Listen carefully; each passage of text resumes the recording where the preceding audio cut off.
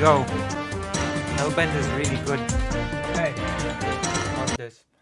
Let's get this stream on the road. Let's get this frustration on the road. Whew. The fact is, the whole brutal, uh, you know, the cold, brutal reality, merciless reality is that I still haven't gotten the camera to work before I stream. So you're just gonna have to watch the spectacle, just like yesterday. You're gonna have a repeat of yesterday of me being frustrated. But you know what? A lot of people joined the stream when I was frustrated with the camera. So maybe it's just a thing that people want to see from me.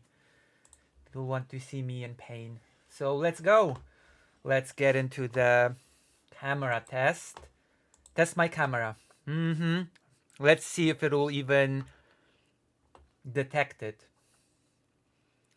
Detect it, please. Oh, well, we have entered our first obstacle of the day. It looks like your camera is used by a different application or... wait, what application is it using my camera? What? That makes... Oh my god, I hate this so much. Already this BS is in my face, so I have to go into the settings. This is a really nice stream. Oh, thank you. A really nice stream.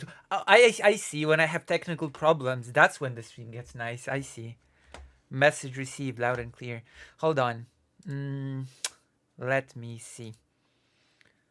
The video that I just uploaded is popping off. The animation is so nice. It is great. I will have to,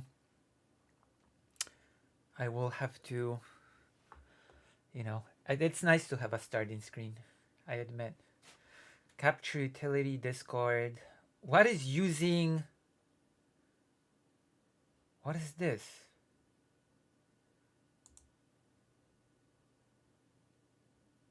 What the...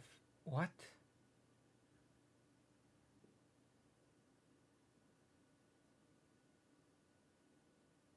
What even is this?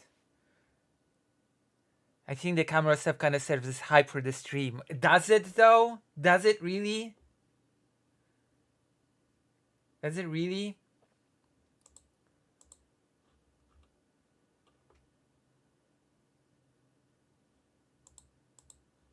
Oh my god.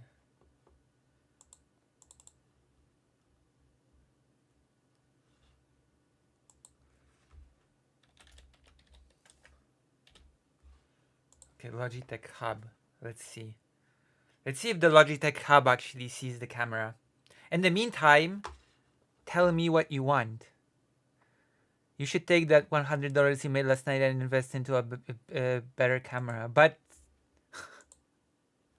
remember, my promise was to expand my Ukraine thing beyond Kyiv.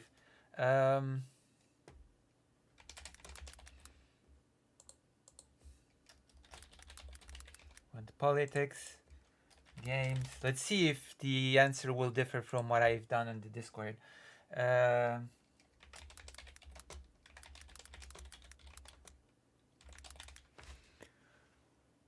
React to debate plus game.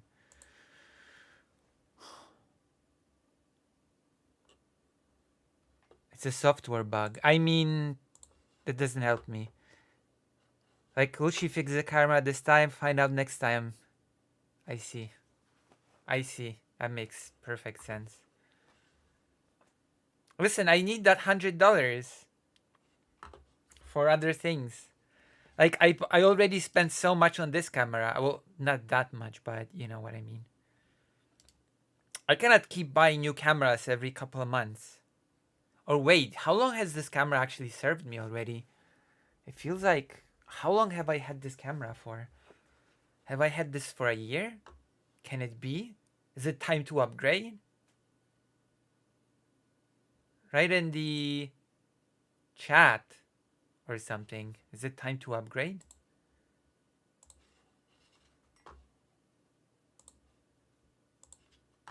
Okay, the camera is not working definitely, so I don't know. It's all exciting. Wait, hold on. Oh, hold on, something happened. Okay, it's been detected. Oh my god. Do I have to unplug it? Okay, I'm gonna be right back. I'm gonna unplug it and plug it. I'm not gonna mute the microphone because once I mute the microphone, I might as well not be here, which makes no sense. The noise that I'm making right now, the ASMR, that's me taking popcorn out of the bag.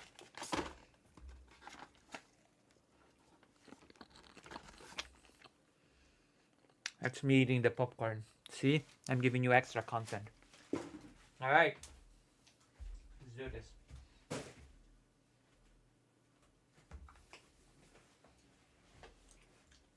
I hate this camera so much.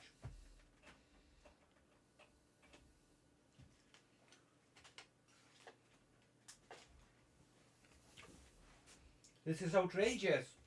It's unfair. Crappy camera. It hates me so much. Have you tried turning it off and on again? Actually, that's one of the first things that I did. Unironically. That is unironically one of the first things that I did. Hello, hello. Okay, so that's not working.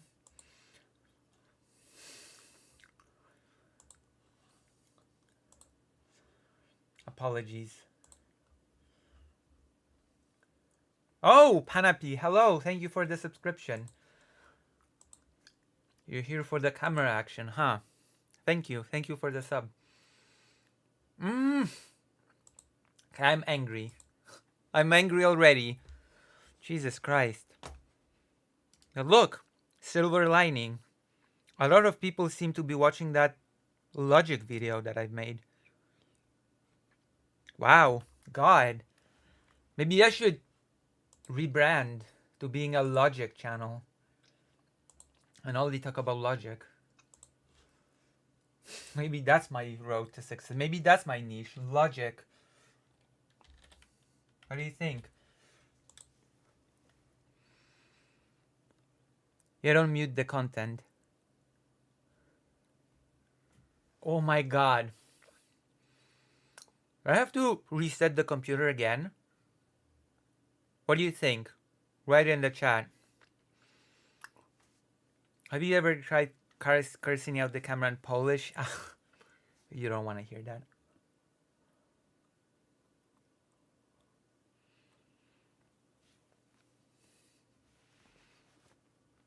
I pray to the machine every single day, I'll have you know. I'm a true believer. I'm a true believer. Unlike you.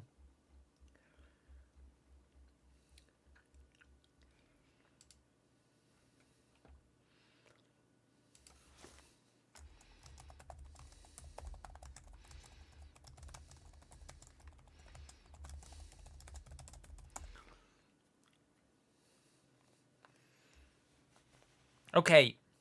Let's try this again. Glitchmaster, what happened?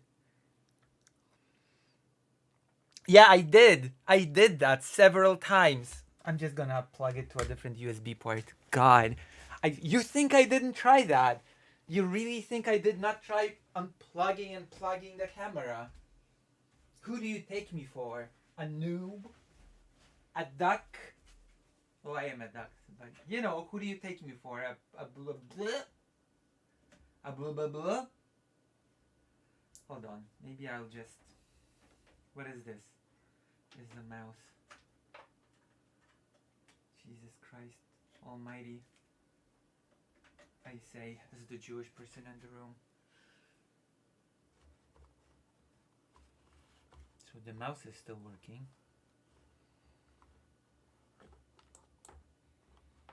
Device ready?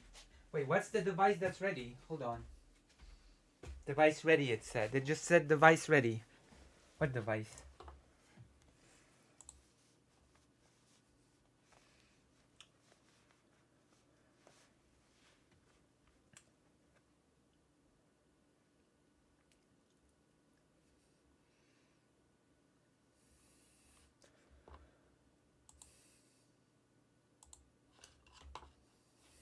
Okay, let's try now.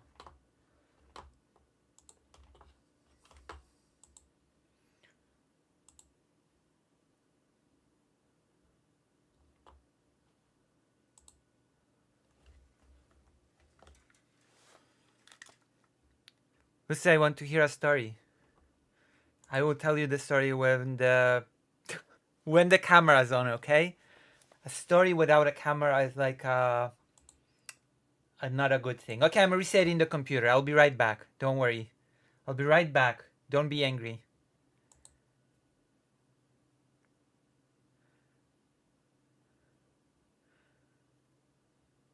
I'll be right back. I'm restarting the... So... Not working. Yeah, it's not working. I'm beginning to be very frustrated by the fact that I have to go through this whole process every single time. I don't... Why is this happening?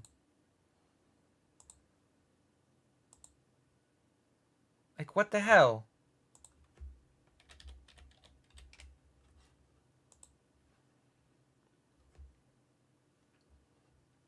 I'm back, right? Am I back? I don't even know if I'm back. Right? Am I back? I don't even know if I'm back, right? Am I back? Jesus, echo. Echo. If I'm back, right? Am I back? Jesus, echo. Echo if I'm back, right? There you go. Hello. This echo was a present for you.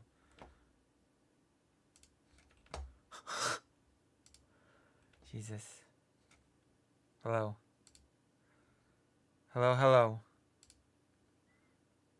Glorious echo. Okay, now it feels like it sees it. So, deactivate, activate.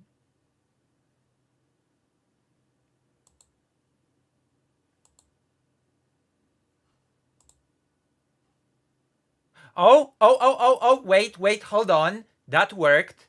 Okay. All right. Okay. Cool. I've taken the first step. All right.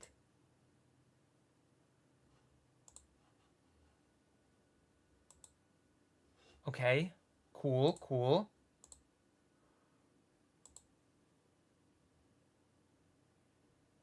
Why won't it work here? Oh my god, oh my god, oh my god, oh my god, oh my god. All right. Oh my gosh. Okay, okay. Now we can... Oh my god. I'm not prepared. I'm not prepared for being seen. Okay, okay, okay. All right. Excellent. Excellent, excellent, excellent. Divide the screen.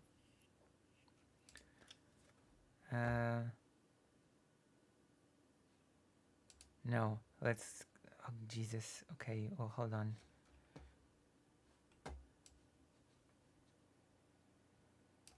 Okay, I'll divide the screen. It should be... Okay, let's try this again.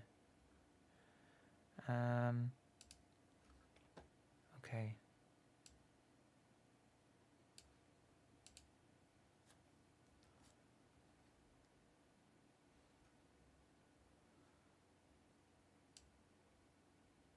Right, now I have both chats. All right. Perfect. What's happening? All right. Perfect.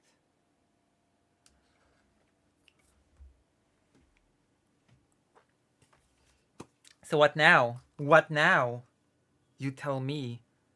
Do you want games or politics? What did the poll say? What did the poll say again? React to debate plus game. All right.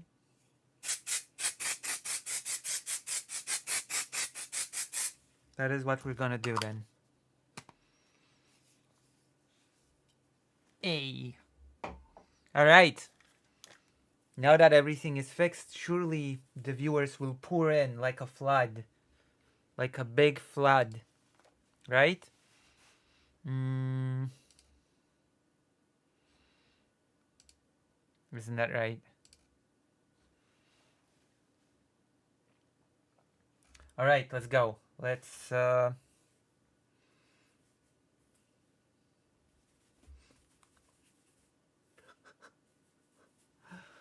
messy hair, Lucy. Okay. Whew.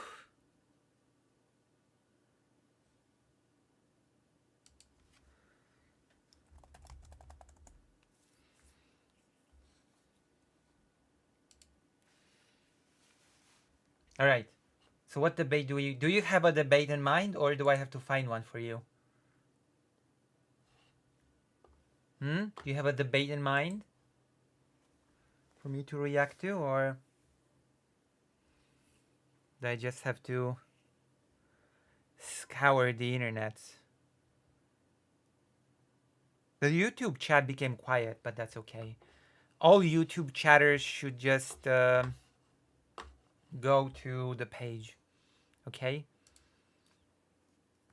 And subscribe and stuff.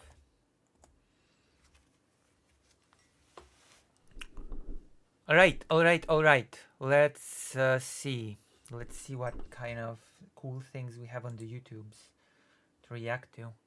What kind of debate, exciting debate is there here? Do you want to see a debate between the guy from The Crucible and Tim Pool? Is that a thing you want to see? Chad Logic is streaming. Is YouTube destroying its creators? New bread to video essay drama. What?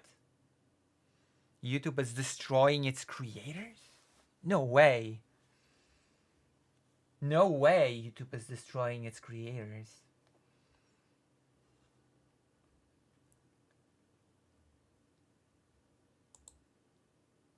The streamer that I've raided recently is streaming, it seems. Or maybe not.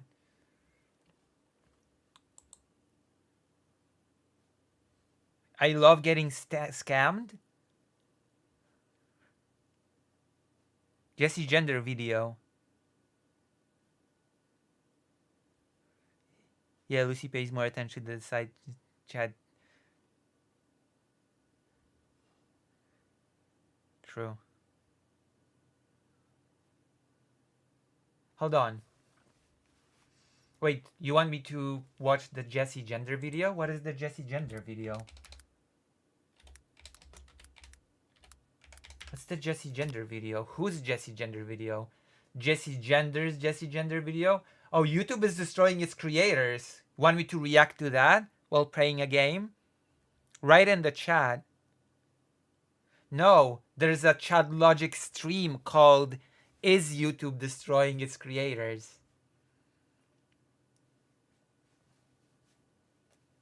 That's right. So there's a Chad Logic stream happening on this topic. So you know.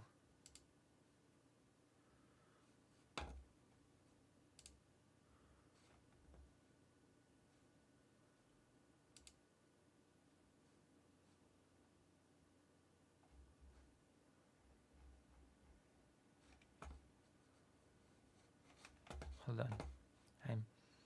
I have two mice now. What if we in both? Why, you want me to snipe Chad Logic stream? Hold on.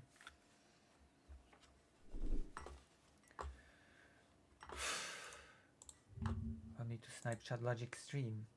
We have permission to snipe Chad Logic stream, all things considered.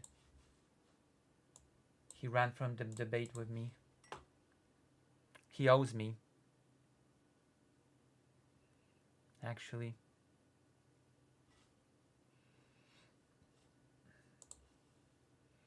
Don't you think?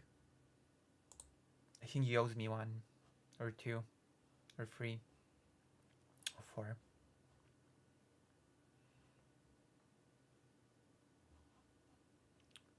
Where's my Bird milk window.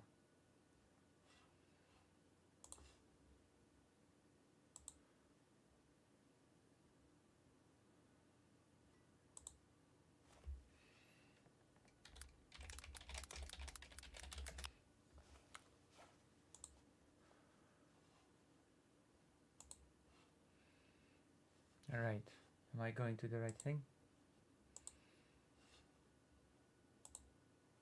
All right, we're sniping.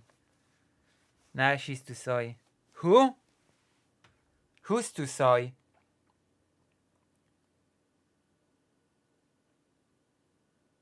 What? Oh, okay. Okay, we're sniping Chad Logic and to see what's happening. Oh, Chad Logic is of reacting multiple to the platforms. video. But it will just prove the point of how pervasive this issue is. Literally just last week, as of this filming, YouTuber Critical Drinker took a single tweet of mine where I pointed out people Critical drinker. used to ship Frodo In other words, you've never experienced actual friendship in your entire life. I feel bad for you.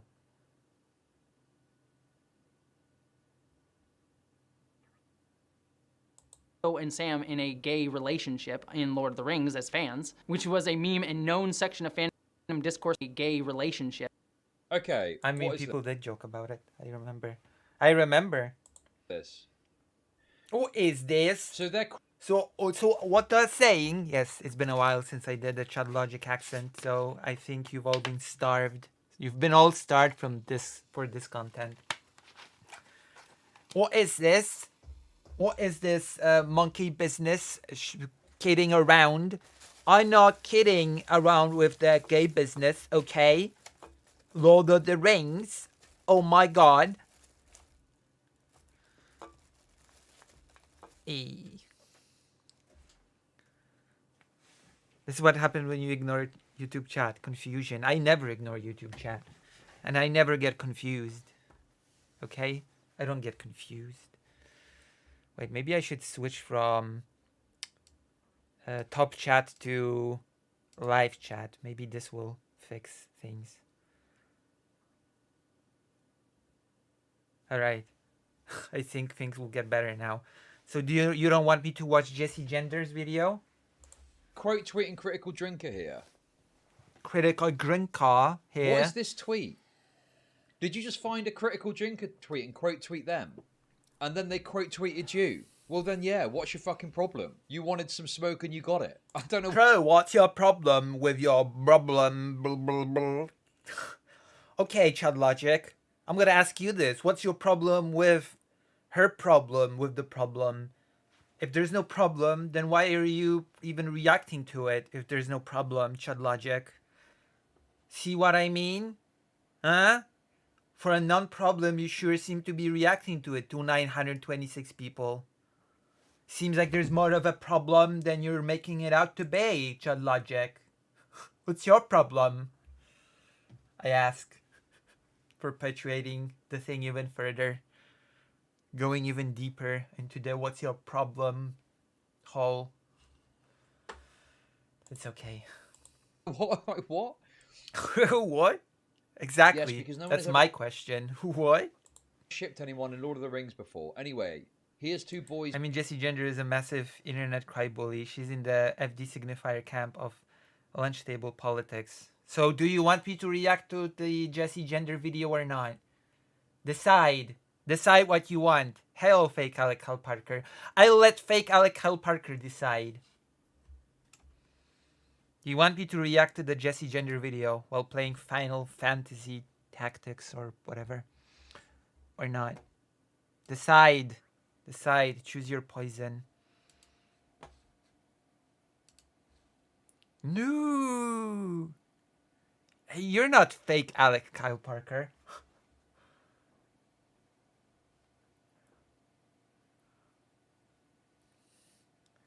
Well, we all use you don't go easy on her. She's nice, but the company she keeps is also, she made a 4-hour video on why she's basically centered on the Israel-Palestine because her Jewish friends were upset up. What?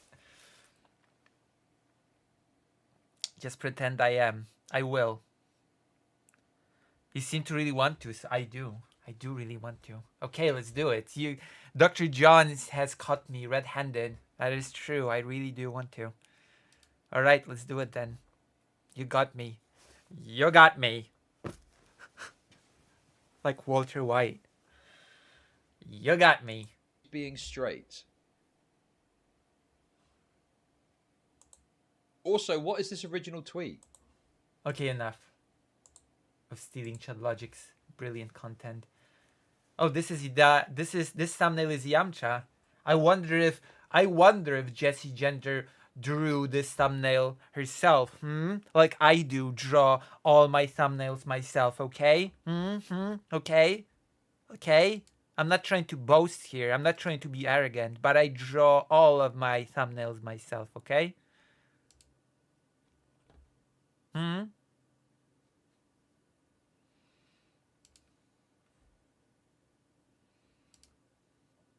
think I deserve the boast. Then you better start donating. True. Be like be the fake Alec Carl Parker. True. Start donating. True. Okay, let's watch the video. Enough of the time. And after what a weird way to start a video from mid-send sound. Oh, it just started here. So, here we are. Where are we? See, I'm gonna pause. I'm gonna pause every single second and comment on every sound and every word, because that is how you do a fair critique. I'm a fair person. There you go. Again. 2 years ago, I called out YouTube for what I saw as blatant discrimination against me. And I was... Against me? YouTube is not killing its creator. No, YouTube is targeting this particular... Oh, Barry! Oh, thank you. Thank you for the $5. So wait, is YouTube destroying its creators? Or is YouTube destroying Jessie Gender? Jessie Gender seems to be sitting pretty on 265,000 subscribers as far as I'm concerned. If anyone, YouTube is destroying me, okay? YouTube is this... Oh, so that's why there's only... Hold on, I'll actually have to check. So this is why there are only 9 people in YouTube. It's because YouTube is trying to destroy me. I see. It all makes sense now. It has nothing to do with the quality of my content. It has nothing to do with me. YouTube is trying to destroy me. I knew it. I always suspected. I suspected from day one. And now you have confirmation. YouTube is trying to destroy me. There you go. So nice of fake Alec Parker to be the first dono today. Wait, there was someone subscribed. Pondad did a tier 1 subscription. No, Panapay. Panapay got a tier 1 subscription today, so that was the first dono. Subscription counts as a dono, I think. Unless it's like a super separate category and it's like a sin to mix them together.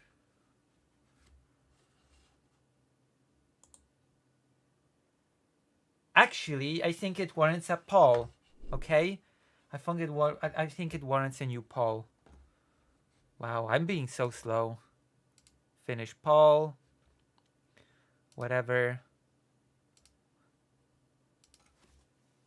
Is YouTube trying to destroy me? Is YouTube trying to destroy me? Yes. From day 1. No. Bootstraps. There you go. Start poll.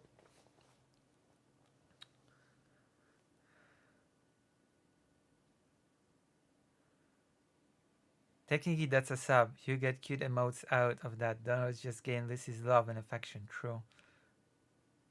Because I didn't want to watch Jessie Gender. We have to watch at least some Jessie Gender, because thanks to Jessie Gender, I've learned that YouTube is trying to destroy me. Without Jesse Gender, I would not have learned that fact. So there you go. There you have it. Oh, Barry! Money for Lucy. Thank you for the $5. Thank you very much. Thank you, thank you, thank you, thank you. Thank you. Thank you as always. As always, thank you very much. Thank you. Yee. No bootstraps. What? Are you saying YouTube is not trying to destroy me? Well, that's a lie, clearly. Clearly you don't know what you're talking about, the person that just voted. Clearly you have no clue what you're talking about. As Jesse Gender is about to explain to you, by the way. So there you go. You have it. Wasn't alone. There were a lot of other creators talking about similar topics at the time. And Yeah, exactly. Me. Hello, YouTube. Stop trying to destroy me. Hello.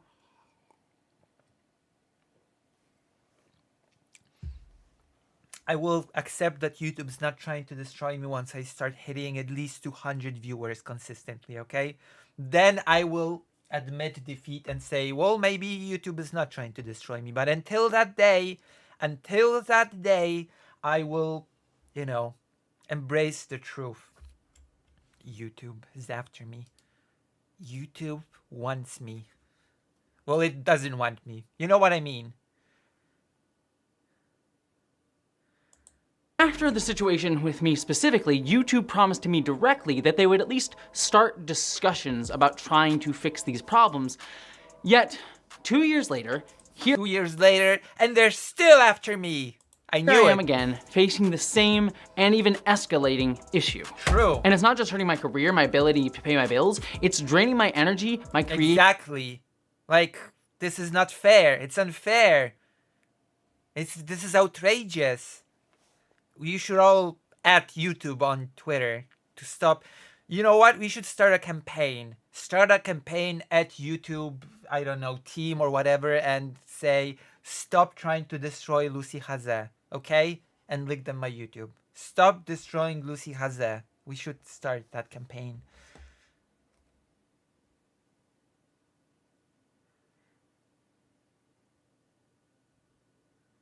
You know? There we go. I'm making a commitment. Okay. I'm making a committal statement, okay? Start a campaign for me. At YouTube on Twitter and tell them to stop destroying me. Please. Okay? I don't like being destroyed. Creativity and frankly my health, because over the True, my health suffers. course of the past month alone, I have dealt with 5 different situations that are indicative of how while YouTube claims to be a platform that supports artists, it is True, same. I hand draw every single one of my thumbnails. And what? And what? Do I get millions of views on my videos? No. You know what that indicates? Do you know what that's an indication of? YouTube wants to destroy me as an artist. Have you considered that? Jesse doesn't have loyal followers like Lucy though. I mean, you can have loyal viewership, but YouTube may still want to destroy you. Maybe that's exactly why YouTube goes after me more than anybody else, because they're mad that I have a loyal viewership.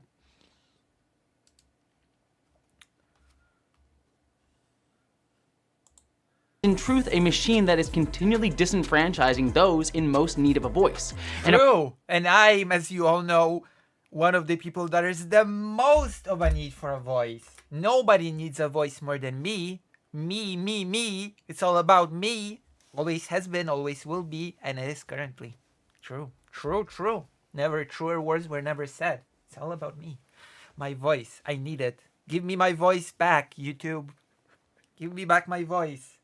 I need it more than anybody else. Okay? Give me my voice back, YouTube. I need it. I'm more deserving than anybody. Have more intelligent things to say. Okay? You believe me, right? You trust me, right? On this. Trust me on this.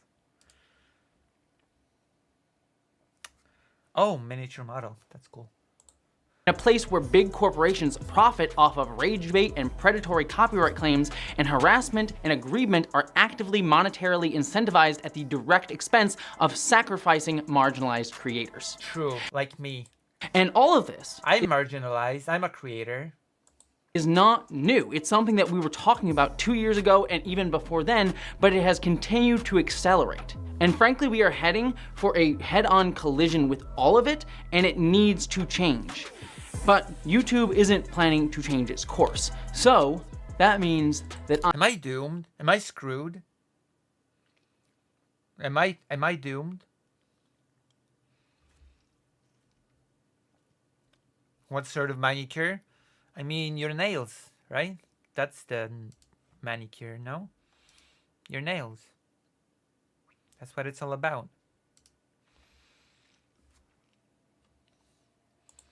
I have to. Because, you see, my first instinct after everything that happened this month, like it was 2 years ago, was Okay, a bit of a nitpick, okay? A bit of a nitpick, right? I'm gonna critique this video a little bit. I know this video is defending me because this video is about me, about YouTube wanting to destroy me and all, but what happened this month?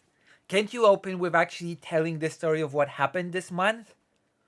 What am I supposed to make of the statement of, after all that's happened this month? If you didn't even say what happened this month, so I have no clue.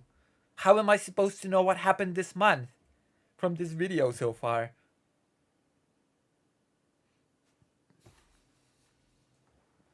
You know? You know what I mean? Do you understand what I mean? Is this a valid criticism or am I just being ridiculous? Am I being ridiculous? Nah, I'm not being ridiculous. I'm being fair. No, Lucy, this is your style. Save the subject for the end after 2 hours. Oh. to rage. I wanted to come on here and share my frustration and anger about how YouTube's policies enable discrimination, enable bad actors, and enable harassment over and over and over again. True. Although actually I must say that I don't really face much harassment or discrimination. I don't get much hate comments. That's like, maybe that's just the positive of being a small creator. But I actually don't get that many hate comments.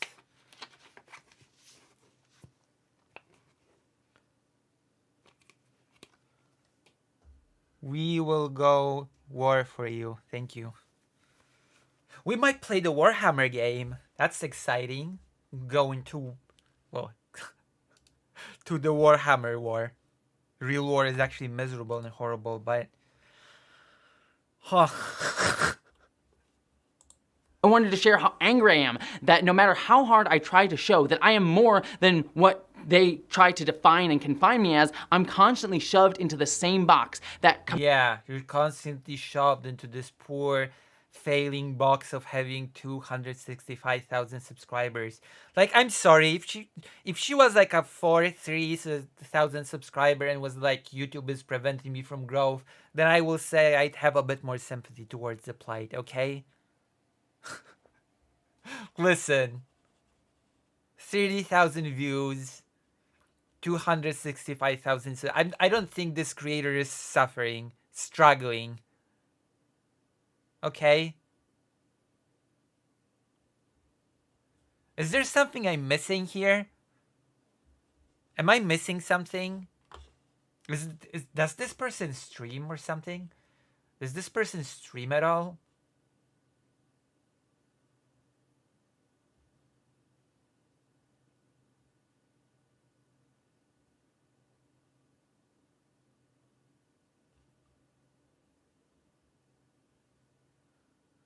She thinks people care about Star Trek, but most of us were born after the year 1960s. I mean, I like Star Trek, sort of, kind of.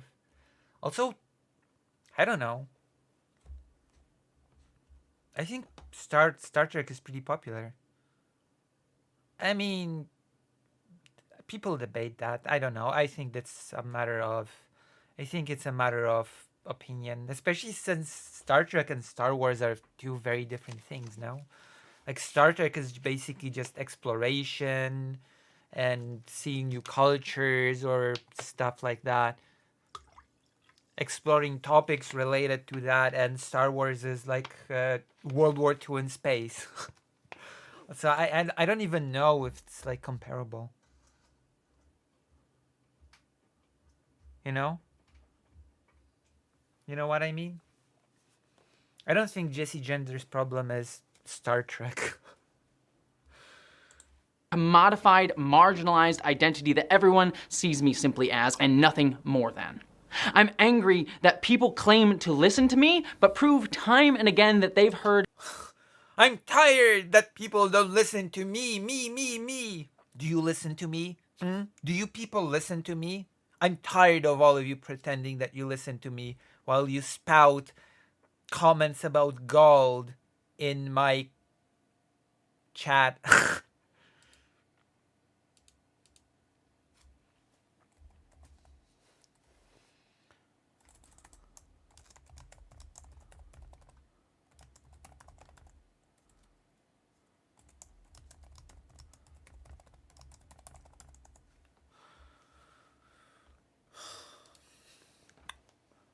Jesse's fatal flaw is the definition of wait, my actions have like, I don't know. This feels pretty self-important.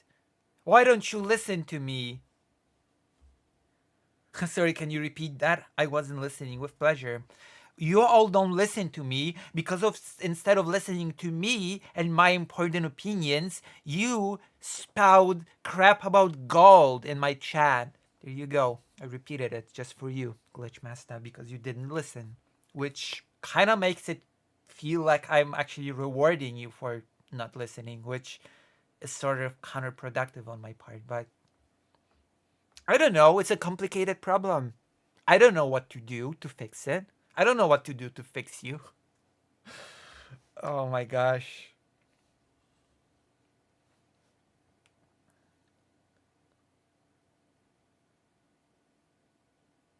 I don't know. I think there is a niche for Star Trek.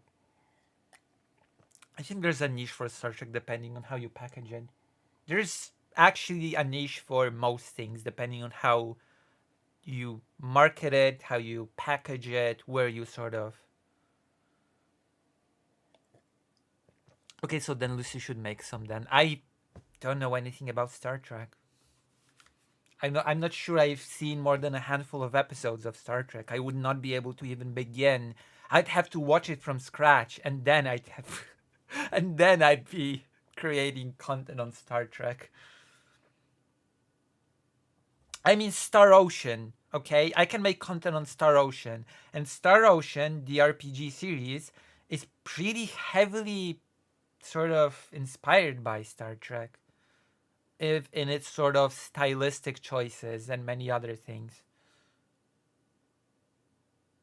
You know?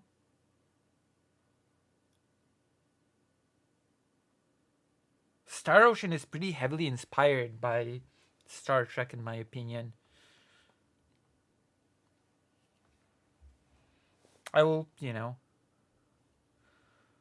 Okay, let's continue.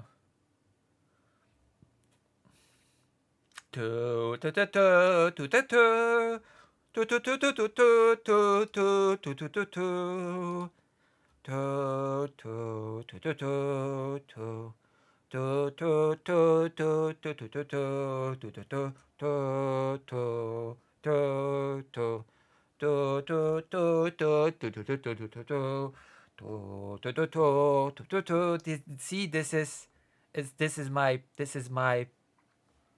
Star Wars content. Star Wars. This is my Star Trek content. Nothing that I and others have had to say over and over and over again. True. You don't listen to me. You should listen to me more. If you don't listen to me, that means YouTube is out to get me, wants to destroy me. Maybe I'm just misrepresenting the argument. Maybe I'm just misunderstanding the argument. That's probably the case. But what I'm hearing right now is people should listen to me, and unless people listen to me, that means YouTube is after me, which is a very... not a good start. Maybe it would have helped, just a suggestion, maybe it would have helped if Jesse Gender opened with actually saying what happened this month. Maybe I'd have a little bit more of a context to understand, you know, what's happening. Do I watch Doctor Who? I've not watched Doctor Who since the Capaldi or whatever that guy's name was era.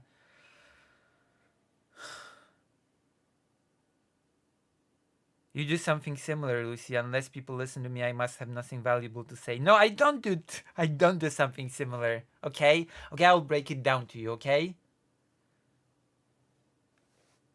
I have something valuable to say and people should listen. People must listen. Okay? Because if people don't listen, it's not like I don't have...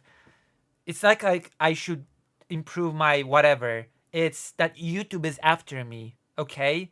And I say, if people don't listen to me, then maybe I should improve on what I have to say. How is that similar? Great or ain't? Call in and debate me.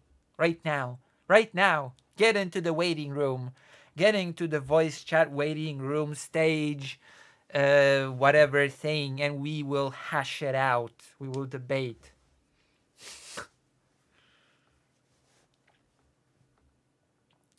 There you go. It's not similar. It's not similar at all. Lucy, you spiral when no one listens. What? No, I don't. No, I don't. Get out of here. All right.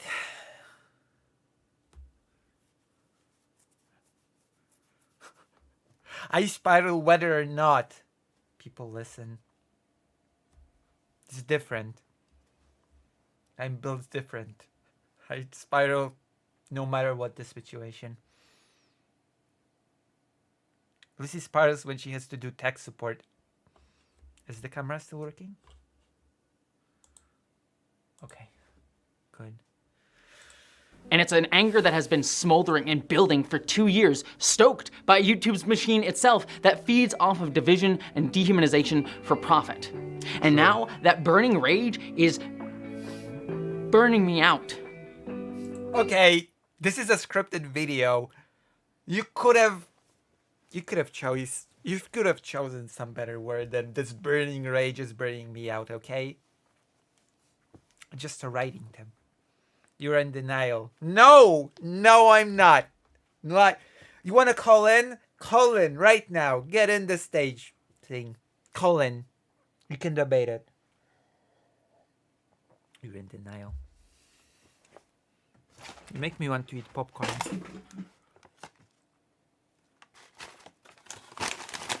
I'm in denial. You're in denial.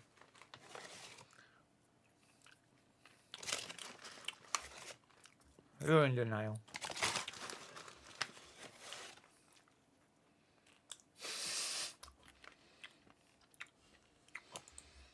So if YouTube won't change, I have to.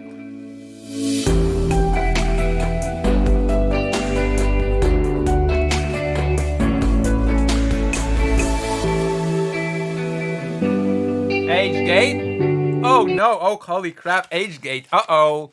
I'm about to be called out for my age. Uh-oh, age gate. Holy crap. Ooh. Oh boy. Things are not looking good for me in this video.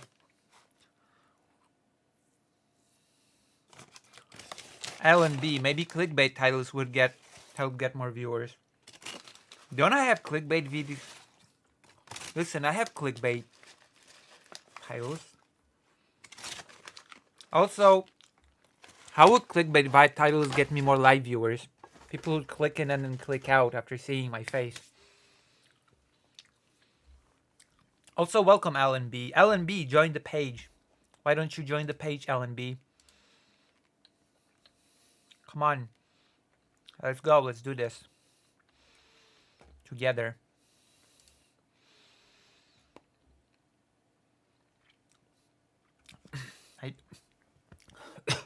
I do.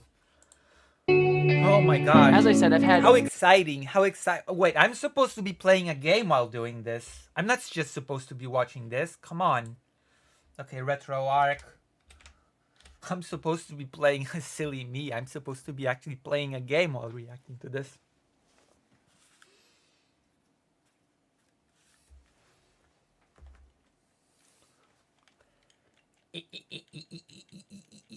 Hey.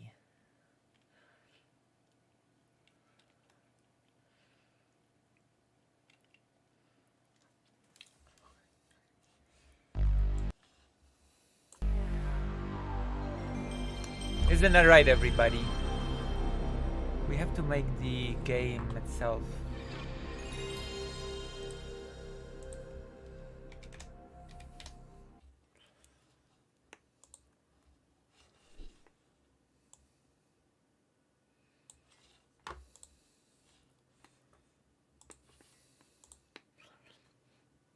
Lucy, this is random, but I think you have pretty nails. Have you ever painted them? Pretty nails? Oh my god, I got very dirty nails today. Some of my nails are pretty dirty. The problem of my nails is that, much like my hair, they're pretty weak. I've never painted them, no, but they're pretty weak. My nails are pretty weak. My hair has always been weak. My nails are pretty weak, but those things are apparently connected. Skibidi toilet. Should I do a skibidi toilet segment or whatever? It seems to be all the rage among streamers to do a skibidi toilet Several segment. alarming incidents that happened to me and my channel in just the past month alone that I believe are highly indicative of larger growing problems that YouTube needs to deal with and Weak address. nails could be a metabolism issue. I have a pretty fast metabolism. I've always had a pretty fast metabolism.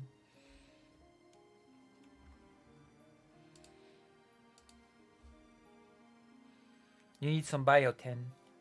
You need to donate so I can get some. Or else this platform will become something frankly completely unusable for many people. So I'm going to who? go through my situations and then link them to larger systemic problems. Okay, so will it become unusable for me? I mean, it's pretty usable for me so far. Okay, I may not be getting 1 billion quadrillion views, but you know what? Sometimes you don't need 1 billion quadrillion views or 1 billion quadrillion live viewers. You know? I get my message across. I get support from the people that do choose to watch me. So I don't know. It's just, you know what I mean? Do you think I'm making a point? I mean, there are pretty bad things on YouTube, but I'm not sure if Jesse Gender is making a good sort of case for it. You know? You know what I mean? What do you think? Is Jesse Gender... I mean, on the other hand, Jesse Gender has not really made a point yet, so I don't even know what to think on it. What color would you pick if you'd paint them? I do the stereotype thing and I paint the trans flag. Or of course I cannot paint my nails because I'll be going to Ukraine soon. And I've been warned to hide these. When I was on the street with someone, that someone was like, "Hey, hide your pink headphones." I was like, "Oh." So there you go. Here at YouTube. So let's talk about the first. A few weeks ago, I released the video J.K. Rowling and the Moldy Transphobic Racism, a video where I discussed the harassment around boxer Aman Khalif at the 2024 Olympics. Oh, I remember that. That was everybody covered this topic. Come on, I'm pretty sure every streamer covered this and why it was ridiculous. Okay? I remember this being covered by other streamers. Which is in part fueled by J.K. Rowling's own platforming of said harassment, alongside those like Elon Musk. And while that video was positioned as about a culture war topic of the week, I tried to use it as an opportunity to explore deeper systemic prejudices like sexism, racism, transphobia, and intersex bigotry in organized sports. Okay. And then talk about how these prejudices intertwine and are normalized through our institutions, not just within sports, but even beyond it. It's an ironic is this topic. gonna be like a complaint that the video did not do great? I mean, there's several factors as to why a video could be doing not amazingly well, no? Like, it's not necessarily just about YouTube getting, like, there's actually luck involved in a lot of success on YouTube. You can make a great point on a subject, you can make great argumentation, deep analysis with examples, with insight, etc., and do not so great, and a different person who has bigger reach or whatever can make a much shallower video on the same subject and get much more views. That's the reality of the situation.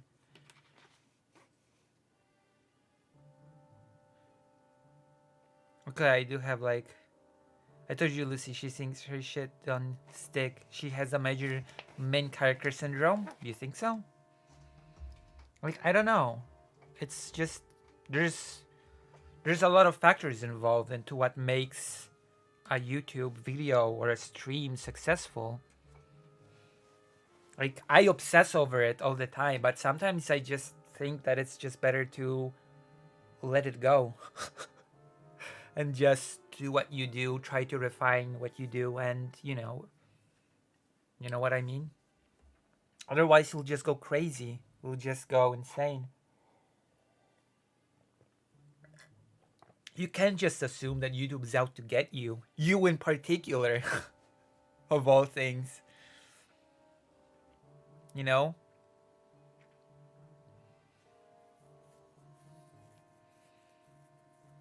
They released the video too late I watched the 5 different reactions. Yeah, all the streamers talked about it. All the streamers talked about how this was ridiculous. Topic, considering what we're going to be talking about with the rest of this video on YouTube. And that video quickly became one of my best performing pieces of the last few months. So but what's the problem if it's one of the most... Wait, hold on. What's the problem? 20 hours after it went live, it was age restricted. For those of you unfamiliar, an age gate is something that YouTube can put on a video that is intended to stop viewers under 18 from seeing it. However, what it does in practice is stop anyone who is not signed into YouTube from accessing the video. Okay. And then those who are signed in have to be registered as over 18. What this ultimately results in is a severe limiting of a video's reach, because a lot of people who see videos, especially ones that go Yes, wide. I know what age restriction is, but why was it age restriction? Like, there's also factors there. What was the content of the video? Why was it age restricted? Was it age restricted without any reason whatsoever? Like, you're not explaining any... Well, then again, to be fair, YouTube also does not explain anything when it does what it does, but it's just... There are many things to complain about YouTube, but, like, you know, there are people that were demonetized for many months on end, and I don't remember them saying YouTube is trying to destroy me in particular, even though they had much more grounds to say it, you know, to be quite honest. There are people that create content for YouTube that have a much bigger case to be made that they were targeted, quote unquote, you know? And that's just, I don't know. Spread on the internet are not signed into YouTube. And for me personally, Like, the video was super successful to begin with. I understand if the age restriction was hit, like, out of nowhere from the beginning and you made, I don't know, abysmally low views, but you said that it was one of your most successful videos.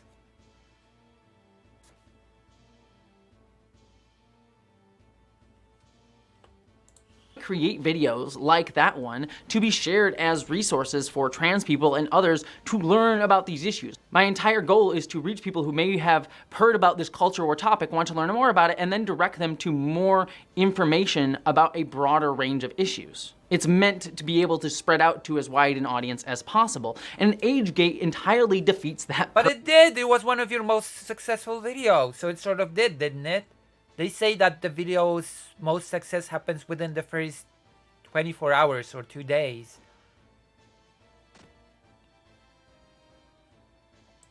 Purpose and intention. Beyond that, an age gate also affects the video's monetization, which is how I make a large portion of my living. I also even had a sponsor on the video, and while I was paid a flat fee for it, future sponsorship rates on videos are determined by a video's previous performance. So age gating it indirectly affects all of my sponsorships going forward. So obviously an age gate is a big deal for any YouTuber as it happened to the video. So when I woke up on the following day after the video went out and saw that the age gate had happened to my video overnight and had been up for several hours, beyond being frustrated and confused, I wanted What happened to make this particular video age restricted? Are all of your videos age restricted, or is it just this one? What do you think makes that particular video different from all the other your videos that are not age restricted? Those are the questions that are worth asking yourself, no? Are you saying that YouTube is after you based on one video being age restricted? Only one? Am I being unreasonable in my questioning? Tell me in the chat if I'm being unreasonable, because I don't know. Maybe I am. to get it resolved immediately. However, there was a problem. YouTube gave me zero information on why the age gate happened at all. Okay, that is a problem that YouTube has, actually. That is a legitimate problem with YouTube. That YouTube will demonetize you. YouTube will even, I don't know, remove your channel. And they will not give you any reason why they did it. They will not specify what video. If you're a streamer and you suddenly get demonetized across the board, they will not give you a reason. They will not tell you which video violated the rules. They will not tell you which specific rule was violated. This is a big problem, the communication aspect. That is, I will agree. I will agree here. That is actually a big problem that many people face, you know, when it comes to YouTube. I've been so far lucky enough not to have faced it, but I know that that it's a real issue that people actually face. Yeah, it is, but I'm saying that's bad. It's pretty bad that everybody has to, you know, face this issue. You know? It's definitely not a case of YouTube trying to destroy Jessie Gender in particular, but it definitely is a very real problem that YouTube has across the board. And I think that is a problem that definitely should be addressed in some way. Yeah, exactly. You have to make a stink on Twitter. And that just should not be the case.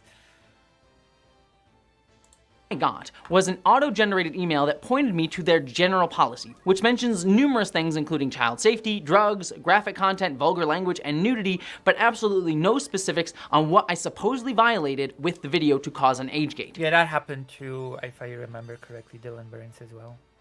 When he was fighting for his monetization. That YouTube would just throw a huge list. Yeah, it's a problem. It's a problem that YouTube has, definitely. I had that problem actually when I received a permanent warning. Like, YouTube did not specify what sort of thing I violated. Well, they sort of said that I spread misinformation. So I was able to, based on that, I was able to actually identify which portion of the video probably flagged YouTube, and I removed that portion of the video, and it's fine. The video's up now, but still, communication between YouTube and its creators could be much better than it is. You know? Yeah, I know. Very beautiful. We're doing very well, I think. Thank you all for being here. It was just... It seems like the experiment of streaming during the day is a huge success.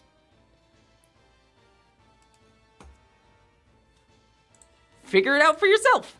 Now, to be fair and balanced, YouTube does have a feature that can cite exact sections or moments of a video that break policy. However, interestingly, that feature wasn't used here. It was in a situation we'll be talking about later, so the distinction is notable to me for reasons that we'll get to in just a moment. That is but interesting. with no information, I had to guess what had triggered the age gate in my over hour-long video. Because ultimately I wanted to try to appeal the age gate, an option that YouTube gives you to do in their back end. What I did know is that my video most likely didn't break any rules of child safety, dangerous activity, or excessive vulgar language. Because, yes, I do swear, but Jesus. Middle of the day of Saturday, you basically have to pick on audience. Yeah, you think so? Nice. Hope they stay. I hope they stay forever. so get off my back, And alright? subscribe. Please Sorry, I'm hit the bell. trying to add some humor to this video so I don't just get angrier and Bam. angrier. But ultimately, I narrowed down to 4 possibilities that might have triggered the age gate. None that I actually thought broke policy, but maybe could have triggered an age gate being... Okay, let's be real here. I don't think YouTube corporate hates anyone. The big problem isn't YouTube corporate hating anybody or anyone in particular in YouTube hating on everybody. From what I'm seeing, the big problem is actually that a lot of moderation, a lot of communication, a lot of different things is actually not done by live people. It's not by real living people. It's done by bots, automated chat bots, etc. You know? That is a big element of the problem as well. You have a problem, something like triggered a response from a program that scans videos for problems. You try to resolve it, but all you get is a bot talking to you about your problems and telling you, oh, there's nothing we can do, sorry. That's the problem. Yeah.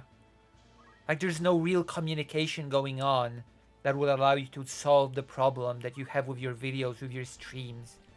And that leaves a lot of actually good creators out in the dust. Like, I'm pretty glad that some of those creators were recently remonetized because they do a lot of great work and they were just severely hurt financially. And the fact that they just kept going, they kept creating content, etc., kept going even though in the face of those hardships is pretty cool. So I'm glad that they were rewarded in the end by getting the monetization back, you know? instigated. First and foremost, there was a quick clip where an athlete discusses In self-harm fact, some of the demonetization, even after a very long time, also happens without any explanation. That's worth noting as well, that people get monetized and they actually get no explanation as to why did the remonetization not happen before? Why did it happen now, of all times? It's never explained as well. You had no clarity. You don't know what you did good. You don't know what you can change in the future in your behavior or in your content to avoid that happening. You just have to, I don't know, trial and error and pray that this time the thing won't be demonetized, because you never know what triggered the thing. I think that's a pretty fair criticism towards harm, YouTube. but I doubt that this triggered the age gate because it's not visually gory nor is it descriptive. It's just a mention of self-harm. Also, the clip comes from a video here on YouTube from the New York Times, which that video itself is not age gated. The second possibility might have been from a brief shot of an intersex biology graphic that I show in the video, which itself has been used in other educational videos here on YouTube that aren't age gated, and on top of that, diagrams like this are shown in school textbooks and aren't rated 18+. And as something that'll become important. That's not an argument, since YouTube sort of, I think YouTube arbitrarily sort of judges these things. Was this video like, was the Jessie Gender video sort of selected as educational in the category thing? And later on, YouTube itself, in its policy on age gating, says that it allows brief non-sexual nudity within educational or artistic contexts. While sexually explicit content like pornography isn't allowed, we actually allow nudity when the primary purpose is educational, documentary, scientific, or artistic. So I don't think that broke Believe it or not, there are a lot of sex tutorials on YouTube. Like, videos that teach you how to have sex. And they're pretty explicit. And they're, I don't know. So that's a thing. It would probably do her good to put the educational tag. Does the video not have the educational tag? either. The third possibility is that it could have been some of the memes from transvestigation conspiracy theory groups that I show in the video. But while those memes are definitely politically concerning, for sure, they're not sexual or graphic, and they are shown in an educational context to teach about these conspiracy groups. But the fourth and final, and probably most likely culprit of the age gate, primarily based on some later information that I got, is a section at the end of the video where I kiss my fiance for an extended period of time. So this requires even more context. Okay. If you haven't seen it, the video features a few fun segments with my fiance Erin, who, besides being absolutely wonderful and amazing and beautiful, can be a bit too judgy about how long I take to clear the trash. Y'all did not back me up in the comments on that one. Thanks for that. Grudge is being held. These What? What? Why would you? What? Why? segments in the video were meant to break up different sections and also provide comic relief, yet there was also a deeper intention behind those sections. It What was meant was it? to contrast a topic that I was discussing in the video, how trans people are constantly dehumanized through simplified binary I have narratives. to- The video ends on a final point where I discuss how trans issues and people constantly get reduced to memes and culture war conflicts, whether you're for us or against us. Rarely get to succeed, exist, or discuss our struggles on our own terms. Instead, stories that talk about us emphasize either our vilification or our fight against adversity, especially the adversity that doesn't implicate the larger hegemonic culture, but individuals like Musk, Rowling, or Trump. But more importantly, I also talked about how we, trans people, Was rarely the get kiss even integrated into the video, or was it just a random kiss in the video? to exist on our own terms beyond stories of how we're villains or oppressed. But true success and recognition should come from a genuine acknowledgement of our contributions and identities, of which there are many. The bigots get to define the terms of engagement on how trans people are viewed and how we talk about us or how we even educate about trans people, even when we're platformed by people who think these bigots are entirely in the wrong. The very fact that the issue of our existence and how we live and how we think about trans people is up for debate on their terms that they set is the entire issue. And the problem is that we constantly fight under the terms set by systems that were never built to enable us. Keep that in mind, by the way. True success is about acknowledging our and other marginalized people's contributions and joys on our own terms, and building spaces where we celebrate each other and what we care about, not just spaces that fight back against bigots. We center on that and then push further and further outwards. We build, not just fight back, even if fighting back is also important. And that is why I gave Erin the spotlight within my video to share her love of sports in these segments free from culture war baggage. You go. No, this is your. I'm not gonna take over for you. No, you go. Okay, fine. If you're gonna be so polite. What? What? I'm sorry. Maybe I'm just not a. Are we back? Are we back? Hope we're back. Well, do you know what's not back? The camera. Camera is not back. Jesus Christ. Of course. My curse.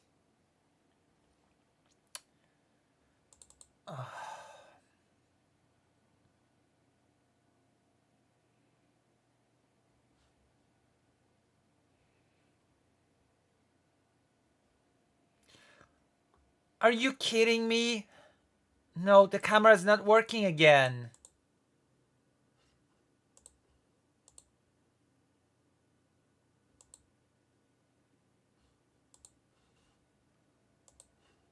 Oh, come on. Really? I have to go through all the BS again?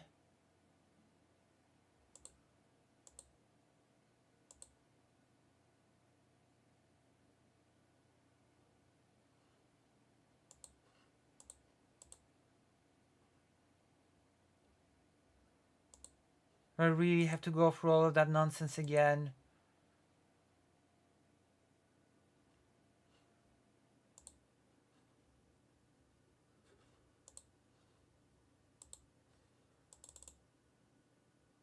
Okay, I'm fixing the camera. I'll be right back. Call the people back in. Donate to make me feel better. That will make me feel better. A donation. A donation, please. Thank you. Thank you, please. You're welcome. Thank you, thank you, thank you, thank you. Dunk, memes, whatever things. Cool things.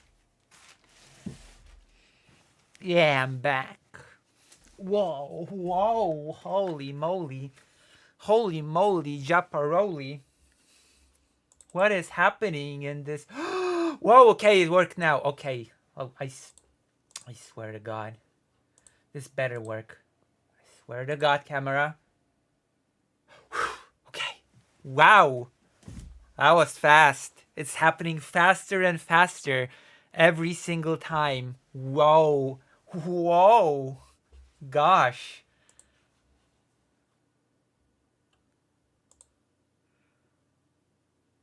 Holy moly. In time, maybe I won't have any of these problems. Oh, wait. No, that's... Gosh. YouTube's out to get me. I told you, YouTube's out to get me. This is the evidence. This is the evidence that YouTube and my desktop are both out to get me. You didn't believe me, but... You know.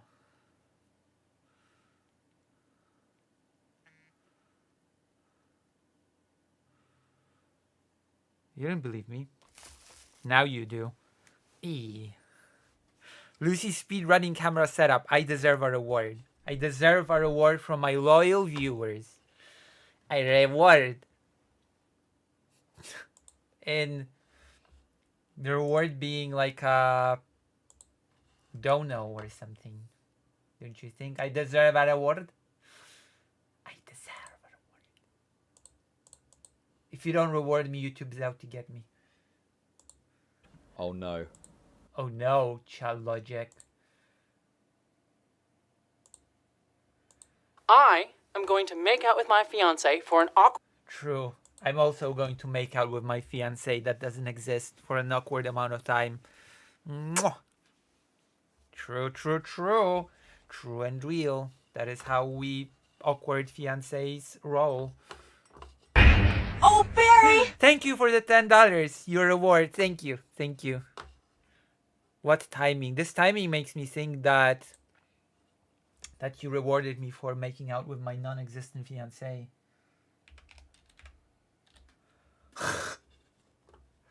Is that the case? Is that why you donated? awkwardly long time as the names of my patrons who enable me to support myself, feed this smart gal who's right off camera, and our 3 lovely feline children and chase my dreams go by. The whole point was getting a moment to share my love with her publicly with all of you, and as well promote my Patreon at the same time. It was meant to be thematic, funny, and I hope poignant. But what our kiss wasn't, either in framing or well, I'm gonna be content. honest. It was neither of those things. It wasn't funny, poignant, or whatever. It was neither of these things, okay? Just because you meant it to be that way, it doesn't mean that it worked. Or pornographic. And that may seem obvious when it's heterosexual couples kissing, but when it's two women or two trans people kissing, it's often perceived as inherently sexual because trans people's and women's bodies are hypersexualized. Two women, cis or trans, kissing is already seen as like an inherently sexual, fetishistic thing. Even showing cleavage like I do in that video is seen as a sexual provocation. Now, to be fair and balanced. Is it though? We get it, Jesse. You're in a loving relationship. Keep bragging. True. True! Stop bragging to us. Stop it. Get help. Stealing that from some more news. The kiss was overly long. But to my mind, the length of a kiss doesn't make it sexual or not. I mean, what is the line between casual and sexual in a 2-second kiss or a 15-second one? And on top of that, the entire point of the overlong length of the kiss was it was being framed as comically long, not increasingly sexual. Believe me, if you saw Aaron and I get sexual, you would know it. You would definitely know it. Some people did express distaste for the kiss in the comments and elsewhere, and while some of that disgust might be rooted in transphobia, I do give space for people who find public displays of affection to be something that bothers them generally. I mean, shout out to romance-averse A-spec folks, you're legit and cool and kick-ass, and I adore you and you are welcome here. But if the kiss in that Honestly, it was a pretty raunchy kiss for online and a free for kids emo. Yeah, I agree. video made you want I to agree, yeah. skip the video, or at the very least skip that part of the video, that's entirely valid and cool. My content, or every part of my content, doesn't have to be for you. That's chill, you don't owe me a view. But your feelings do not make something sexual. On the flip side, if you find me attractive or sexy, and believe me, I've gotten emails from some of you that prove that you do find me that, and I'm cool with it, I take it as a compliment. What? What, Dr. But that Jones? doesn't turn What? the video or our kissing into something sexual because someone Okay, get off the kissing. You don't even know if that's the reason. Move on from the kissing, okay? Move on, please. Jesus. Calm down. Calm the hell down, or I will calm you for you. Whatever that means. else finds me sexy. The choice of if you find me sexy or our kiss sexy is on Oh you. my God. It is not the intent nor the framing of the video. And I even want to put this out there, even if you think the kiss was spicy, which again, it wasn't, I want to ask you, does it deserve an 18+ rating? What an age gate is saying when it happens is that a video or part of it is adult, unartistic, uneducational, and bordering on pornographic. And for me, I have seen PG-13 movies with way spicier kisses between straight couples. So to frame our kiss like that, to sexualize it, I don't think it's educational. feeds into the same dehumanizing rhetoric that is constantly used against trans people, queer people, and women generally, and honestly just marginalized people. I'd highly recommend the book Sexed Up, which talks about how marginalized people's bodies are inherently All right.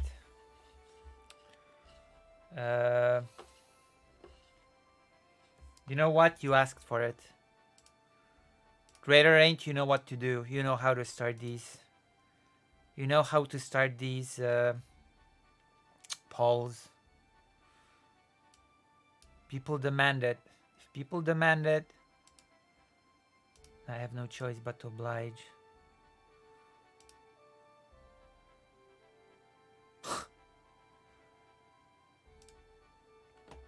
Wait, how do I lock this crap?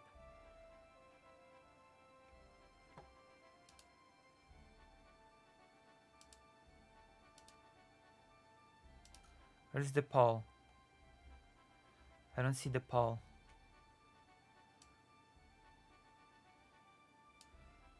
Why can't I start a new poll?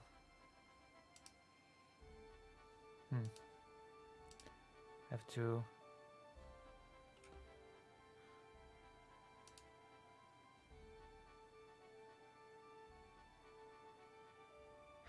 I'm telling we should poll if Lucy is sexy or not. Is Lucy sexy or not? Yes, one choice one yes, two definitely, and three oh baby.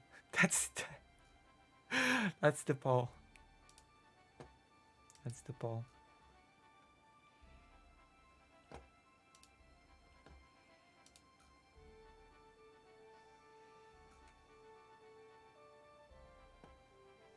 I think I broke the polling thing.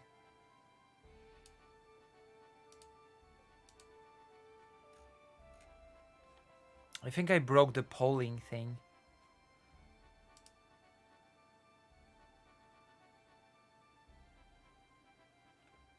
Obey? No, not obey Lucy. It's like oh baby or whatever. Obey Lucy. What does that mean? What does that last choice even mean?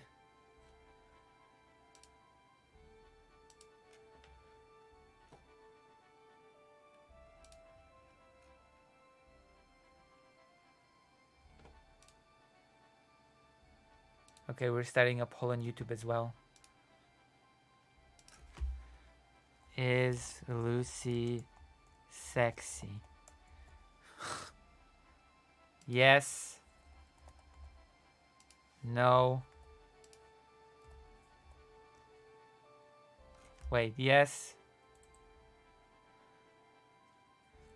Definitely. Oh, baby. Here you go. You wanted the thing. Start.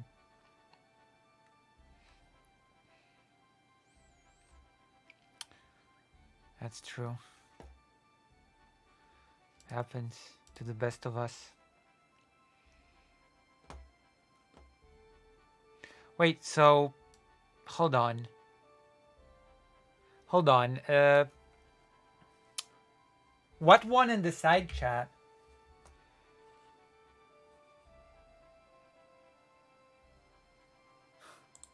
Sexualized in order to marginalize baby. us. And it's the same rhetoric my video is actively fighting against. True. So if YouTube is labeling our kiss as lewd or adult content, it's not just ironic, it's outright discriminatory. And that is damaging to my reputation, I don't my agree. income, and my career. Not to mention deeply insulting to me and my fiance. I just don't agree.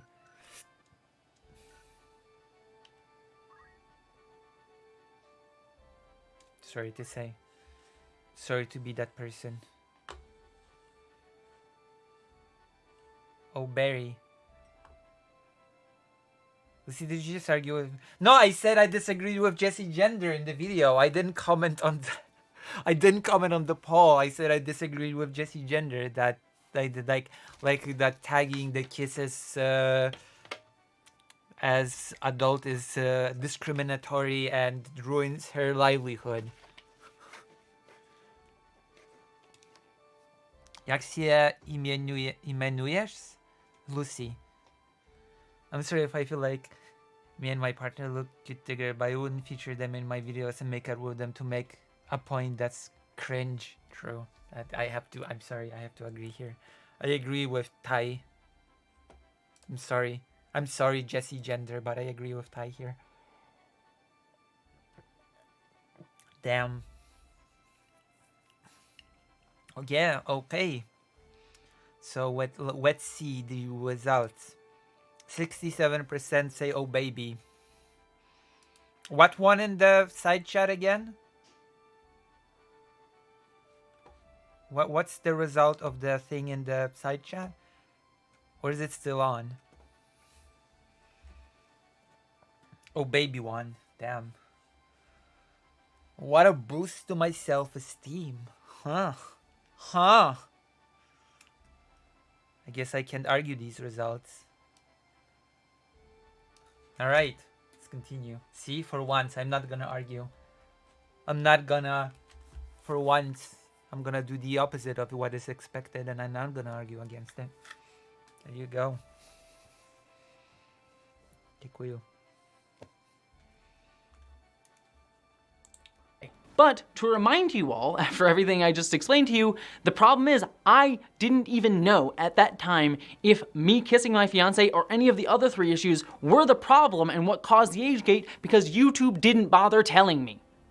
So, I wrote out a professional letter explaining why none of the 4 possible reasons for the age gate made sense in my mind. Good luck writing professional letters to bots. That's your mistake number 1.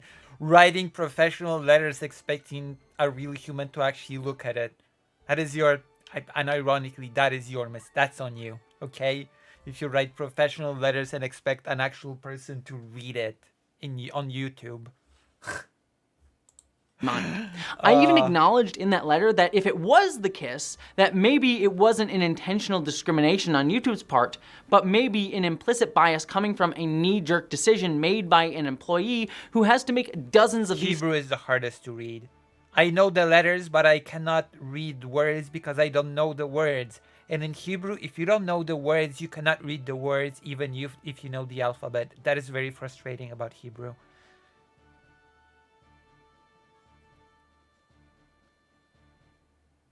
There won't be any reading of the letter. That's the point.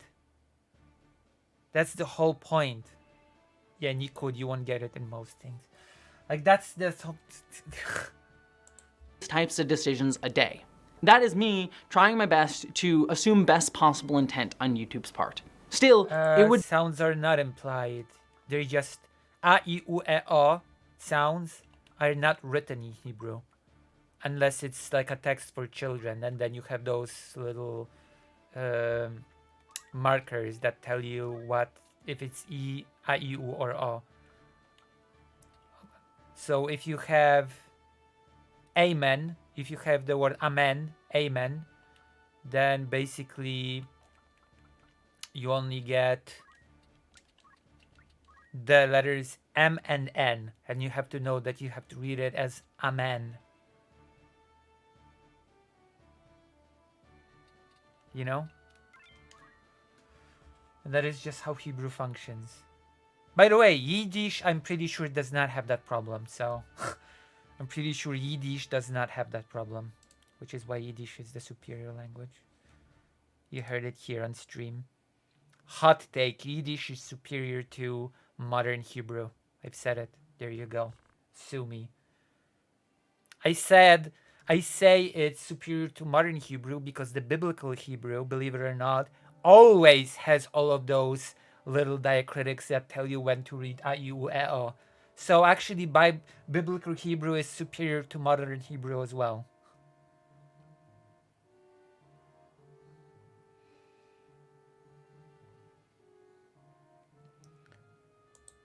Be dehumanizing, and regardless, I wanted the Knowing some German means you can understand some Yiddish. Gate corrected. But guess what?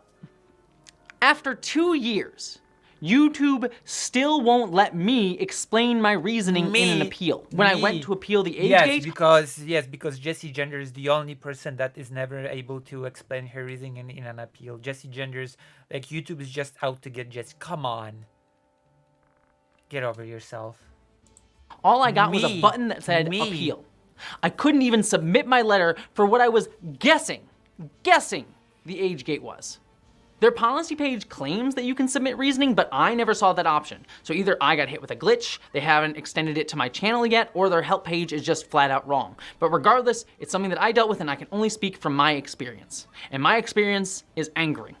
So I clicked the appeal button, and to put a cherry on top of all of this, I got a denial of my appeal in less than 5 minutes.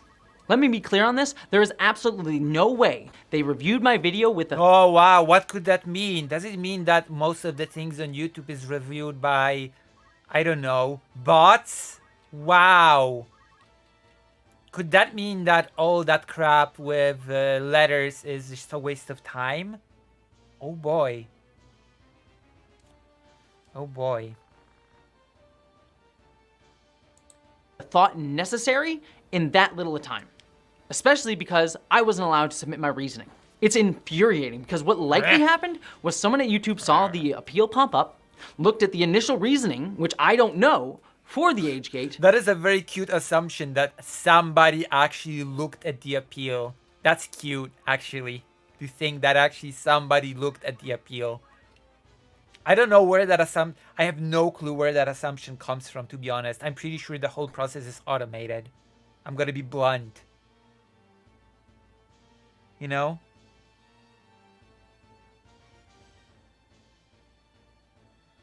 Gonna be honest. I'm pretty sure that process is automated.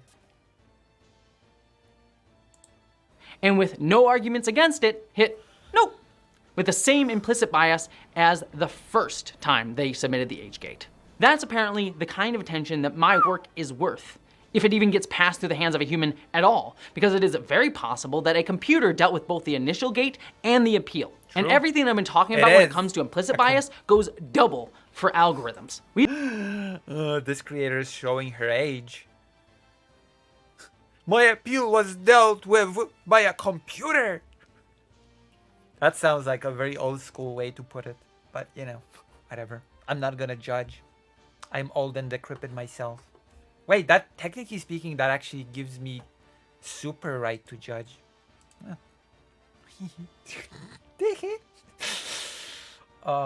We have seen repeatedly over not just the past year as the tech culture fad of the moment machine learning generative AI has put on clear display, but over years of YouTube's algorithms that machines repeatedly learn the biases Wait, but that's just, that doesn't mean that YouTube is out to get you. That's a problem of of YouTube overusing AI. That's not a problem of YouTube being out there to destroy you. Like, what? Lucy, you're not that old. I am the oldest. I'm the oldest in the universe. Whoever thinks is old, I am the oldest. Yay. And as evidence, I will use Fire 2 on these 3 people. Take that. Of the dominant culture, because they are more often than not trained on data selected by an industry that it is itself predominantly white, cisgender, heterosexual, and male dominated. Yeah, you we'll know. come back to that, but I'd highly recommend this book for more on that topic. But at the end of the day, either way, I'm pissed because I spend a lot of work on my pissed. videos. I spend a lot of time. Oh yeah? Well, I'm pissed because I spend 0 time on my videos and on my streams and I don't work. Oh, come on, get over yourself. I know I tend to whine and complain about views, etc., but come on. You've got over 200,000 subs. You've got a lot of views, okay? If anybody should be crying and complaining, it's me. Okay? I should be crying and complaining. Alright?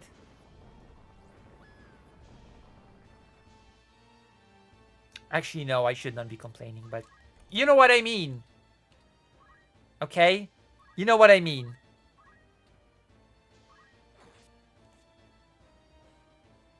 Time trying to put artistry, care, and thought into them, and apparently all it warrants is 3 seconds of from YouTube. And that's me being professional. My artistry, blah, blah, blah.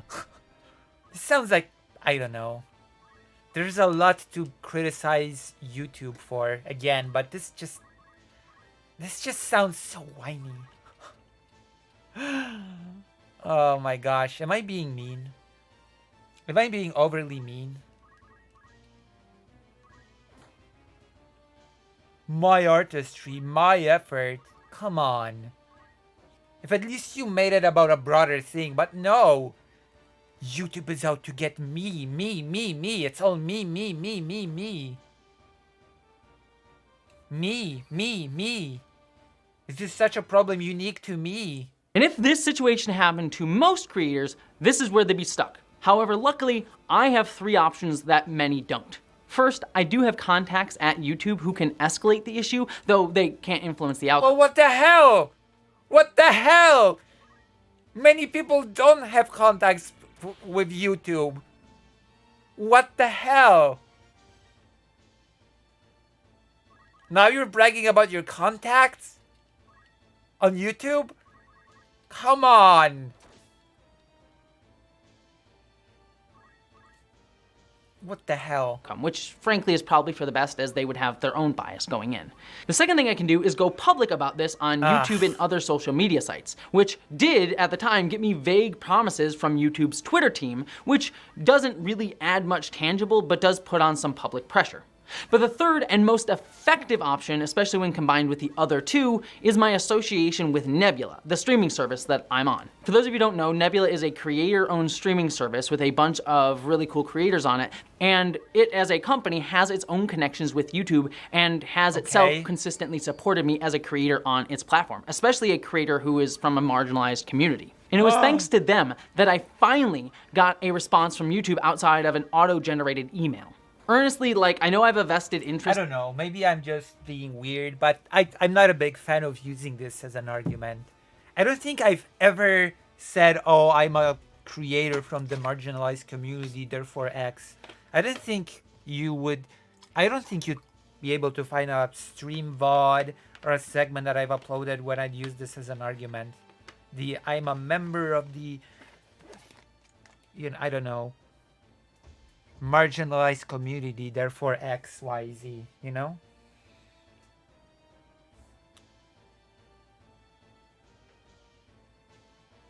Crossing her boundaries. Alright, I will not mention the name then. I will not be saying the name moving forward.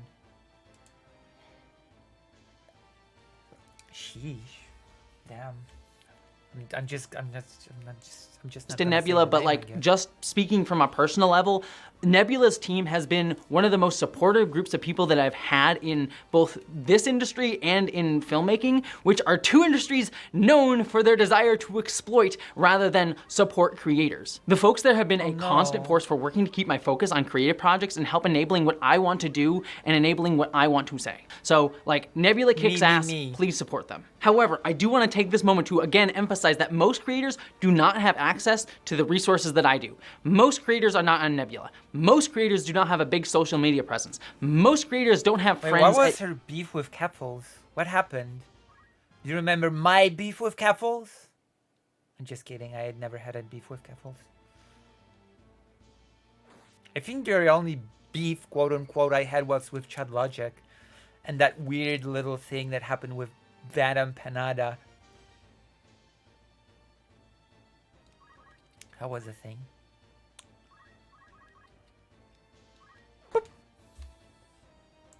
At YouTube.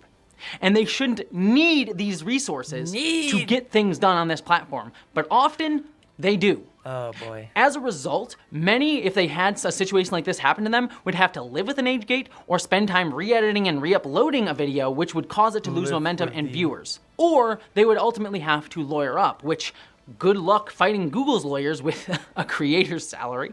And it's frankly ridiculous that those are the only options. I mean, that is a funny thing to say, a creator's salary, since there's no such thing as a fixed creator's salary.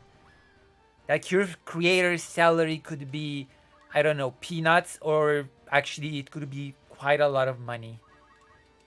You know?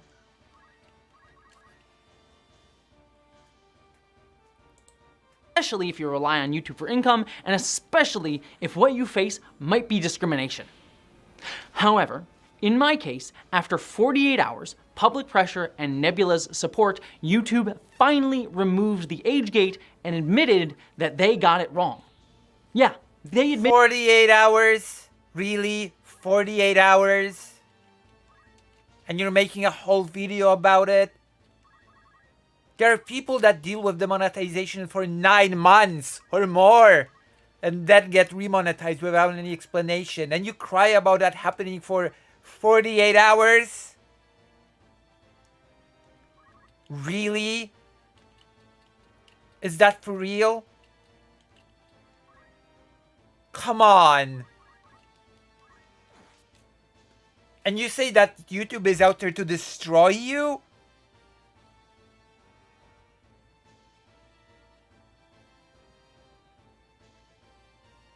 The desktop froze temporarily again.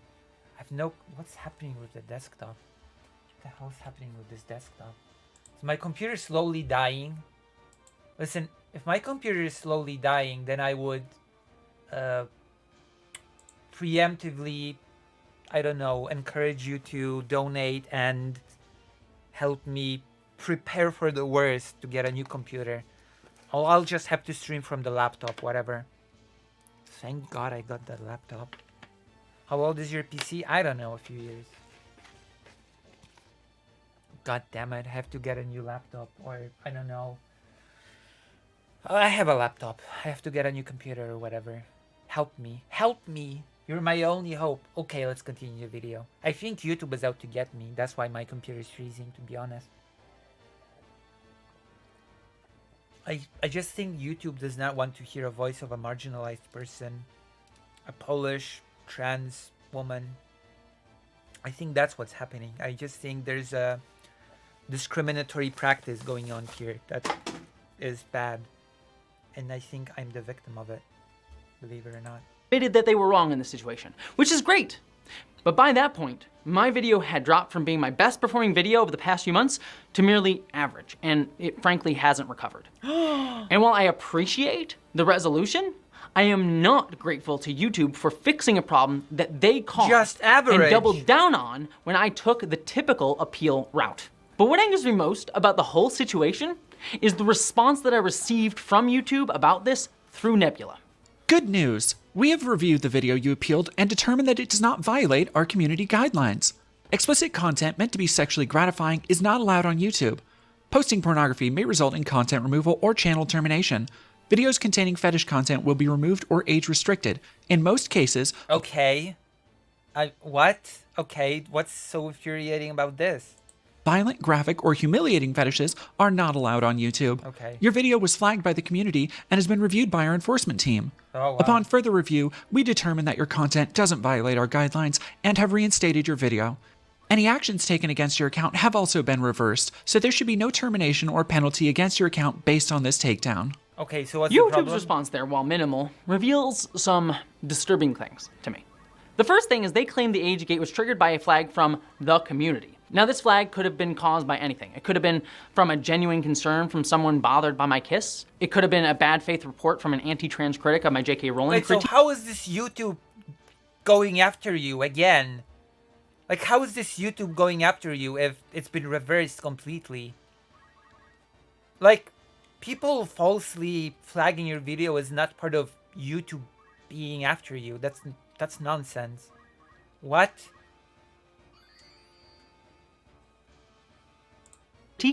Or it even could have been a mass flagging by bigoted groups trying to weaponize systemic biases against marginalized creators, something that is happening more and more and more lately, which we'll Okay. talk about later. Regardless of the motive of the flag, though, YouTube is the one that chooses when these flags result in an age gate. They set the rules. YouTube doesn't choose. They use bots. That's the problem. No real, no living person is like reviewing this. That's the whole thing. It's not some malicious plan by YouTube to get you, believe it or not.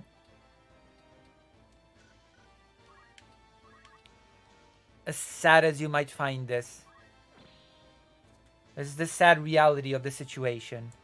And decide when and how to enforce them. A flag just draws their attention to look at something. Can I get some sympathy, donos? My computer just froze for a second. So, if YouTube acknowledges now that my video does not violate their policy, Okay. why did they trigger it?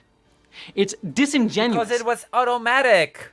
That's why. It's not rocket science. It's not some grand mystery. There's no grand mystery here. It's a problem with YouTube's automated system. There is no disingenuity here. I mean, there sort of is, but not in the way that you think it is. You know? This is just silly. You're making the wrong critique. To shift blame onto a vague community, when ultimately it's YouTube's responsibility to manage and interpret these reports. And this raises numerous questions. Why was the age gate instigated in the first place if you now admit that it wasn't worth an age gate in the first place? I don't know, wicked radiation. Well, I mean, there is a point to be made that certain types of creators are sort of preferred by YouTube. I know the algorithm prefers right-wing content, for example. So there's something to be said there. Place.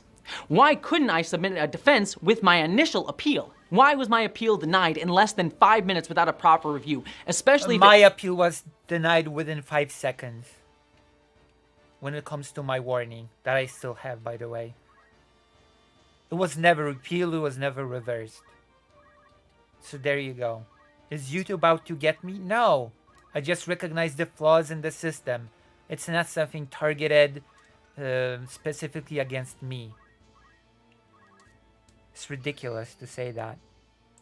it wasn't a clear-cut and dry case of someone uploading pornography or something. What would I have done if I didn't have Nebula's support in this situation?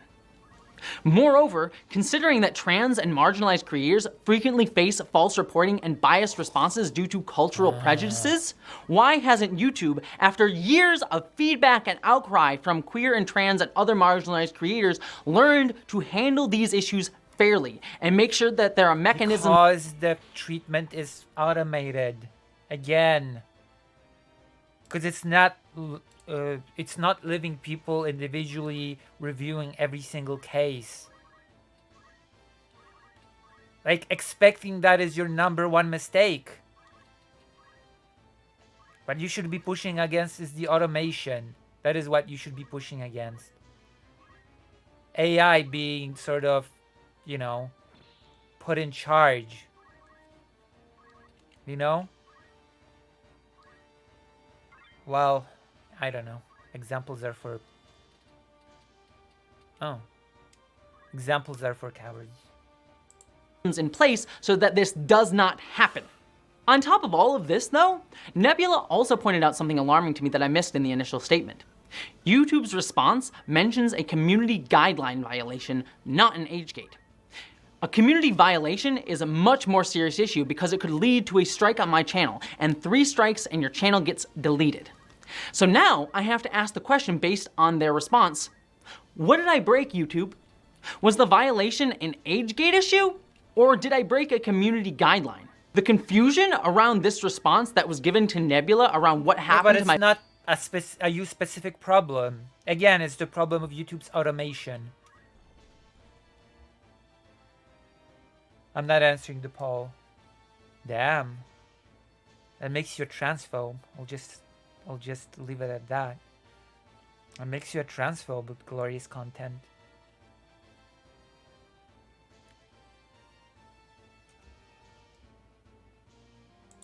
My video is concerning to me.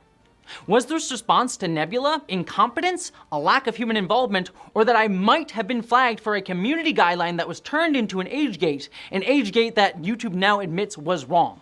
More importantly though, YouTube still hasn't told me the specific issue that initiated the age Oh gate. yeah, it also means you hate Polish people. Like, true. Convenient Estelle is right. It also means you hate Polish people. And Jewish people as well. Because I'm also Jewish. Oh, not good, glorious content. Not good. Not a good record. Not a good record. Not good. Not good. You should embrace and like... In the first place. They do confirm that it was supposedly due to sexually gratifying material, but they don't specify what. And to me, that lack of clarity makes it seem like YouTube is trying to not directly confirm that they legitimized a prejudiced view of a trans woman as inherently sexual. In short, it is very possible that they're trying not to confirm that they discriminated against me as a trans person. It may not be the case. I am willing... Definitely. Yes, your case definitely proves that it was a case of discrimination against you specifically because you're trans, Jesse Gender. Because there are no examples of creators that are not trans but have been demonetized for 9 months plus and tried to appeal, and they did nothing. This is so ridiculous. I'm sorry. This is just silly.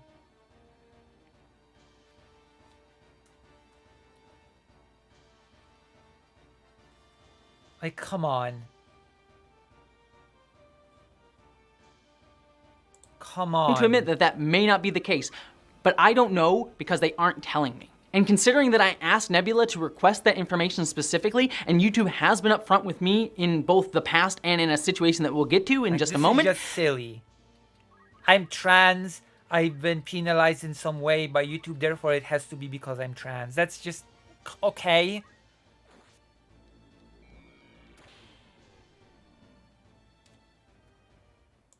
The fact that they don't and haven't now lends more credence to that possibility. No, it does not. And if it's not YouTube, please let me know. But what am I left to assume? What do I have to assume? I don't know. One of the million different things that other creators, the similar things that other creators deal with while not being trans. Is YouTube being transphobic to cis people as well? Like, I'd have to come to that conclusion based on what you're saying. For my career and safety as a creator. I want to presume the best possible intent in the situation, but I also have to be aware that that isn't always the case. And all of this makes me very angry. Angry that this happened, angry that it only got resolved because I had access to resources that most creators don't, especially creators like me, and angry that it may have been discrimination. If YouTube were after you, if YouTube were to be after you because you're trans, then those resources would do jack, okay? Those resources would give you nothing. They would not work because YouTube would be adamant to go after you because you're trans. That's it.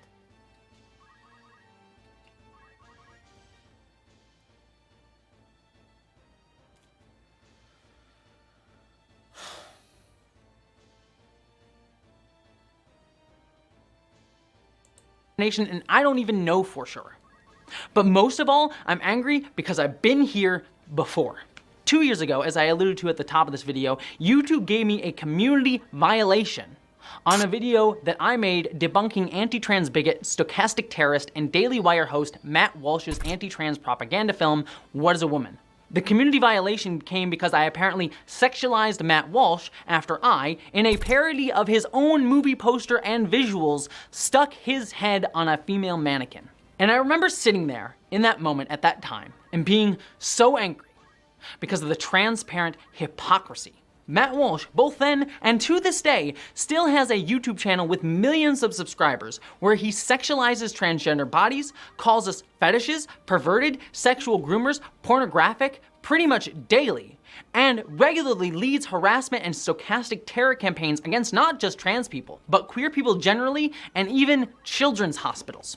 Yes, children's hospitals have received bomb threats because of the harassment campaigns this man has stoked on anti-trans and queer-phobic fervor. Now, if it seems like they're casting the widest imaginable net in order to catch the most children they can and put them all on a path to sterilization and butchery before they can even talk, well, that's because that's exactly what these monsters are doing. And they've done it up until this moment without much resistance from the public. But that has to end. We have to stop making it so easy on them. Trans people regularly receive waves of harassment based on this man and his company, the Daily Wire. And that's just trans people, not to mention all the other bigoted and reductive views he and his... Great, but that's still not YouTube going after you. That's a problem of YouTube not going, not penalizing Matt Walsh enough, but it has nothing to do with you.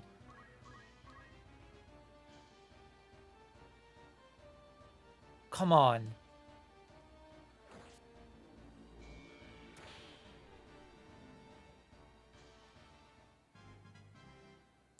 His company works to spew. Yet his channel and company can keep pumping out hateful content here on YouTube. They can buy ads from YouTube for their awful movies that can't even grasp basic film grammar and script structure, films where Matt Walsh's costume looks worse than my mannequin of him, and they can continue to spread active disinformation willy-nilly. All of these things violate YouTube's guidelines. I mean, just on the basis that he sexualizes trans people repeatedly, he's breaking YouTube's policy. Can you give an example? And we know for a fact that he's breaking YouTube's policy because YouTube briefly demonetized his channel when he targeted Dylan Mulvaney a year or so ago when she was in the middle of a massive harassment campaign, stoked in part by folks like Matt Walsh and the Daily Wire. Less than a day before I was hacked, we received word from YouTube that I had committed a series of alleged violations of their terms of service and also of their ad partnership guidelines, which will now lead to my demonetization and potentially being banished forever from the platform. Good. YouTube at that time had to acknowledge that he was breaking their policy because the harassment campaign was so blatant in its bad faith, dehumanizing, childish transphobia against Dylan Mulvaney that it couldn't be ignored. But guess what?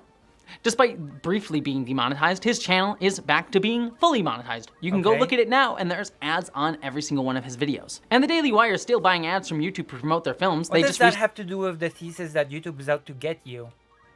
Like, that seems like a separate topic. The topic of YouTube enabling far-right bigoted content, which has nothing to do with YouTube trying to destroy you.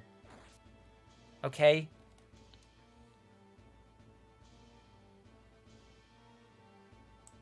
Recently promoted Matt Walsh's Am I a Racist? Spoiler, he is. And why are they still on to do this? Why is their channel still on here? Greater Range, $5. I got paid, so here's a... Oh, thank you. Oh my god. Thank you for the $5. Thank you, thank you, thank you. Thank you. I don't know. I just don't agree with the premise of this video so far, and we're only 28 minutes in. Everyone knows YouTube ads are scuffed, literally. True. True. But thank you for the $5. Thank you, thank you, thank you. Thank you so much that I just don't know what to say. I mean, I know what to say, but the thing to say is thank you. Missing the side chat. Oh, that is a thing that I have to fix now, don't I? That is something that has to be fixed by me.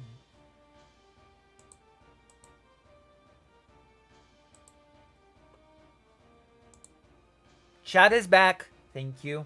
I fixed the situation. And now that I have fixed the situation, can I tell you a story? Yes, tell your story. And when I'm back from the toilet, I will read it aloud. I have to tell you the story from yesterday because I remember the story. Have I told you the story of the stalker of my relative? Answer the question one as I go to the toilet, okay? Also, let's get more people in the chat. Oh, I'll be right back. If I haven't told the story of the stalker of my relative, then I'll tell it when I'm back.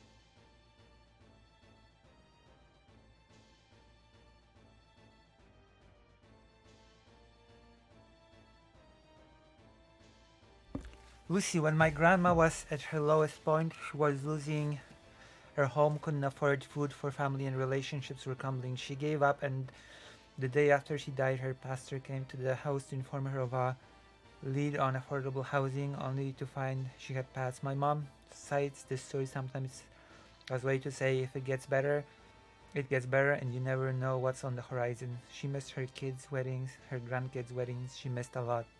That is my story. That is a sad story. That is a sad story.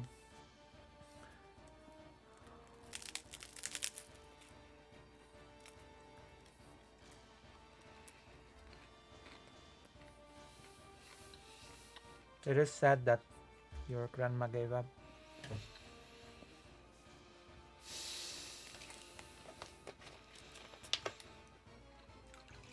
Now I feel sad.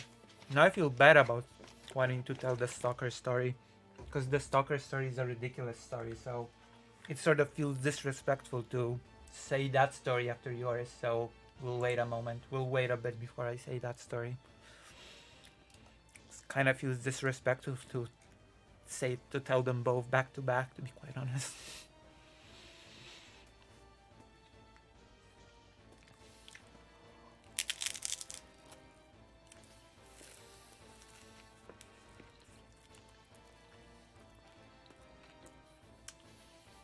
Are you sure?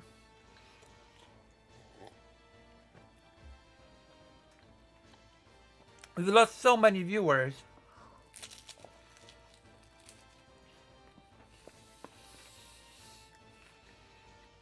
You want to hear the stalker story?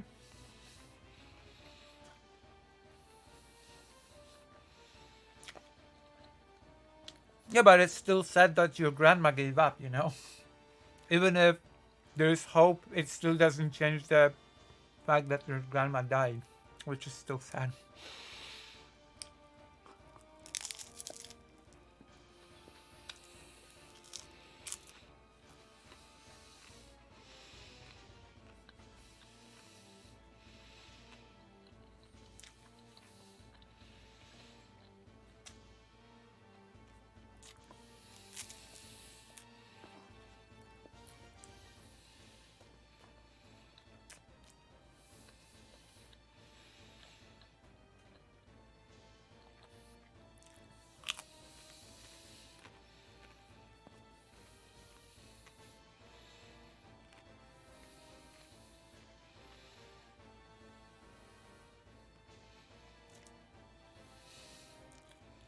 You wanna give your story? Okay, Dr. John.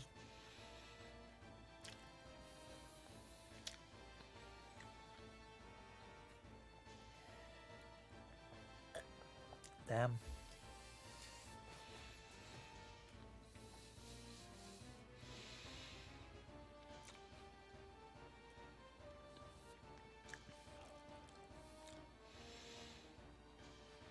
I mean, everybody has a bias.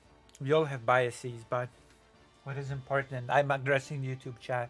What is important is to be able to recognize that we all have biases, and especially try to examine if you don't have ones yourself.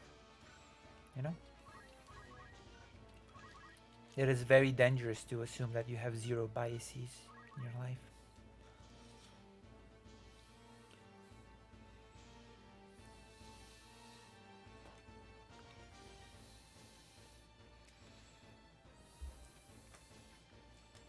It's a dangerous game to assume that one has no biases, but it's good to sort of try to, you know.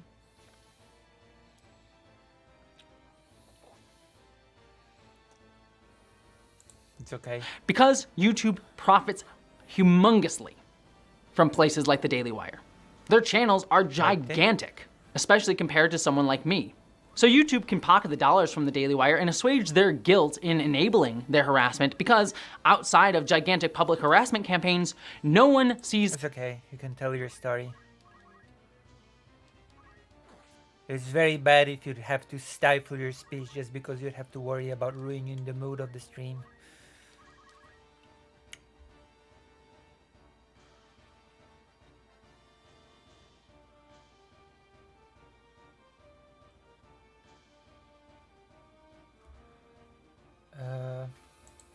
sexualizing transgender people as abnormal. It's just par for the course. It's expected. Not to mention that YouTube itself may be contributing to this sexualized view of trans people, as my AgeGate situation shows. Meanwhile, if I sexualize Matt Walsh by parroting what he's doing, I'm the one that has a community violation. What? I'm the one that faces my channel itself being completely deleted, not just demonetized. But let's not stop at that evident hypocrisy, because I have only been talking so far in this video about one situation that I faced this month. Wait, what? What? Let's move on to another one that also involves the Daily Wire.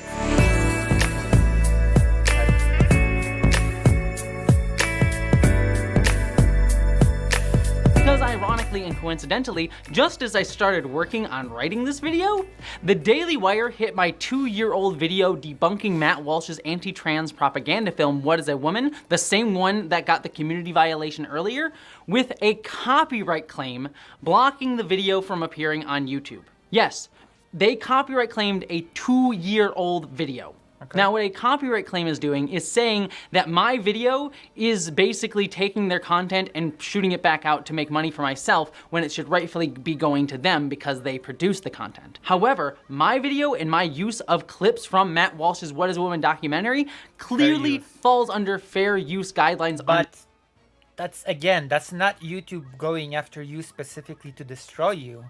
Like, none of these things that you're talking about are problems that indicate that YouTube has some grudge against you and is coming to destroy you.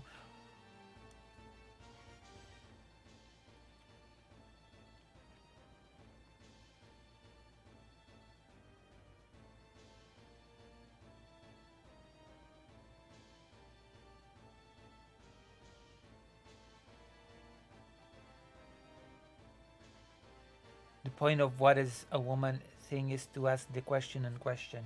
No, it's not. It definitely, if you think that the point of the documentary, quote unquote, what is a woman, is to ask the question in question, then you have not been paying attention to Matt Walsh's body of work. That is definitely not the case. That the point of that film, documentary, what have you, is to ask the question in question.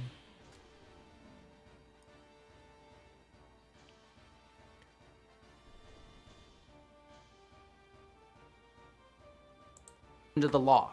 To fall into fair use, you have to change the intent and context of a work to make it something different than what it initially was. And I am very clearly doing that in my video. I am discussing Matt Walsh's misinformation in the video and using clips from it to talk about it directly. Yet, despite my video clearly being legal, the Daily Wire was still able to take it down from the internet. And that video was my most successful video ever on this channel. It was about to The problem is trans people, but circular reasoning. It's said a woman is someone who identifies as a woman, which is... You have a lot of examples of that. Like the whole famous what is a chair. Keep in mind, and that is one of the greatest things that I will be quoting forever, from a book about Stepan Bandera, of all things. A definition is never a be-all and all of reality. Definitions do not map into reality. Okay, definitions will never map exactly onto reality. Definitions are tools through which we can analyze reality, but they're not be-all and all explanators or exhaustive sort of maps of reality. I think a lot of people miss that when they talk about the definition, quote unquote, of a woman.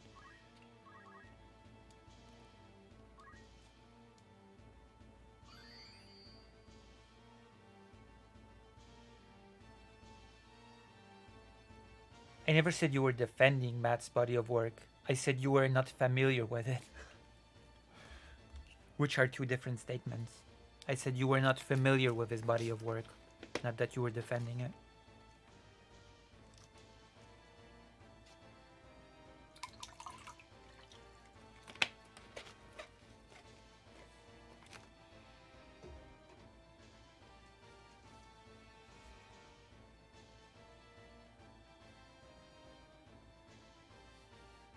Oh, wait.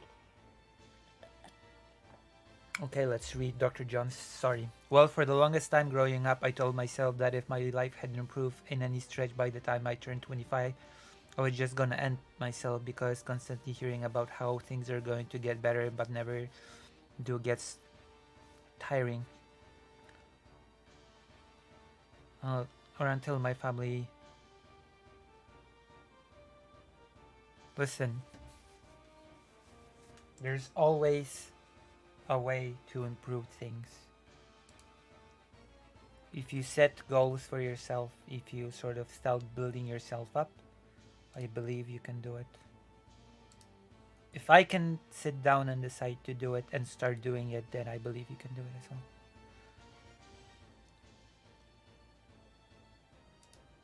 I believe in you.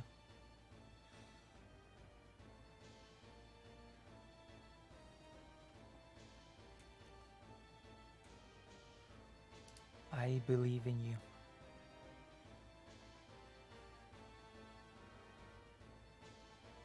There you go.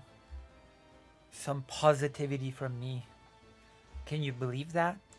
Reach a 1 Polish million person being positive views. And it's how many about people were anything? able to find my channel. Videos that have a high view count often come up higher when people search for things, thereby it making it more likely for people to discover my channel. But now, thanks to the Daily Wire, another entire chunk of my income and visibility, people being able to find my channel, is just gone. Oh, woe Now the is question me. becomes, But why? guess what? There are creators who are not trans, who are cis, and had their monetization just deleted for 9 months without any explanation, without like rejecting appeal after appeal after appeal after appeal. That isn't just reducing income. That's completely eradicating YouTube income, okay? So, come on. Again.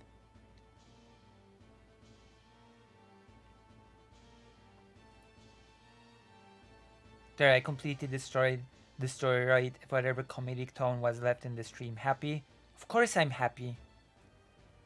Well, I'm not happy with your story, but I'm happy you shared. If that makes sense.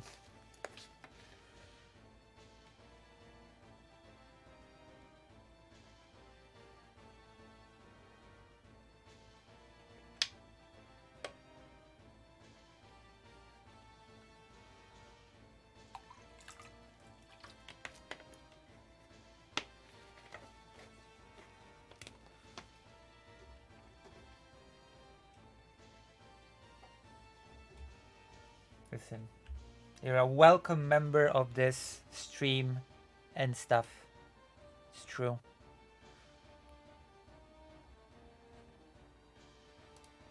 You have, what do you say? What do you call it? Oh yes, the word is encouraged. You have encouraged me to play Signalis for one. Now, after 2 years. More than likely, and was probably done because Matt Walsh has just dropped his new follow-up documentary to What is a Woman. Am I racist? And my video would have likely shown up when people searched for his name or that movie. Matt Walsh and the is Daily racist, by the Wire way. definitely can't have that. They don't want people to see a trans woman calling out their lies before they get sucked into Matt Walsh's echo chamber, because that's their entire game. Keeping people trapped in a cycle of right-wing never propaganda by cutting off access to actual informed perspectives. And with Am I racist? hitting theaters, they probably have a hope that it will bring in a brand new audience into said echo chamber. So, by abusing YouTube's copyright system, the Daily Something being in a cinema does not guarantee its success, not by a long shot. Just saying. Wire is not just silencing me, they're ensuring people stay stuck in their misinformation bubble, never getting a chance to see anything outside of their hateful worldview. Similarly, my friend Dead Domain had their video critiquing the Daily Wire. Oh, That Domain is a pretty good channel, by the way. See, That Domain is a pretty good channel. That Domain does pretty good, like, breakdowns of those sort of, like, yeah, good investigations, I guess. Wire movie Lady Ballers blocked, forcing them to re-upload it and lose what was, until then, the top search ranking for the film on YouTube. A similar situation to my video on What is a Woman. It's funny because Matt Walsh recently went on his channel to complain that no critics were willing to review his film. They're terrified to even mention a film that mocks the DEI industry because they know that the DEI industry can only survive if no one is allowed to question it. Also, our movie is actually good. And I think that's what scares them the most. And I know that sounds self-serving, saying that critics aren't reviewing it because it's too good sounds like some grade A hardcore cope. Yeah. But true, in this does. case, it's true. And I invite any critic to challenge me on that point just by reviewing the film. Challenge accepted, by the way. I did review his film. It's over on my second channel. But this is made even funnier considering my video on What is a Woman was my official submission to Rotten Tomatoes as a critic for my review of his film. I was the only one at the time to give him a Rotten Tomatoes score. So it's hypocritical of Matt to come out and play victim to his audience when, in truth, most critics probably just didn't care enough about his film to review it, while his company at the same time in turn censors critics who do review his film. But that's how his company operates. He wants to play the victim to his audience in order to build an antagonistic us versus them narrative, which is something that we'll be coming back to later on in this video. But this abuse of the copyright system isn't just a problem for me or marginalized creators like me, it's something that every creator deals with, and it is Oh, screw you. Come on with the shield thing. draining. Take, for example, another situation on the same video. Because while I was appealing the Daily Wire's bogus copyright claim of me, the International Olympics Committee hit me with a copyright strike on the same video. A copyright strike is very similar to a community violation in Also, that... by the way, glorious content. In the Polish language, there used to be no singular word for woman. In the Polish language, depending on the social role, on the financial standing, a different word would be used, really, to describe the person. Words like white-headed, maiden, etc. Lady was a word that was used, and once this unitary word woman in Polish was sort of created, once it sort of became a thing. For example, noble ladies saw the word woman as derogatory. They saw it as an insult. Just so you know. So I guess that throws a wrench into the whole what is a woman question, doesn't it?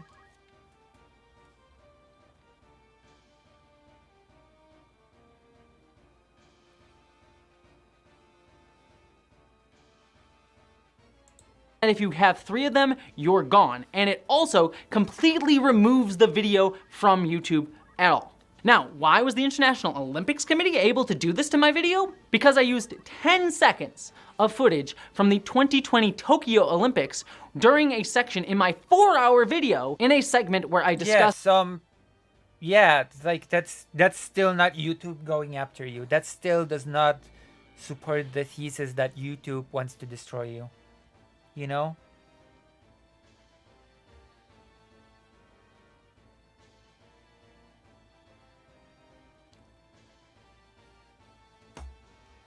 You know? Us trans athletes at the Olympics. I would very much argue that my 10-second clip would also fall under fair use, given that I'm changing the context and discussing the clip at hand. That tiny clip, though, was able to get my entire video wiped off of YouTube and now possibly may lead to a deletion of my channel.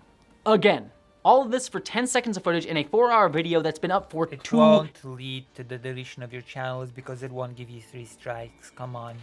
You set the rules yourself earlier. years.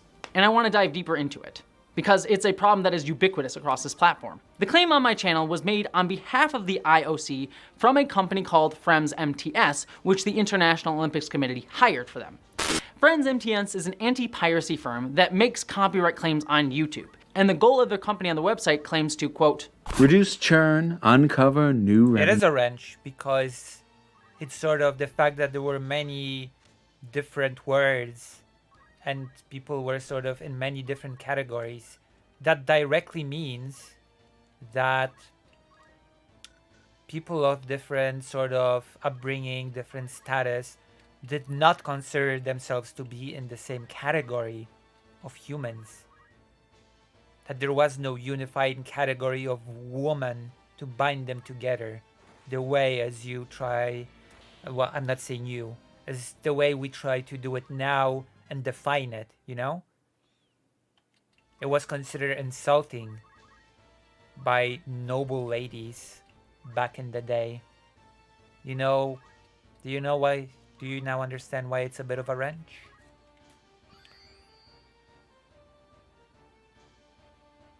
New streams and engage with diverted audiences. In fact, their direct pitch to their clients is that they will take down pirates, disrupt their operations, block their audiences, and see your revenues increase. It's very clear that Frems MTS's goal is not to protect copyright or follow the law, but to make profit for themselves and the people that they're hired by. In many cases, to do this, they clearly prey on creators by abusing YouTube's copyright systems. They hunt down creators like me who can't afford to fight back legally and falsely claim their videos despite them being fair use. And will in Czech, żena is the word for woman, while in Polish it's considered derogatory. In Polish, żona just means wife. Żona.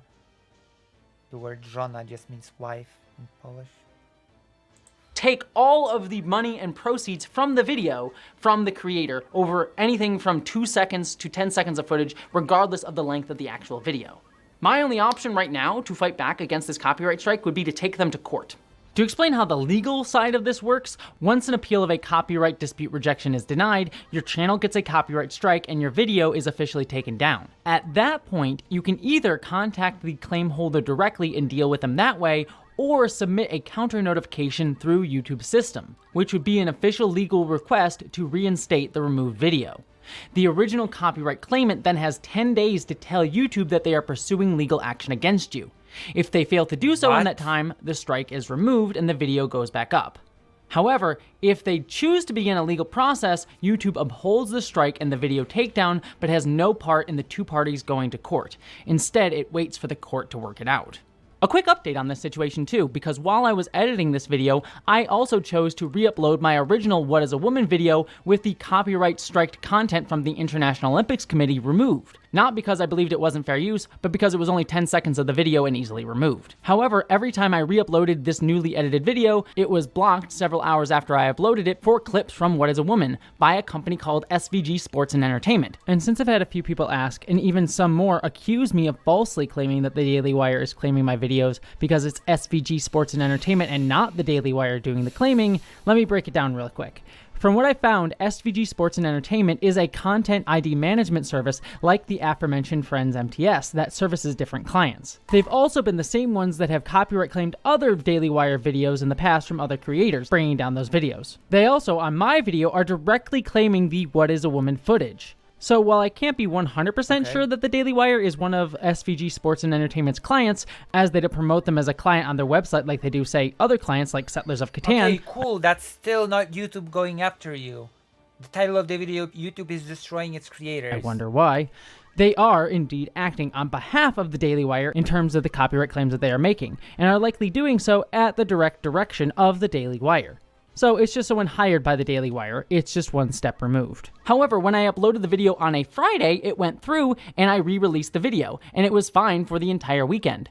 Then it was blocked again early Monday morning, killing its algorithm momentum. This tells me that not only is SVG Sports and Entertainment, on behalf of the Daily Wire's content, abusing copyright claims, but they're also actively seeking to target channels to do it, with them checking my channel when they come into work on weekdays in order to block it. My initial reaction to this copyright claim was to maybe just delete the claimed section, as YouTube's backend system sometimes allows you to do it in these cases to allow the video to go live with the content removed. However, SVG Sports and Entertainment claimed several hours of footage from my video, including sections of my video that are my own original footage. So my only recourse if I want the video to become public again is to waste a significant amount of time re-editing it to make it worse, or go to a dispute and possible appeal. I'm a direct victim of active targeting and wielding of YouTube's copyright system to hurt my income and platform. Yeah, but that's still not YouTube going after you. That's just, this video is all over the place. I'm sorry.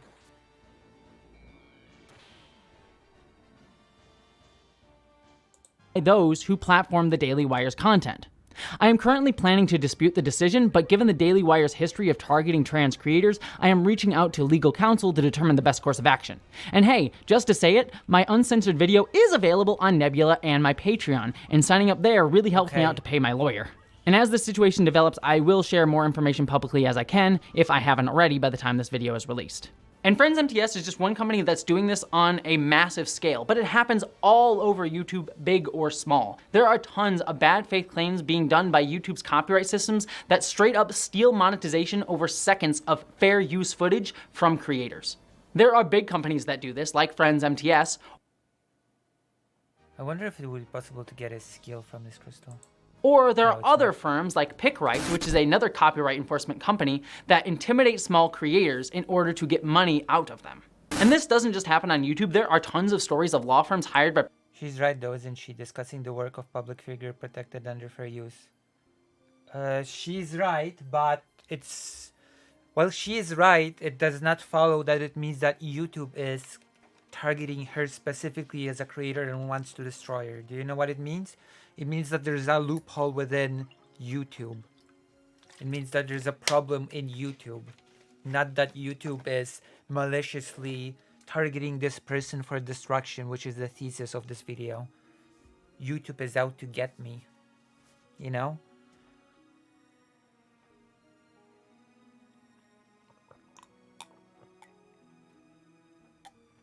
Like saying that YouTube has a big problem with communication, that a lot of the things are automated, that you can have a problem with your content being demonetized, your whole channel being demonetized, everything being just bad, you're not getting any reasons, YouTube not providing anything for you, not even allowing you to talk to a real person. Those are real problems, yeah, and they can be criticized and they should be criticized, but it does not follow that YouTube is out to get Jessie Gender because she's trans.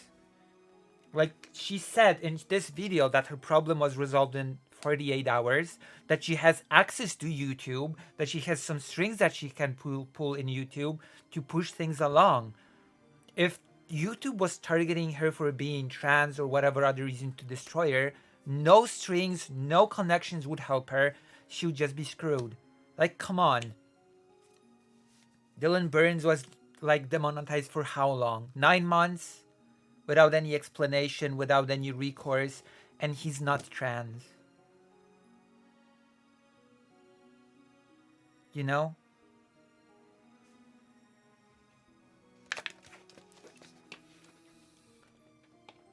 You know what I mean?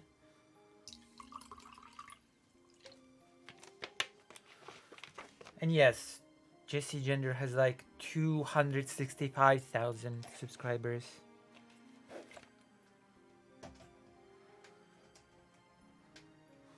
Yet. Okay.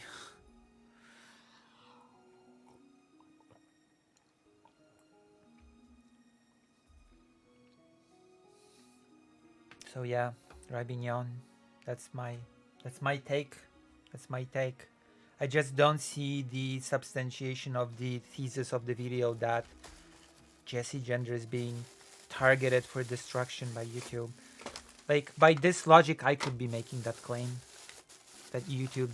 I don't have 200 viewers right now because YouTube's targeting me for destruction for being trans, you know? Could be making that argument.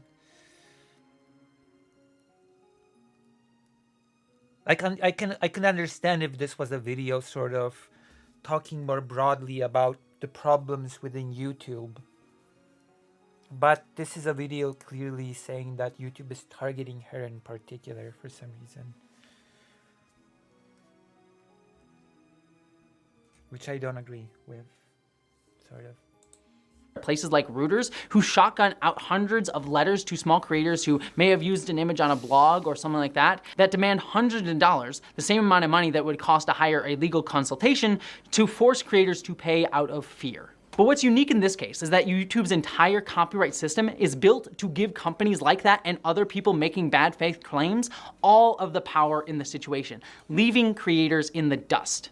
Even when it's working as intended to stop the uploading of copyrighted material without any changes, it still punishes good faith creators operating under fair use. Often, AI automatically flags content without human input as soon as a content creator uploads. Or see, that's already a thing that destroys the thesis of someone being targeted. If the AI takes care of the thing. Low-level employees at companies like Warner Brothers or Disney issue claims without fully reviewing the videos once they go up, ultimately leading to stolen monetization from creators.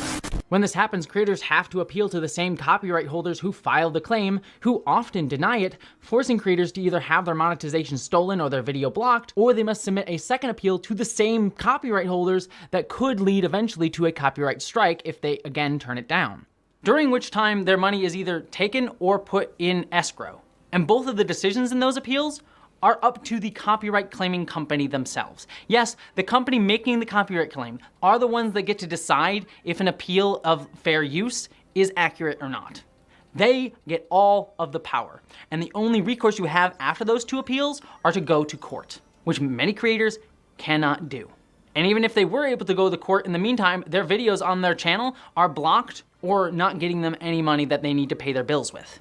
I mean, just recently, my friend and fellow podcast host, Council of Geeks, got several copyright claims on her channel for several videos where she used Doctor Who footage on her Doctor Who focused channel. Her videos on Doctor Who when Doctor Who is airing are where she makes a ton of her money every year. So for her to lose those videos distinctly hurts her income.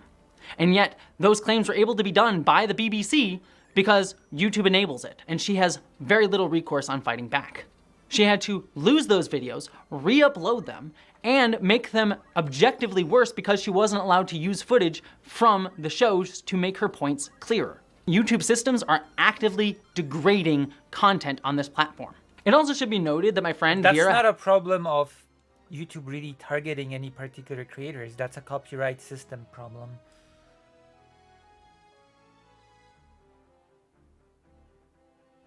has been outstandingly vocal against the BBC for its anti-trans bias in its news arm coverage. And it's the same company that owns Doctor Who, by the way. And I'm just talking about companies here, and while I won't get into it, there have been numerous instances where specific creators have weaponized the copyright claim system to silence critics of them. Very similar to what the Daily Wire tried to do to me, though on a less corporatized level. Take YouTuber Lily Orchard.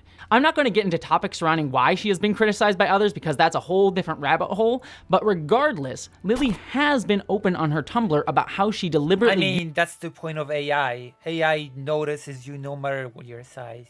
That's the point of automation.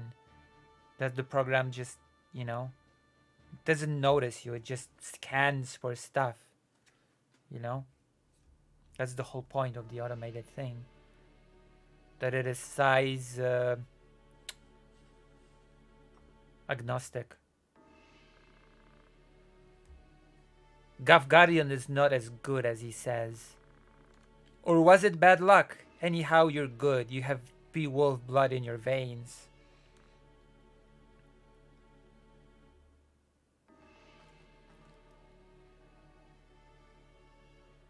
Even if you are a bastard.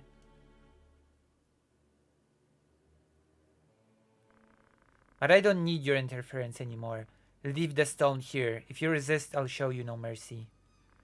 Where is Princess Ovelia? Why must you save her? You deserted the Beowulfs. What can you change by yourself? Don't waste energy. Without power, nothing can be achieved. You're powerless. Where's the princess? She's not here. She left for Zeltenia. She chose our help over yours. That's a lie.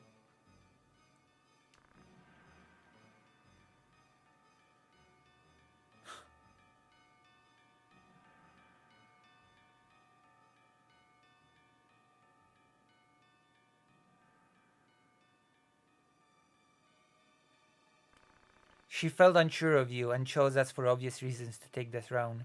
Why don't you join us? You want to get the best of your brother's sales, right? We care about the world too. How about it? I don't want to change the world. I just can't allow people to suffer and die because of some elitist ideas. Change the world? You think anyone really can? I'm not that reckless. Ha ha ha, you're the one holding the stone. You can change not only the world, but the truth of everything with its power. Since you don't seem to understand, let me show you.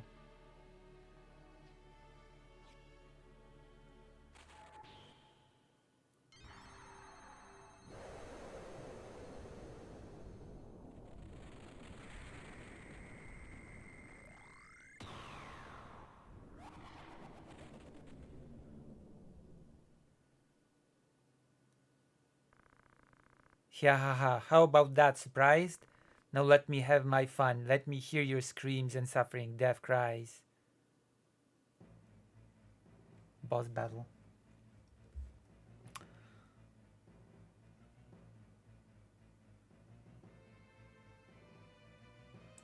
Uses YouTube's copyright claim system to target critics of her, she has also publicly referred to using copyright strikes as, quote, 10-day timeouts to creators critiquing her.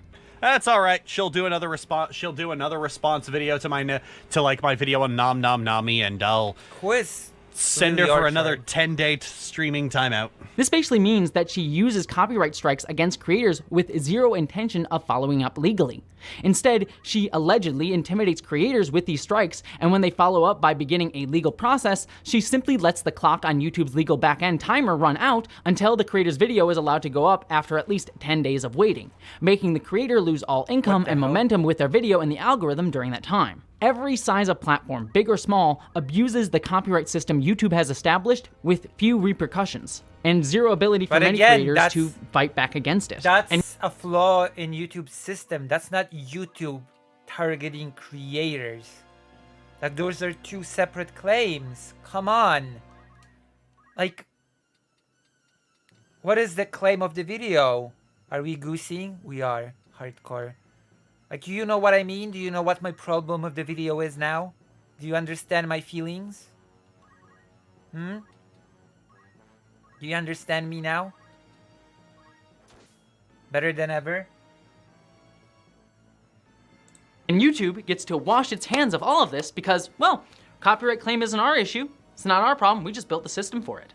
To be fair to YouTube, the copyright system that they have put in place has been set up to prevent creators and copyright holders from having to go directly to a legal process whenever an issue of fair use or copyright comes up. It was set up years ago in an attempt to facilitate some form of intermediary system while also allowing YouTube to protect itself from having to intervene directly and thus open itself to legal liability. And I appreciate that difficult place that YouTube is in legally as a result. YouTuber Tom Scott made a great video a couple of years ago on the problems and abuses with copyright law, talking about how it's a much more systemic problem that extends outside of YouTube itself. However, given the clear ability to abuse YouTube's system for intimidation and silencing, as I've discussed, I do feel that YouTube has some duty to provide a better system that actually protects creators rather than forcing them to gamble with their livelihoods or hire lawyers due to bad faith actors or strong-arming copyright holders using a copyright system. Yeah, but again, that is just a loophole, a problem with YouTube's system, not a problem of YouTube targeting people to destroy them. And the title is YouTube is destroying its creators. You said in the first few minutes of the video, YouTube is after me. YouTube wants to destroy me. Wants. Which sort of implies that it deliberately targets you. You know?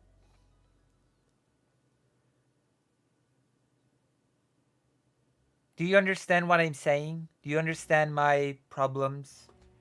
The problem that I have with the line of argumentation, my feelings on the matter. Am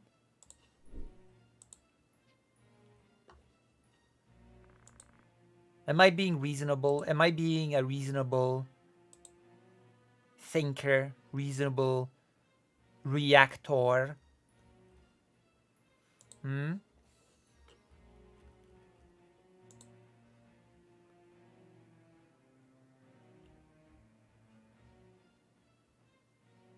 Oh my gosh.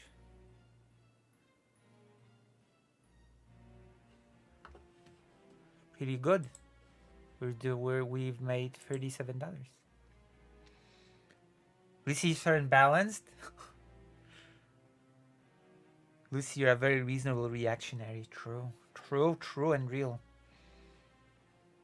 True and real. Never truer and realer words were never said. Directly gives all the power to them.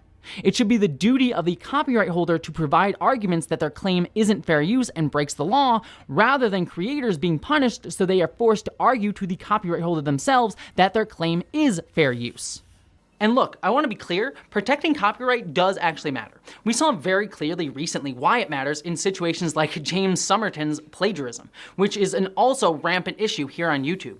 As HBomberGuy's fantastic video showed, creators like James Somerton easily steal content from various sources with zero repercussions.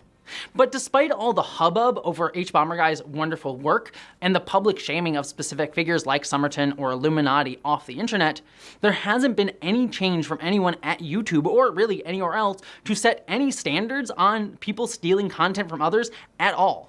All I've seen is some creators in my sphere saying that we'll hold each other accountable, which is really nice, but it does nothing for creators who have no desire to hold themselves accountable and wish to... Hold on, let's listen to the cutscene.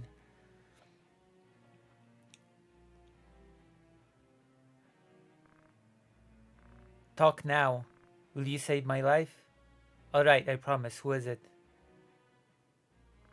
Him, Minister Galvan. How dare you? It's a lie. I don't even know you.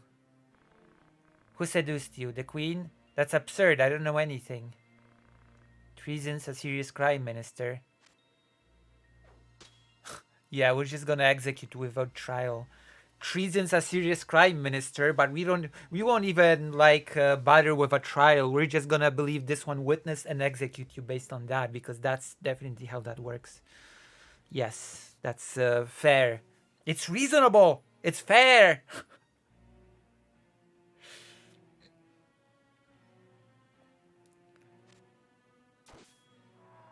Yeah, that's how that goes. There you go. No need for a trial. A speedy trial. Let me say this. We must go to the capital with the Nanten now, or they may hold you responsible for this plot. First, let's remove Orinas and the Queen, then get the princess on the throne. How cool. Goltana went to Lesalia and confined Ruvelia in Bethla for kidnapping the princess. By the way, I'm super cold and my radiator stopped working because it got damaged when my chair crumbled beneath me and I got hurt. But Larg insisted Orinas was the legitimate successor and had him accede to the throne. Let Larg become the regent as a guardian.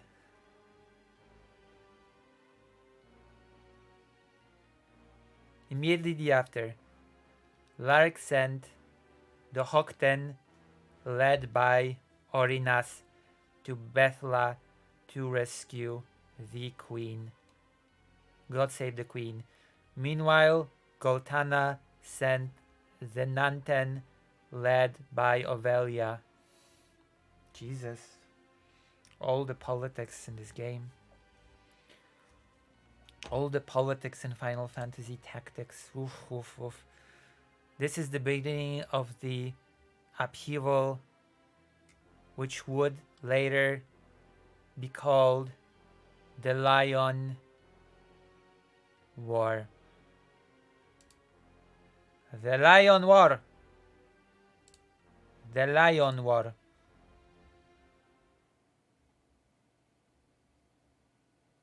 The Lion War.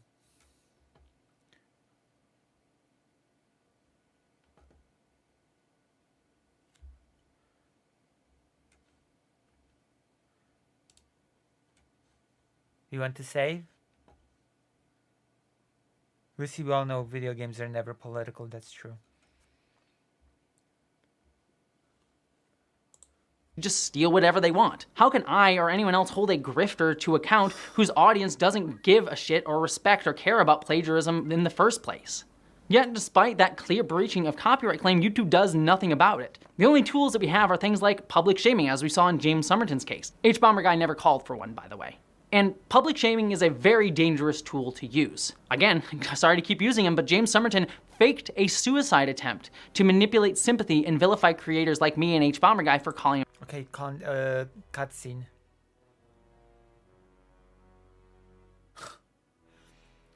$20,000 dead, counting both sides. That makes 40,000. Well over 200,000 injured just in our troops alone. Casualties aren't the only problem. Food stock is short as we expected. The real problem's the drought. There's no food and tax revenue are reduced. Storage is at less than a half. Larg's probably facing the same problem. I hear crops were ruined before harvest due to rain. More serious are those made destitute by the war. According to Olan, more than 100,000 refugees have come to Lesalia.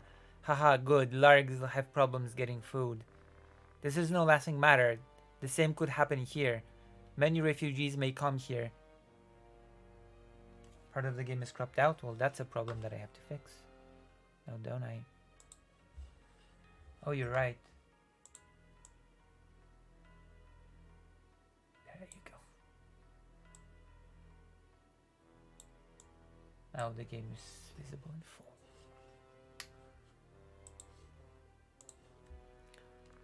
Should we start peace talks? I understand your concerns, but we cannot stop the war. We'll increase tax by 30%, make sure no one trades grain at high prices. Also, keep an eye on all refugees entering Limbury. Larg is in difficulty too. It's not too late for a peace settlement. Enough, Orlando. A peace settlement won't occur. Our nation exists because of the people. We exist because of them. Farmers suffered the most in the war. Raising taxes would hurt them even more. The soldiers are also suffering from lack of food. It's impossible to continue physically and mentally.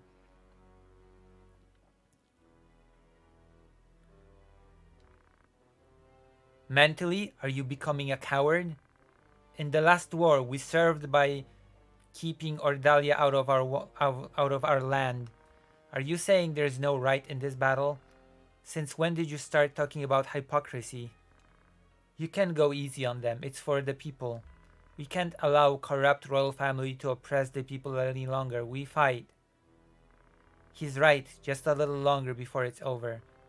I never expected to hear that from the one they used to call TJC, TG Seed. A little longer? Where did you get that idea? How can you be optimistic? Are you blind? Your words are harsh. Enough. I'm disappointed in you, Orlando. Any more harsh words may mean your life. I won't say this again. If any more of you disagree with my plans, go now. Understand, Orlando?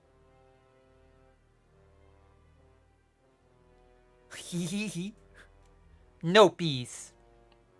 Cowards and perverts want peace. You want a piece of me? You want a piece of me?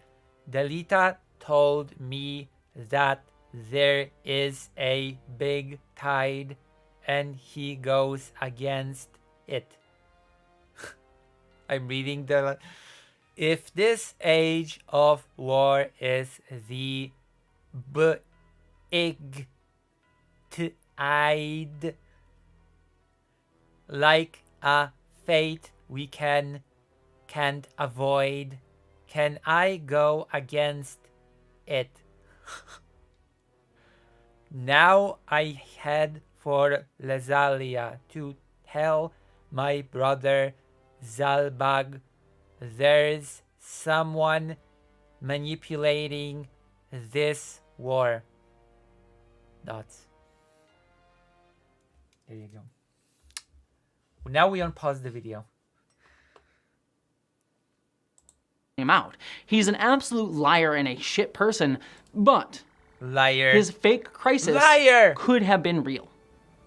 Liar. We should not be relying And on the shit public person. shaming campaigns, which can quickly turn into harassment, to hold people accountable. And again, that's only holding people to account whose audiences will hold them to account. But ultimately, at the end of the day, YouTube has no real interest in stopping plagiarism. In fact, it helps them pump out more content, which means they get to have more ad revenue. In fact, they're in on the plagiarism. Which gets me to situation number 3. Part 3. Augmenting AI. Oh. Just a little while ago, the New York Times released a story that revealed that companies like OpenAI have been stealing YouTubers' work. OpenAI has been scraping the transcripts of YouTubers' videos in order to train their generative AI programs like ChatGPT. On top of that, Proof News examined a training dataset of YouTube videos from companies like Anthropic, NVIDIA, Apple, and Salesforce, found that they had scraped the subtitles files of 173,000 YouTube videos. Videos from people who are my peers and friends, like Abigail Thorne of PhilosophyTube, Maggie Mae Fish, NerdSync, and even one of my own videos were used to train AI, without my permission or consent.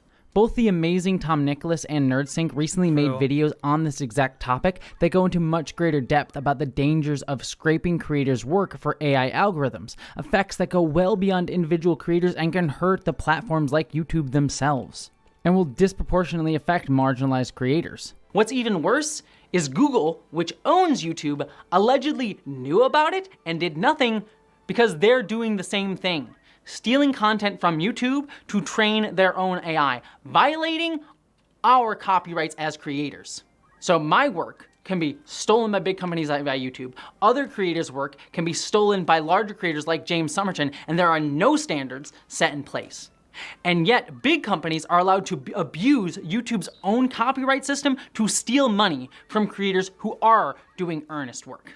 And I want to be clear, it is creators like us, marginalized creators, that are hit the hardest. Because YouTube simply cares less about protecting us because society generally cares less. Bigger channels like Some More News, which I love by the way, adore Some More News so much, but they can cover the same topics like the Lady Ballers video that Dead Domain did without facing the same repercussions from the Daily Wire stealing their money, because the Daily Wire knows that going after another news organization, that becomes a newsworthy story. But the Daily Wire or the BBC disenfranchising a trans creator is just called a Tuesday. Tuesday? What for? No respect for me. True, I get no respect. I've been getting very angry at YouTube throughout this whole video, but I want to be clear and not uncharitable to YouTube.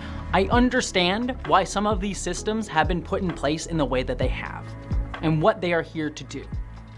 But YouTube has repeatedly shown that they don't view these systems as ways to uplift and enable creators like they claim they are, but are just there to protect themselves. Their quote-unquote neutral systems lack protections for creators, making it easy for these systems, whether used for intentional maliciousness or not, to reinforce dominant power structures and implicit biases. Oh no. Which ultimately brings me to my last situation that I'm going to talk about. Because, yet again, after my J.K. Rowling video, no respect. I had another age gate happen on another video just this month. I get no After respect. my J.K. Rowling video, I released another video called Dreaming of a Queer Internet, which frankly, I think is one of the best videos that I've ever done on this channel. I think it's one of the most creative, unique, and just visually interesting videos that I've ever done with one of the most important things that I've had to say. I've honestly been getting a lot of really cool response to that video from a lot of you. And that video just meant the world to me and was so fulfilling as an artistic work. Good. Which is why I was so, frankly, just defeated when that video itself also got an age gate on it. Interestingly though, in contrast to the J.K. Rowling video, this time they actually gave me citations for why the video was age gated. The stark contrast here suggests that they're not telling me the reason for the earlier age gate on my Rowling video because they may be trying to cover for the fact that they discriminated against me. And what they cited specifically was a moment in my video where I show a clip from the movie Videodrome where you can see actor James Woods' butt. And to be very clear, I totally understand why an age gate happened here. Not saying I agree with it, but we're seeing some butt.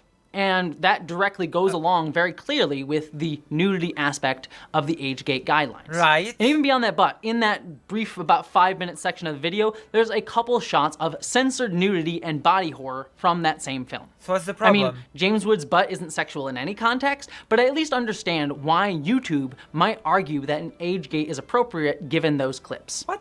But that said, personally, I believe that I can argue that they aren't deserving of an age gate. Okay. And my argument would be on the basis that YouTube's own policy says that age restriction is for content meant to sexually arouse or that's graphic or lewd. Now, it's very clear that their policy is meant to directly target porn, not a movie like Videodrome, which, while a movie about the increase in sexual and graphic content in media in the 1980s, isn't designed or meant to arouse in and of itself. It is a movie about critiquing that. And to critique it, it has to display it in its own artistic body horror form. That's the theme of the movie. So on that basis alone, I would argue that this content isn't meant— Yeah, but you could very well make an argument that body horror should be at least a little bit age restricted, no? Is that a bad argument to make? Is that a bad argument to make?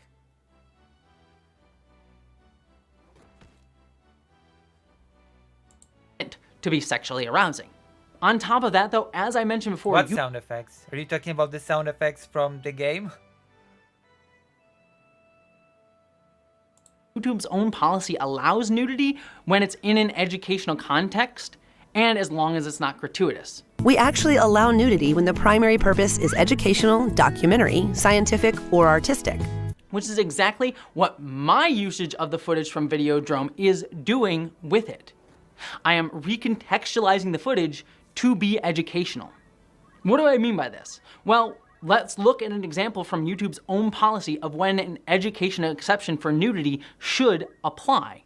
For example, a film with a sex scene may be allowed if it included details such as the name of the film, director, actors, in the video content and in the video description. Remember that giving context in the content, title, and description will help us and your viewers determine the I assume she did it all and still got gated, right?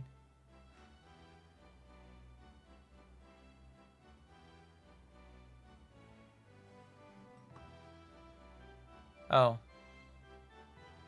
primary purpose of the video. In my case, for my video, Dreaming of a Queer Internet, in the section where I am showing the nudity from Videodrome, I'm not just tossing it in for spicy B-roll for the sake of it. I'm analyzing at that specific moment the visual symbolism of the movie. I'm talking about why James Woods has a yonic orifice on his chest. I'm talking about why the movie Videodrome is showing sexually explicit content. I also, as they state in their policy... Yeah, but I'm not sure if it's bad to age restrict that, like the visual showing of body horror and stuff like that, you know? Explicitly mentioned David Cronenberg, James Woods, and the movie both in the video itself and the description, ensuring that I am providing context for these images. It's not just something that I'm showing up removed from its context to make it become pornographic.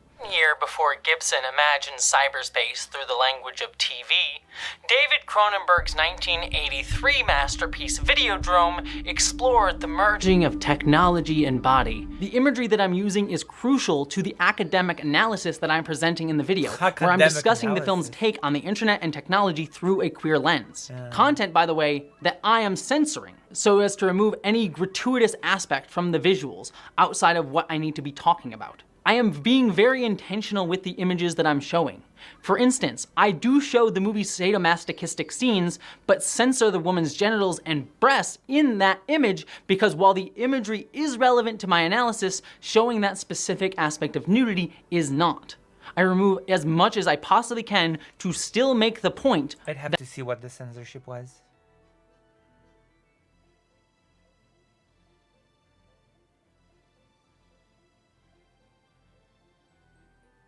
She acts as if all art is easily digestible. True. Hello, imagination scene. Hello, hello. What's with the glasses thing? What's with the nerd face? What's with the nerd face, nerd? That I am making. I'm also talking about the body horror on display in the film and what it's meant to symbolize. They are critical to my points. And to me, all of this clearly fits under the educational content exception under the AgeGate policy, which is supposed to separate random clips thrown online from genuine academic analysis. And on top of that, I would argue that my video is 100% artistic as well. There is artistic intent throughout the video, such as when I show images on a TV screen in the video and when I don't. And it's intentionally supposed to underscore my themes symbolically. Again, I choose my visuals very carefully, not flippantly, and with artistic and academic care and intent, and it is not meant to sexually arouse.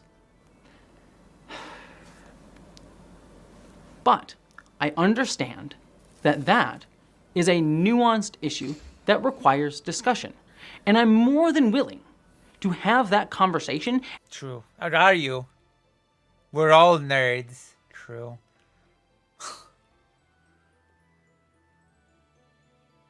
I think my video is academically educational, therefore it is. True. I think it, therefore I am. And make that argument as an artist and creator on YouTube to YouTube itself. I can understand why the AgeGate happened. Why, when you see James Woods' butt in a video, that you might go, oh, that requires an AgeGate. But what's infuriating to me is that I appealed this again, and I was again unable to provide any context or any of my argument, and I got a denial in 10 minutes, which is more time at least than my J.K. Rowling video got, so apparently James Woods' ass gets more scrutiny than my fiance and me kissing. But when I got that denial of my appeal back, that appeal cited the 12-minute mark as another reason for the AgeGate. So what happened after? Let me show you what the shot is. Review of an R-rated movie was age-gated. Seems legit to me. I mean, is at 12 minutes in my video. Please tell me where the nudity is in this. What this response to my appeal tells me is that either no human reviewed this appeal, or whoever did so was so lazy, it's insulting. This video is about looking at flaws of YouTube and framing it as YouTube targeting her for destruction. I guess. That seems to be the thing. That seems to be the... I don't know, the thesis of the video.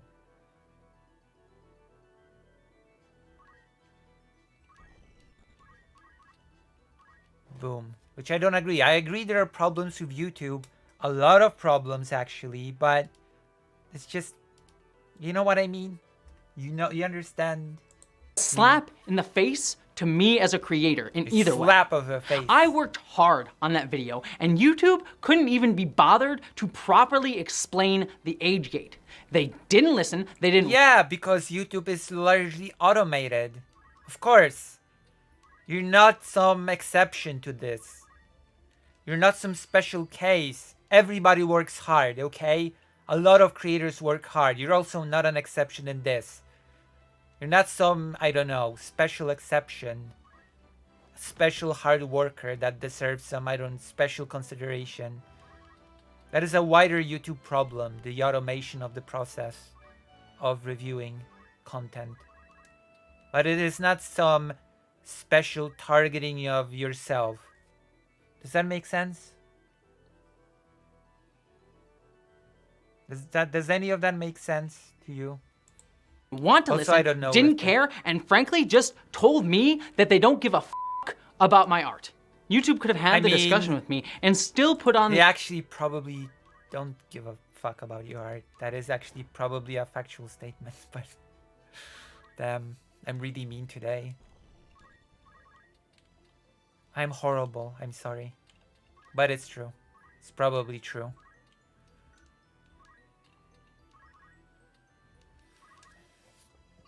The age gate, and I would not have agreed with that decision, but I at least would have felt heard and understood. And while certainly I can't prove this, between this and the other age gate that I got, I can't help but wonder if my videos are more likely to be age gated because, as a trans creator, I'm being hyper scrutinized. No, that's bullshit, I'm sorry.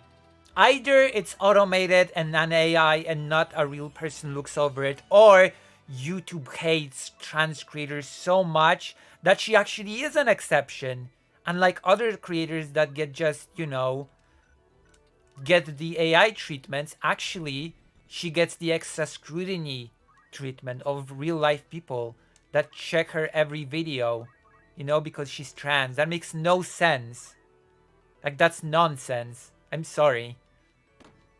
Like, trans people are the exceptions. The only trans people content is reviewed by real people. Because trans people are extra scrutinized. Like, what is this argumentation? Like, this is just silly. This is just ridiculous. If content is being reviewed by an AI, a bot, whatever, then there's no way that trans people are extra scrutinized. Unless the AI is, I don't know, programmed to scan for content made by trans people and apply some extra rigid rules. That's just... Come on. For sexuality. Would YouTube be giving a cisgender creator this same level of scrutiny? Yes! I mean, just a few months ago, I shared... Yes! Yes! Yes! Yes, it would. Okay? There are creators that have been demonetized for 9 months. Yes, it would. Come on. Calm now. Be serious for a moment.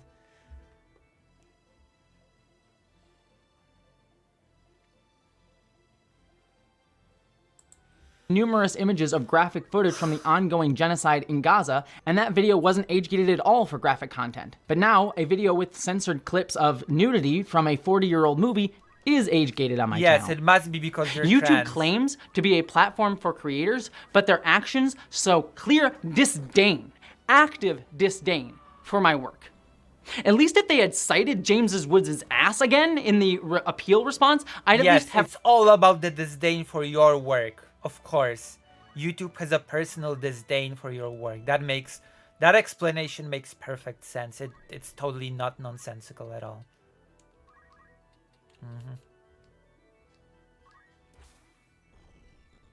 Of course. I've respected them more for consistency. And then they had the nerve to go on Twitter and say, we're sorry that this isn't the outcome that you expected. No, YouTube, it wasn't the outcome I expected, and I didn't even get a chance to say what I expected to you. No, YouTube. I am sitting here, willing to have a professional conversation with you. One... Oh, I'm sorry. This just... Lol. Lol. That my work deserves, and you just wave me away. Frankly, you give me the finger. It's an insult to me, my career, and my artistry.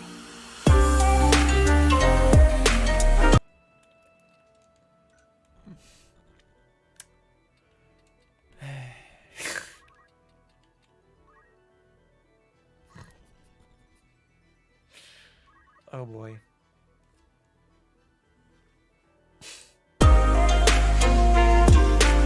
And so I sit here, 2 years after my first major issue with YouTube, dealing with not only a similar situation of discrimination from YouTube, but 3 separate videos within a month of each other. This is the thing that I reject. There is no discrimination of her as an individual by YouTube.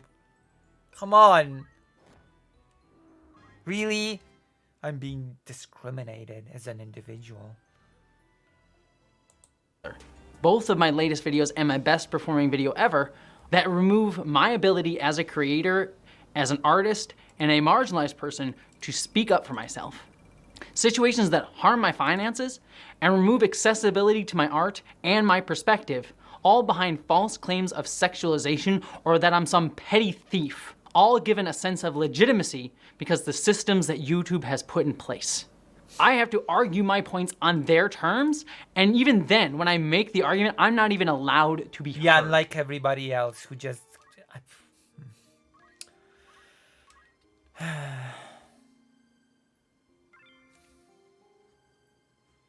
Why? Whoa, whoa, whoa, whoa, whoa, Rifter, that's rough. Also, while we're here, while we are in this nice space, why not, I don't know, why not do the right thing? Why not do the right thing and join the page, okay? And subscribe or possibly give me a little bit of a donation, okay? Listen, why not support this little creator? YouTube's out to get me, don't forget. If YouTube's out to get her, then YouTube's definitely out to get me. I'm not just marginal. I'm not just from a marginalized community, okay? I'm also small. So that makes me double targeted. I am double targeted for destruction. Alright? That's a thing. That's a thing that happens to me on a regular basis.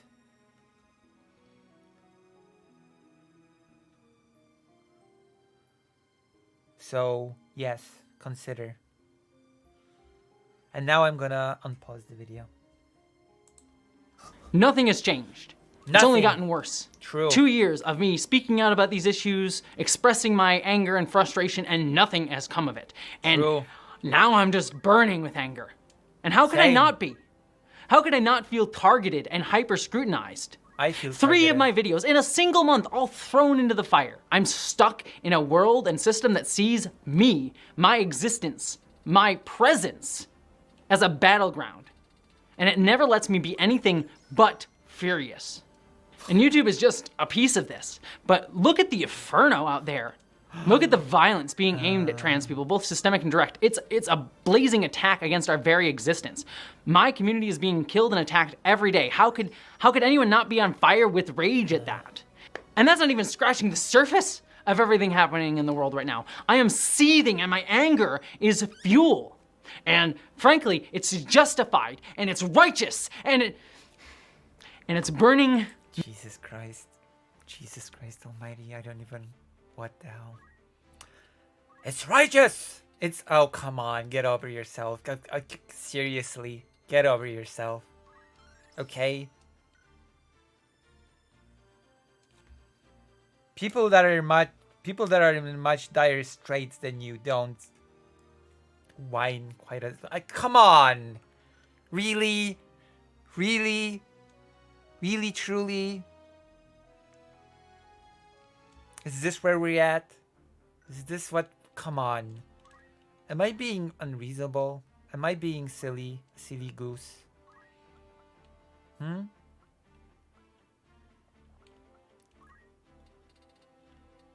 I?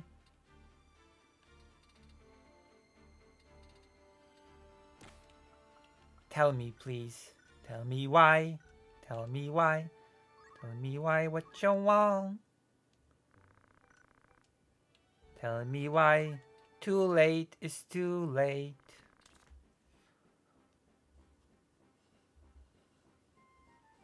Me alive. It's consuming me and turning me to ash. DK merchants, come on. Anger is the fuel that and I think so many of us, have been running on a lot lately, hasn't it? No. Righteous anger. No. I wake up every morning and there's something to get angry about. A story, a tweet, or a new way corporations are trying to... I mean, that's one way to see the world. Every day I just wake up and, I don't know, find a reason to be angry. I mean... I mean, okay.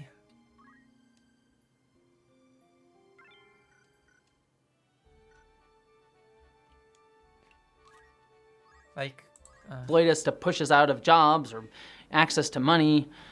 Another video showing the genocide happening in Gaza, or another legislation targeted against my community. Yes, it should make you angry, seething angry, because...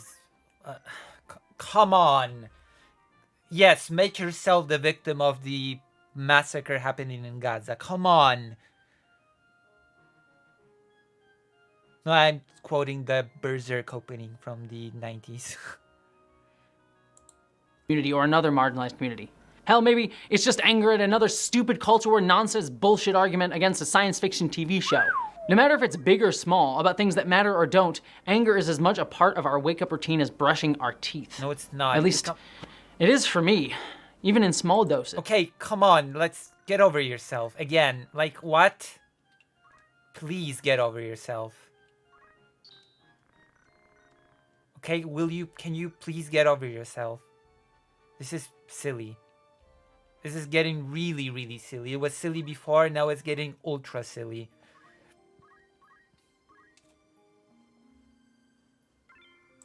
It's always a tiny flicker. Its embers are constantly being fanned, and it feels like everything is a fight right now, big or small, because anger drives all of this. Those who run these systems knows that this anger fuels clicks, engagement, and money. And that's what YouTube has become, isn't it? A platform that stokes this anxiety, this anger, this constant frustration at all times in order to generate more money for itself. YouTube turns every conversation from pop culture to human rights. It almost feels like you can take notice of it and not fall for it, but you know, whatever. To being able to make a video into culture war content. Outrage is the currency, and outrage merchants here on YouTube are thriving off of it. Outrage merchants twist emotions. You just spent time talking about righteous anger. You're fueling the... whatever. Turn everything into a battleground and narrate every story, whether it's about Hollywood creators, fellow YouTubers, or marginalized people like trans folks like myself, as somehow an attack on their audience. Big YouTubers like Matt Walsh or Nerdrotic or Critical Drinker, who are some big creators in the pop culture space, constantly tell their audience, these people hate you, they're attacking you, they're out to get you. This is an ideology committed to making your life more miserable. Damn. It actively seeks to remove joy from existence. Now, it does this at deeper and more serious levels, demolishing the family, faith, tradition, national identity, all of these being sources of meaning and therefore fulfillment and therefore happiness. I mean, national identity, sure, yeah, okay. I'm not sure Matt Walsh even has an inkling on how these things developed and how they work, but whatever. Whatever, Matt Walsh. But this agenda is enacted closer to the surface, too. Don't eat meat, it says. Don't own your own home. Don't drive. Don't use gas stoves. Turn off your air conditioning. No, and their biggest mistake from the very beginning, and this is the studios and the access media through their fan baiting marketing. Evil European Union that basically got rid of all the gas stoves. It's been such a long time since I've seen a gas stove, by the way, let me tell you. Like, I only see a gas stove when I go to Ukraine. I mostly don't see them in Poland. In apartments, they've been sort of made obsolete. It's just, the standard is electric now.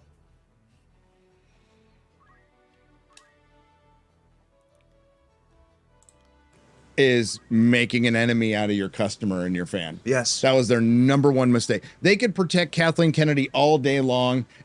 If they didn't say anything derogatory towards the paying customer and the fan, people would have complained, but it would have been over. That was their biggest mistake, and they continue it to this very day, and they use it as part of their marketing.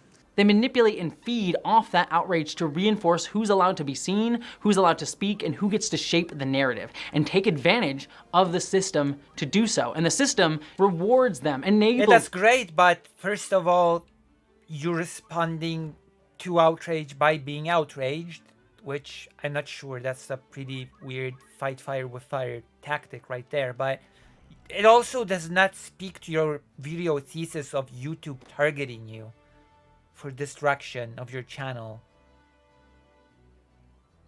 You know?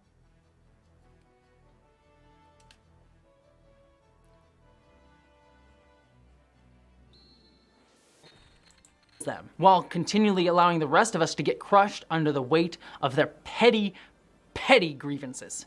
This endless manufactured conflict warps how we connect with art, creators, and each other. And it's exhausting, but the algorithm feeds on it, rewards it, and makes it impossible to escape. We're forced to keep pouring ourselves into this black hole of anger, leaving us empty Yeah, and that's hollow. a system of incentives within YouTube, which that's a legitimate thing to criticize. But it does not follow your thesis that YouTube is targeting you as an individual. It just does not follow. You know? Does that make sense? Does it? It out. And it gets even worse when you yourself are turned into the commodified symbol, an object to be fought over. Despite me trying to focus on being a creator, an artist, and focusing on the things that I want to make, I've been shoved into that commodified role over and over again. Everything I am, everything I create is reduced to a battlefield. Be it Matt Walsh, be it Critical Drinker, be it some other YouTube content creator. It happened with J.K. Rowling 2 years ago. What when the hell was that sound? This glitch-like sound. What the hell was that?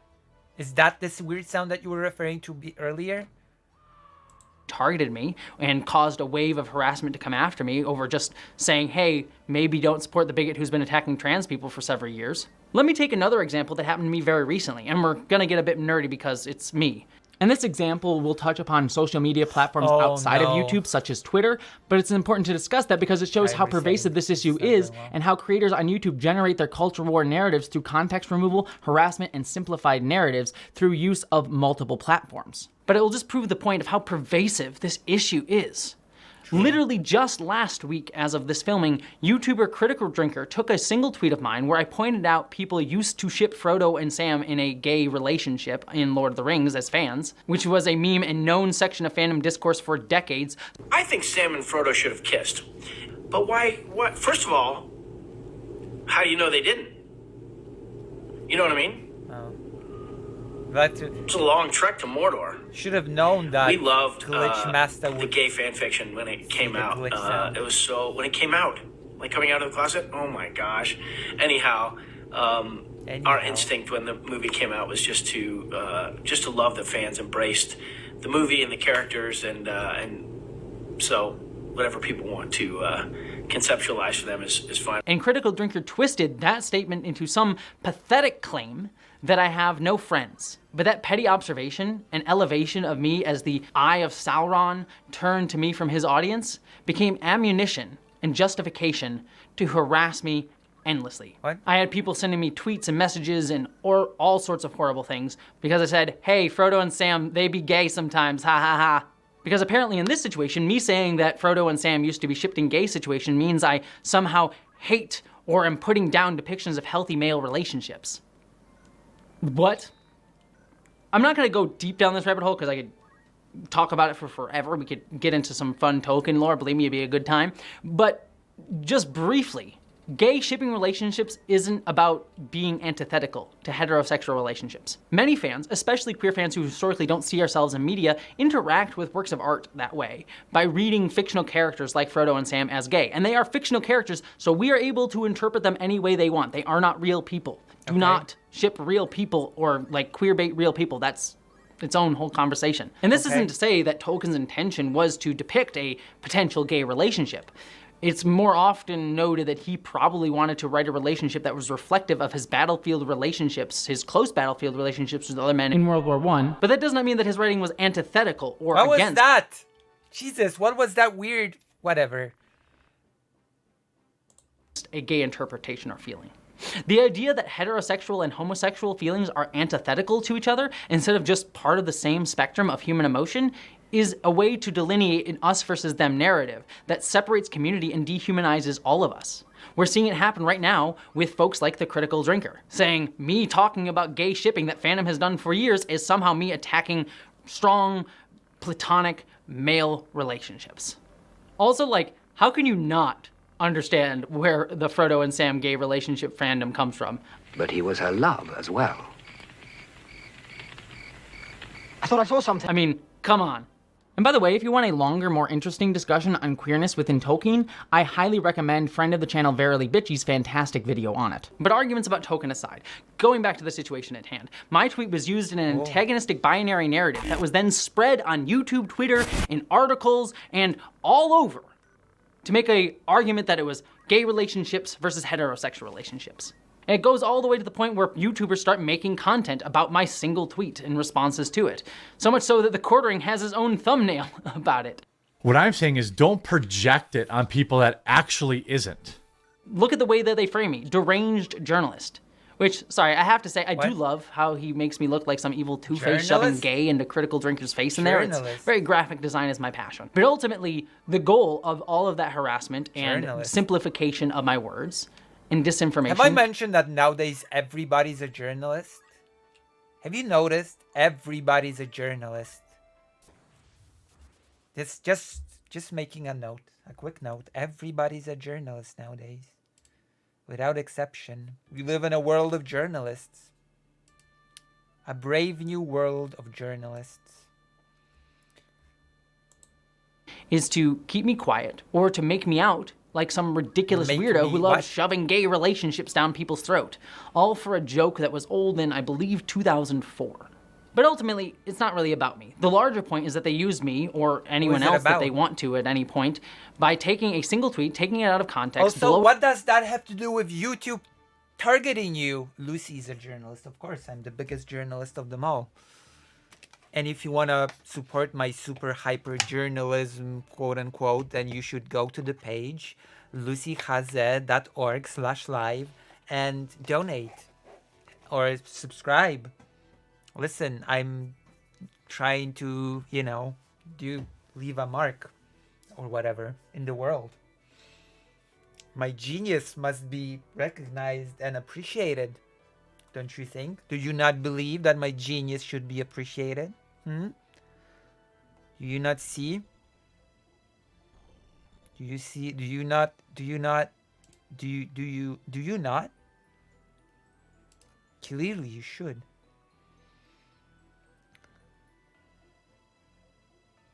Everybody is a journalist and analyst of world events who deeply needs to be listened to. True.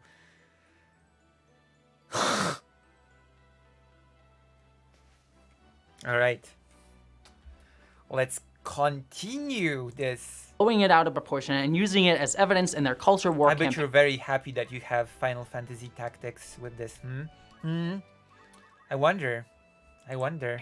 The goal of this style of low-effort content is to make a quick profit off of the current discourse based on some cartoonish vilified caricature of an individual target, me in this case, usually from a minority group whom they can easily twist the points of to their audience who are often not exposed to differing perspectives or voices and thus can easily misunderstand it you're out of also a context. huge creator. Like, I'm from a marginalized community and not many creators make videos about me. I wonder why.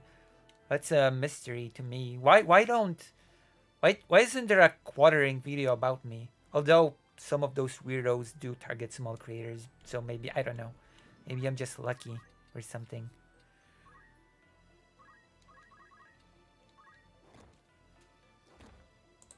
Context point that these creators have created to throw into their culture war narrative. And YouTube as a platform uplifts this lazy, baiting content that builds itself on agreement. These grifters also always... Yeah, but after I've talked with Chad Logic on stream, he never mentioned me again. He basically pretends that I don't exist, so that's not even true. Chad Logic is actually not my quartering. Because we spoke on stream, and ever since then, it's like, you know... It's like I'm not there. Ben Empanada had an argument with me on Twitter, and I trounced him in that argument on Twitter. And he also, ever since then, forgot that I exist, so... You wanna know the most embarrassing moment of Ben Empanada? When he argued with me on Twitter? It was when he tried to own me, quote-unquote, by saying that Polish people were bad about the Holocaust, which is sort of true.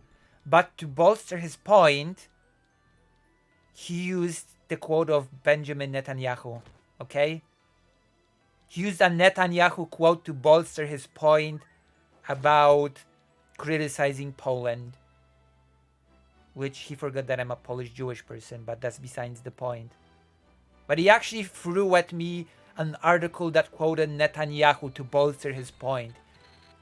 You know, Ben Empanada, the famous anti-Israel creator. So that was basically a little bit of an embarrassing moment for Ben Empanada.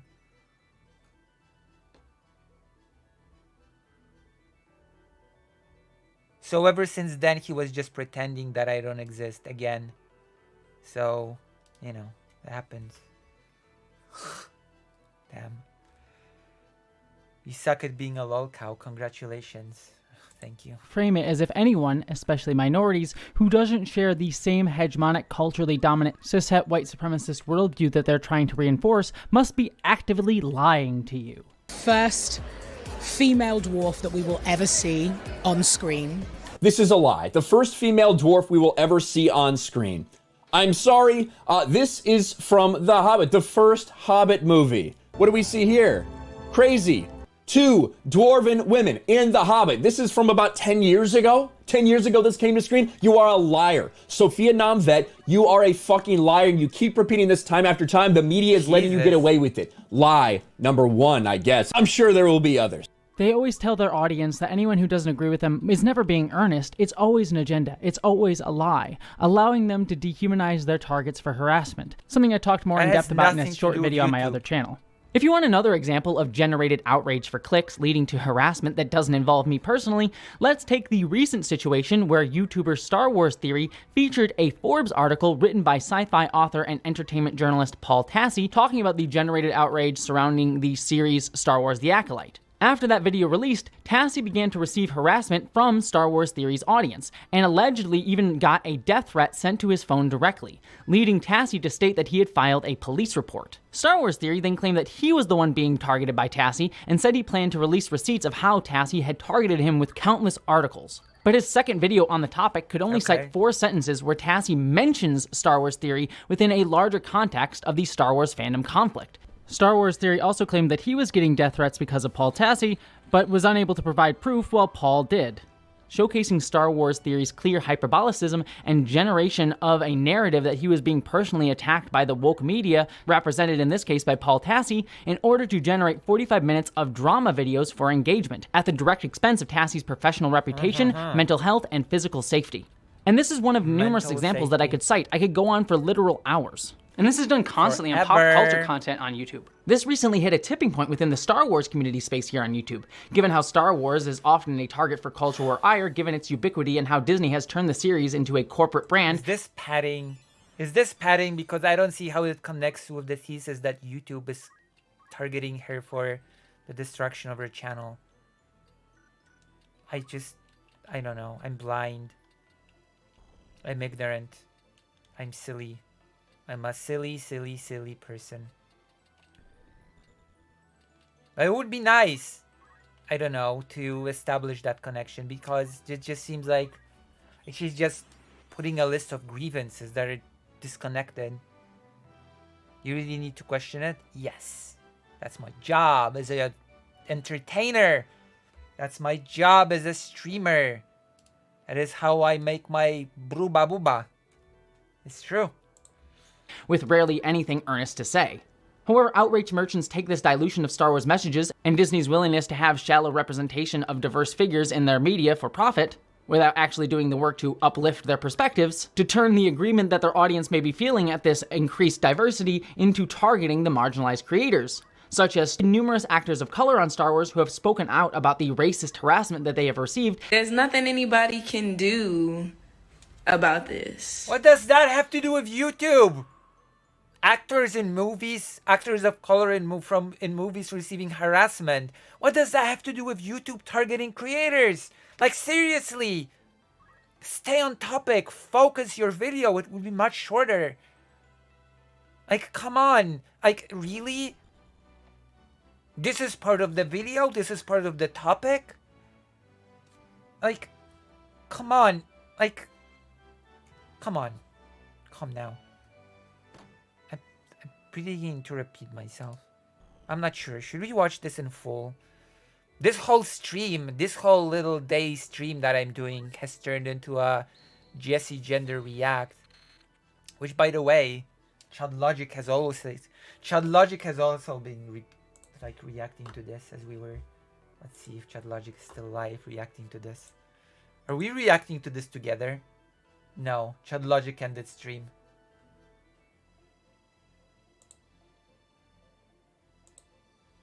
I just want to note that Chad Logic ended stream and never rated me. There's nothing anybody can do to stop this hate. Galvanized in part by online creators here on YouTube who stoke antagonism, saying that actors of color are lying to you and hate you. I mean, you remember Christina Ariel, right? Yes, we do. The person who was hired by Lucasfilm, who had a history of anti-white tweets, and then Star Wars went out of their way to defend all of her racist tweets. Yeah, this is somebody who has a white father. This is someone who started working for Disney at the age of 4 in their calendars or something, a child model for the calendars. This is never someone who's been oppressed in their fucking life. Nope. But not at all. I got a white dad who's rich, and that gives me the authority to be a half-black bitch. Like, I don't fucking know. This is what outraged merchants constantly do. And they do it to uphold heteronormative white supremacist norms constantly. They amplify... Oh, the music. That's Chad Logic's music, sorry. Oh, it's Chad Logic's stream's music. petty, inconsequential drama or get angry about petty nonsense lore in Star Wars in order to stoke anger. All so they can uphold the myth of the separation. I checked on Chad Logic and it pressed play. Of identities in a hierarchical, male-dominated white supremacist society. But all this goes back to the idea of manufactured conflicts, and it's intentional and pervasive across YouTube. I've been using pop culture and Lord of the Rings because it's I did it on purpose for artistic purposes, and if you don't like it, then you don't appreciate my art and are proud of the problem. You probably pointed this out before because I'm trans. There you go. You better not say anything ever again. Alright? You're part of the problem. And I'm part of the solution.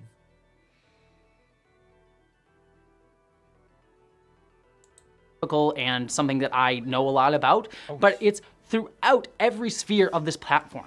The harassment campaign against Dylan Mulvaney that folks like Matt Walsh took part in is evidence of this. Or we can look at how Matt Walsh, as I mentioned before, argues that woke critics hate his films in order to galvanize his audience into anger. Matt Walsh constantly amplifies harassment against trans creators and other marginalized folks, but it's not just the Matt Walshes or the top Star Wars YouTube channels or pop culture and right-wing content. This style of content is pervasive across all sectors of this platform. I've even talked about in several of my past videos how even in leftist spaces, and again, I identify as a leftist, there's pretty polarized campism that constantly reduces complex systemic issues into simplified good-bad binary narratives, and it removes our ability to understand the systemic structures in place that cause all of it, instead leading us to blame trans people or black people or Muslims or the Jews or individual bad actors. Leftist spaces blame Jews and trans people for what? Okay, that's a very clumsily made point. And as a result, it reinforces the very systems that oppress us, making sure that those who already have power get to keep it while we're left scrambling to defend ourselves as we attack each other. Chappell Roan is a great example of how this happens even in supposedly progressive spaces. After Roan, in an interview, criticized the Democratic Party for issues like their support of Israel amidst the genocide in Palestine and now their invasion of Lebanon, as well as the Wait, sorry, what? Sorry, what does what? I appreciate your art, but question, Lucy. Did Sunday get that from you? Because he does it a lot too. Play Chud Logic's music over his reaction videos, or what?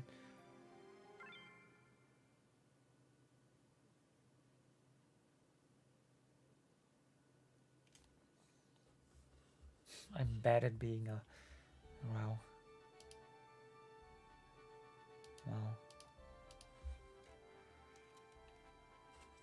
I'm gonna have to change your job. Democratic Party's historically weak allyship of the LGBTQ community, her reasonable stance was stripped of nuance. A misinterpreted phrase, both sides have issues, which is distinct from both sides are the same, was taken out of the context of the interview, which then was cause enough for her to be thrown into a discourse binary of you're either with us or against us. Critics argued that because Roan dared to critique Kamala Harris, she essentially was supporting Donald Trump. Even after clarifying in a TikTok video that she planned to vote for Kamala, acknowledging the stakes of this election while rightfully bemoaning the fact that we only have these two really terrible choices, while not saying that they were the same, she still was attacked.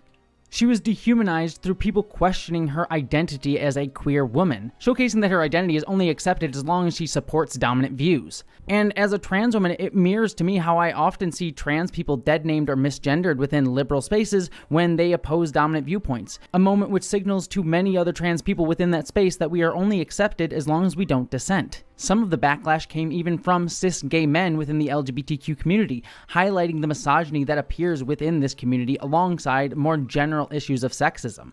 She was dogpiled and accused of supporting fascists simply for being critical of leadership, which is a core tenet of supposed liberal democracies. And as a neurodivergent queer woman who's spoken about her struggles with sexualization... Wait, again, what does that have to do with YouTube? I spaced out for a second. Wait, what are we talking about now? What does that have to do with YouTube targeting its creators? Nothing. Again, nothing. What?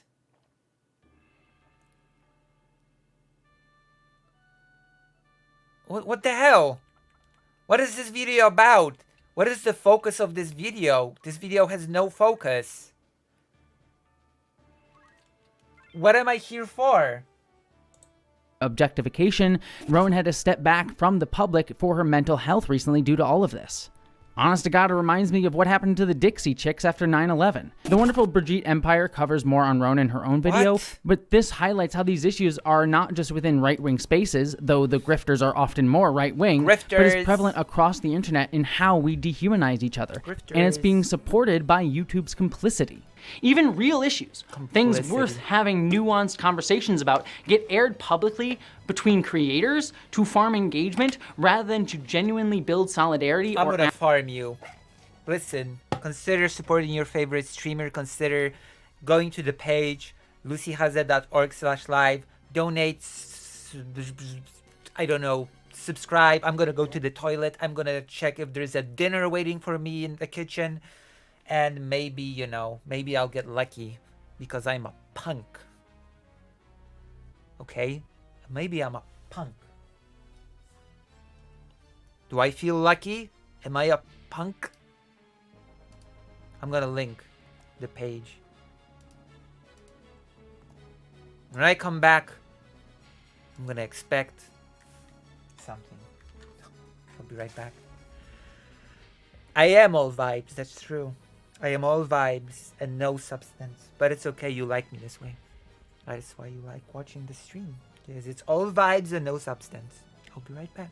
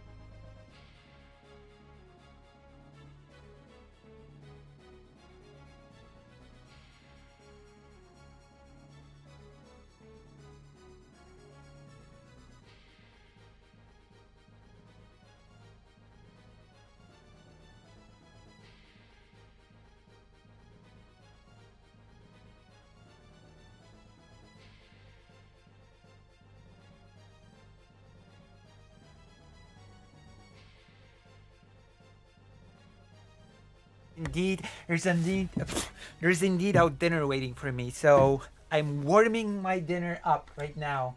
I'm gonna show it to you. I'm gonna show it to you when it's ready, okay? I'm gonna show you my dinner.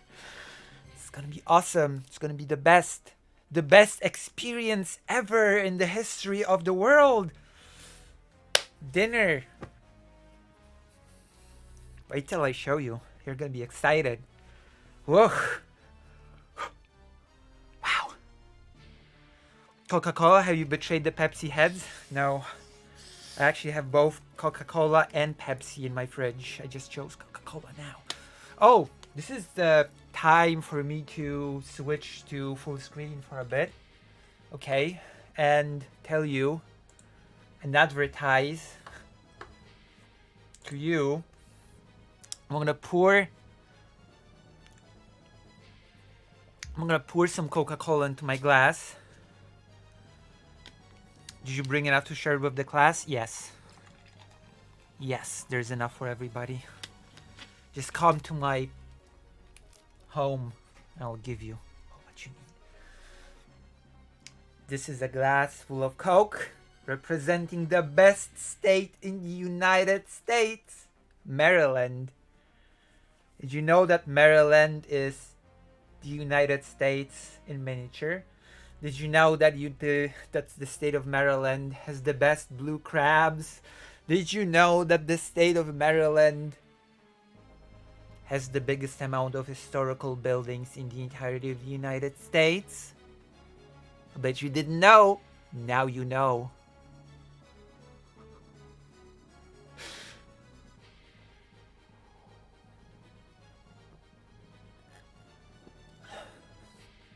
So that is why I proudly wear the flag of Maryland on my glass. To show my appreciation to the best state of the United States.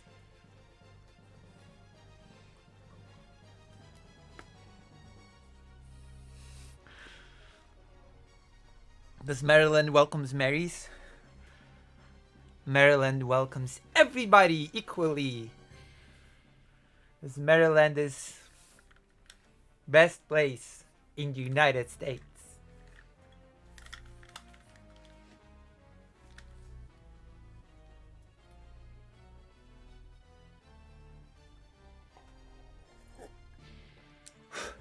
In fact, having the flag of Maryland on this glass makes the Coke taste better.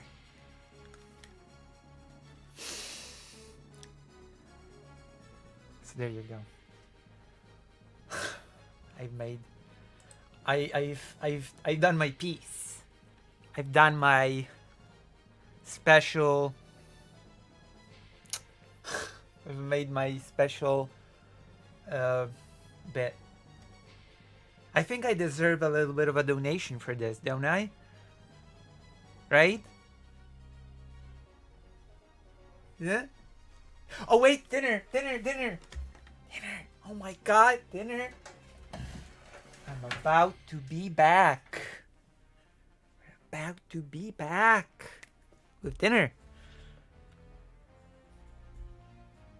So don't go away, because after this, we're gonna have some exciting content. And by that I mean we're gonna continue watching this.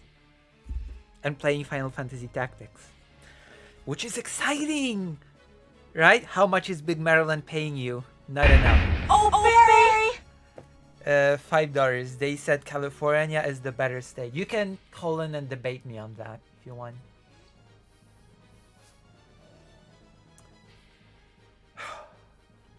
Listen, is California the United States in miniature? No. Does it have blue crabs? No, I think. Does it have a cool flag? No, I think. Hold on, I'm off to get. Also, we are. Let me do the math. 37. I think we're $42. I think we've earned $42. Wrong mouse. I think we've earned $42. Wait. Hold on. Don't move. Where's the browser? What the hell? Oh, wait. Hold on. Don't move. Don't move my muscle. I'm gonna show you. I'm gonna tell you today's earnings on the stream. We're earning big money. Big monies.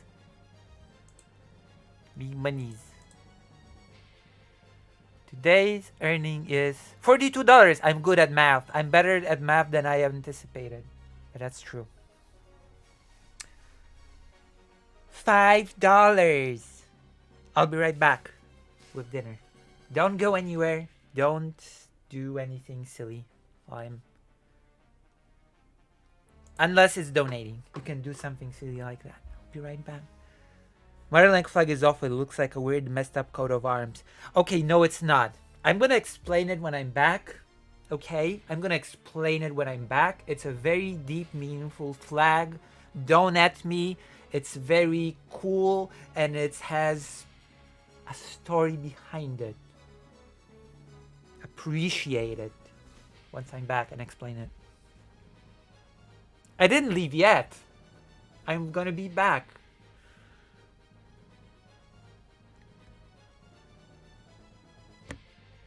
I have to get dinner.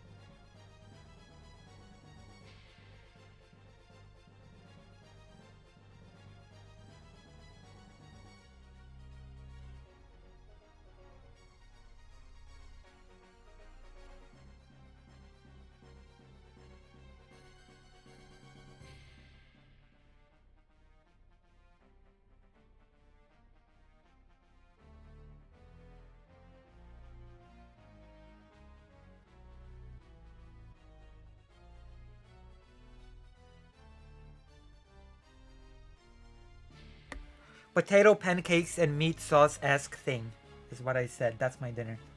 I just showed it to you. So we're gonna be eating dinner while watching Jesse Gender. We're gonna be commenting on the arguments. As always. I'm so ready. I'm so prepared. I'm more prepared than you ever were. Ask for accountability. There's no space for a simple conversation. I'm not no muted effort anymore. to work through differences. I'm not It's all muted just anymore. spectacle. And the algorithm doesn't care about resolution or growth. It craves outrage because this keeps people glued to their screen, feeding the cycle of anger. And the more personal you can make these conflicts, the better. That will get even more engagement. And if you don't have that personal David versus Goliath fight, it's easy to fabricate one through misinformation and posturing, as we've seen.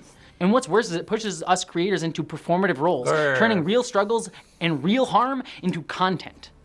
Instead of fostering understanding or compassion, it drives division, forcing creators like me into a corner where every word is taken out of context to reduce a simplified narrative to be weaponized. I'm so angry. If you want clear examples of breaches of YouTube's terms of service, take how many of the YouTubers that I've mentioned, such as Ryan... Screen? Apologies. I got too enthusiastic about dinner. Listen, aren't you here to watch me eat dinner in reality? Is this not what you're here for? You always say that I'm not ugly. Put your money where your mouth is. Now that I actually show myself, you're like, Lucy, get the hell out of our screen. Get the hell off of our screen. Okay, I get it. I get it. I understand. Message received loud and clear. I get it. Let's drink some more of that Maryland Coke. Some of that Maryland Coke. Yup. There we go. There we have it. I don't rate people's looks. That's weird. Yeah, you're weird. No, you're not weird. That's actually a good thing, not to rate people's looks.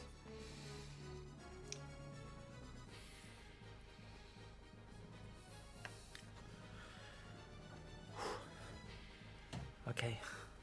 Those are potato pancakes. They're store-bought. If they were made home, they would be much better. And if I when you add, when you mix homemade potato pancakes with homemade goulash, that is lovely.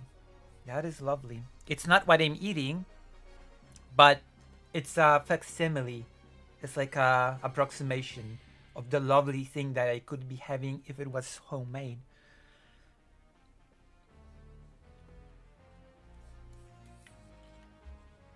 You know? True. Cattell or it's like Matt a date with Lucy, a dinner and a movie. True.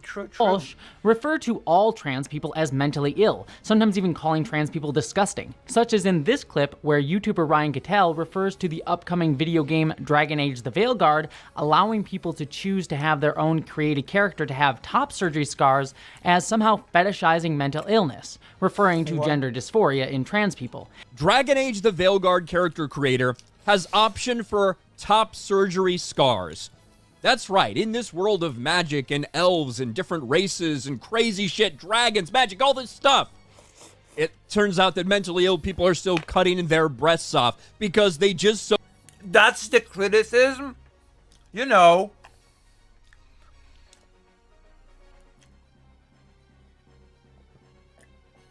Actually, how old is breast surgery? How old is top surgery? Like, I'd be questioning, wait, was that type of surgery like sort of like a thing that was done in those times, in those fantasy land times? Was this actually a type of surgery that was even performed? I mean, that's a question that comes to my mind, I guess. You know? Was it actually? How old is this type of surgery? Can anyone in the chat... I'm eating, so I cannot, I cannot do proper research. But can anybody in the chat sort of tell me how old this sort of a thing is? 500 years old. I assume this sort of fantasy setting is older in real life world than 500 years ago, right? I don't know.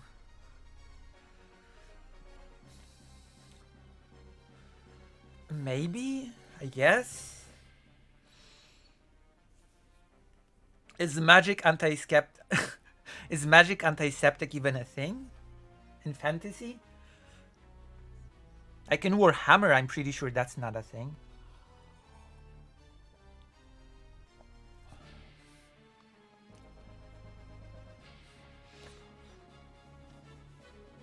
Mental ill characters. What an angry man. So desperately need to put this in the game for you. They don't want you to create characters that look super feminine, but they do want to give you the option to be able to make sure your character has also chopped his breasts off, just like you did. This is so weird, and that is pretty interesting that he actually gendered the character correctly. That is so weird. He says mentally ill person, but chopped his breasts off. Like, what a weirdly mixed message on this one. It was... Wow. Those people are so confused about what they want or what they hate. Jesus. Really inclusive, bigoted rant. Pronouns. True. I never use pronouns. It's strange and fucked up. And it's gone past the point of, oh, look at all the options in character creators. This is celebrating and fetishizing mental illness. That's what this is. It's very fucking weird. This clearly breaches YouTube's terms of service. Even Are we actually unironically at the point where more options in a game is considered a bad thing? Are we actually at this point? More options equals bad? More customizable options equals horrible? What happened? We used to want to be able to customize our characters more, but apparently, Jesus, apparently we don't. Wow.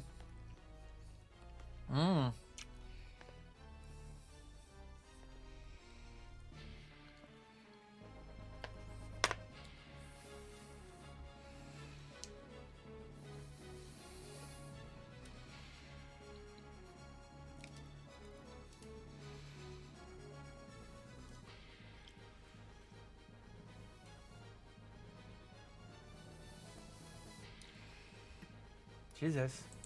Even if you take as a given that gender dysphoria is a mental illness, which is its own whole nuanced discussion to get into, not all trans people experience gender dysphoria. Nor do even all trans men who get top surgery suffer from gender dysphoria. Or even all people who get top surgery, period, because more than just trans men get top surgery. And to imply that all trans people, or even simply all trans men who get top surgery, as Ryan is here, are mentally ill, is a way of dehumanizing transgender people, which breaks this section cited on screen of YouTube's terms of service. Others, like Matt Walsh, make similar statements all the time. Gabrielle Mack, and you see her in her underwear with a huge hole dug out of her thigh there. You can see that in the thigh. But you also notice something else, the sad thing here. If we can select just one sad thing from this tragic, grotesque spectacle. What the hell? And that is that she still doesn't look at all like a man. Right? She has wide hips, kind of an hourglass. Still doesn't from this tragic. Not at all like a man? Not at all. Not at all. Really? Okay. Not at all. Yeah. Okay. I don't know what to say. Matt Walsh is an interesting character.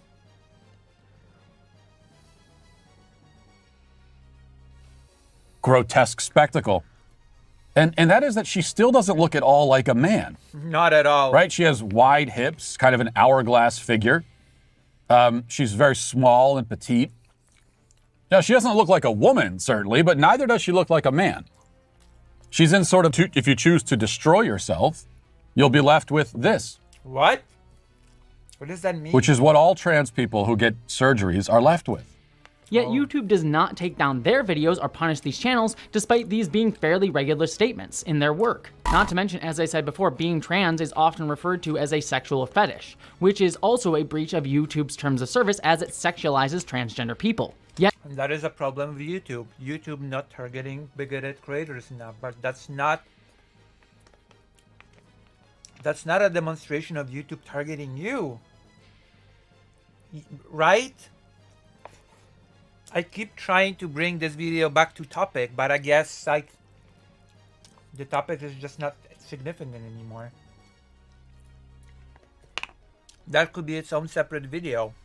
How YouTube sort of does not enforce its terms of service enough when it comes to these kind of creators, but that's a totally different subject. Yet again, sexualizing or calling transgender people mentally ill is allowed in our society today because we are not seen as normal, and this type of characterization is seen as okay. And I'm talking about trans people here, but there are similar instances of racism, ableism, sexism, and more in many of these videos, and it's rampant and clearly violating terms of service much of the time. If I wanted to waste my life finding all the terms of service violations that these creators do, I could, but it's not my job. It's YouTube's job to police this. But they're not enforcing it even when people directly call it out. These merchants don't care about the truth, they care about the clicks, the drama, the never-ending churn of conflict that keeps the machine rolling.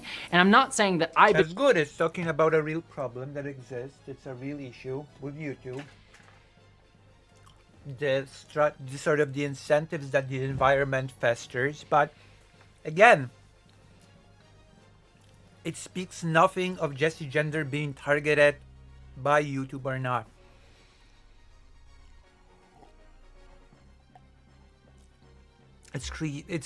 It's a commentary on the negativity of the environment, on the incentives of the structure, but that's not okay. I think you know what I mean, right?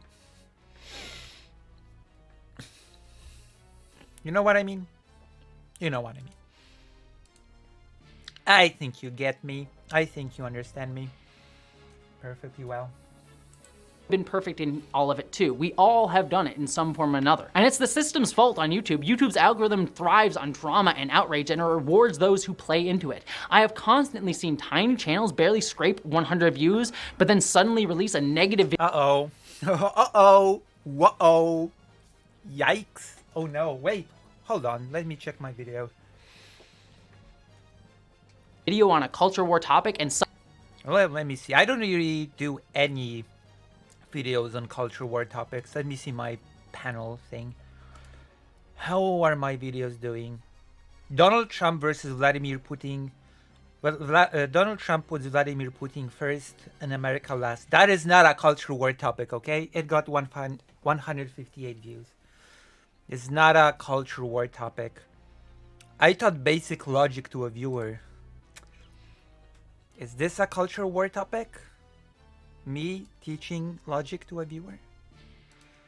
Maybe? Maybe, sorta, kinda. But that video has not broken 100 views yet.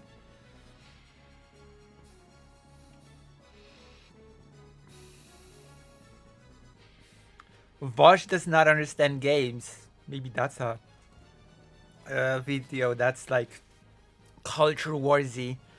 That one got 1087 views. Damn, my biggest video in a long time.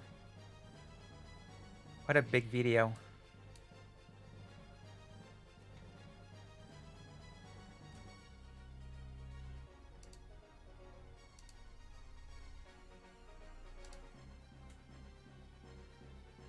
"1942 was the first recorded top surgery." Interesting.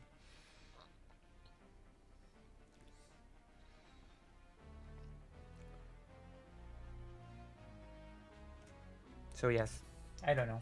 Interesting. Suddenly explode. Take Andy Pants Gaming, which is a small channel that recently skyrocketed due to low effort reactionary video content with titles like Why Andy Pants. Are Games Gay Now? Or the I'm waiting for it to explode. Should I do reactionary content? Abilities that Jesse could make is that this creates a general chilling effect for smaller creators rather than YouTube personally targeting her. That's true. That is true, Arka. That could be the thesis, but it's not. Therefore, I'm criticizing the video. And therefore, I am adding my critique. I am throwing my hat into the ring. I am doing the thing. 17 people viewing my stream. Oh my god. Oh my god. Oh my goodness.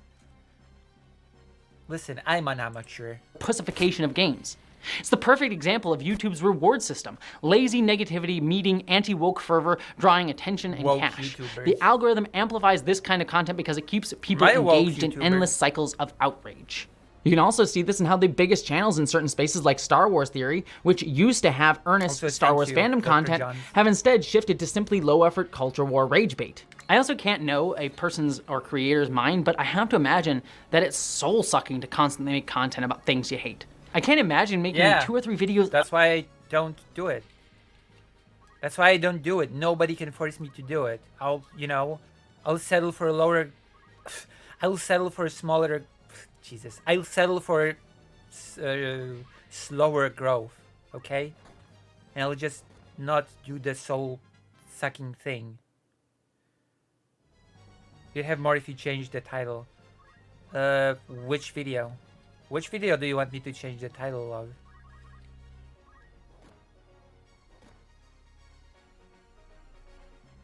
What title do you propose? I mean, if you have a good title, then you have the permits. You can get in and change it.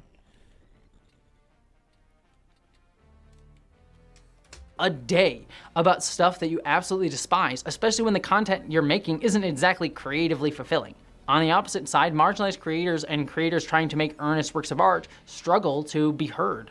When we pour time and energy into creating... Bro, I'm being targeted by YouTube because I struggle to be... Come on! I could be making this argument 5 times more than Jesse Gender, okay? I have like 1,300 something subscribers, not 200,000 subscribers.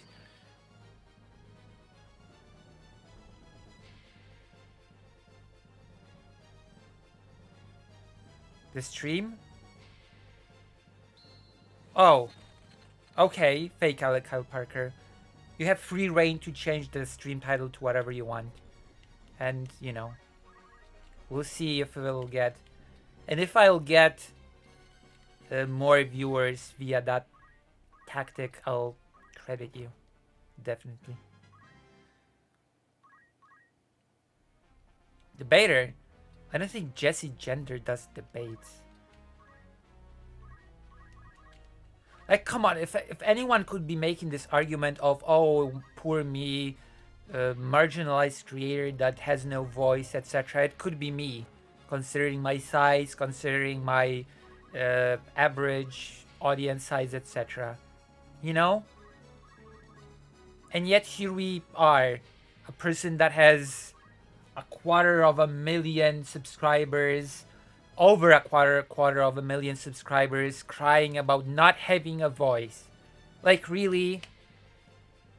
You know how many creators that are not even trans would really, I don't know, do a lot to have this sort of size and reach?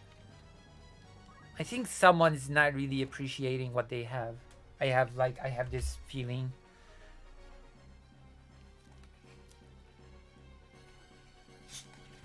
Like, it kind of feels like somebody's not really appreciating what they have. Maybe that's just me.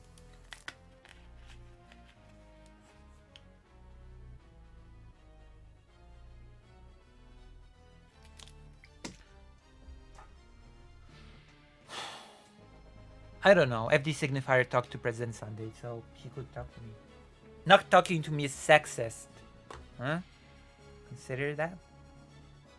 Wait, have you changed the title? Fake Kyle Parker? Did you change the title?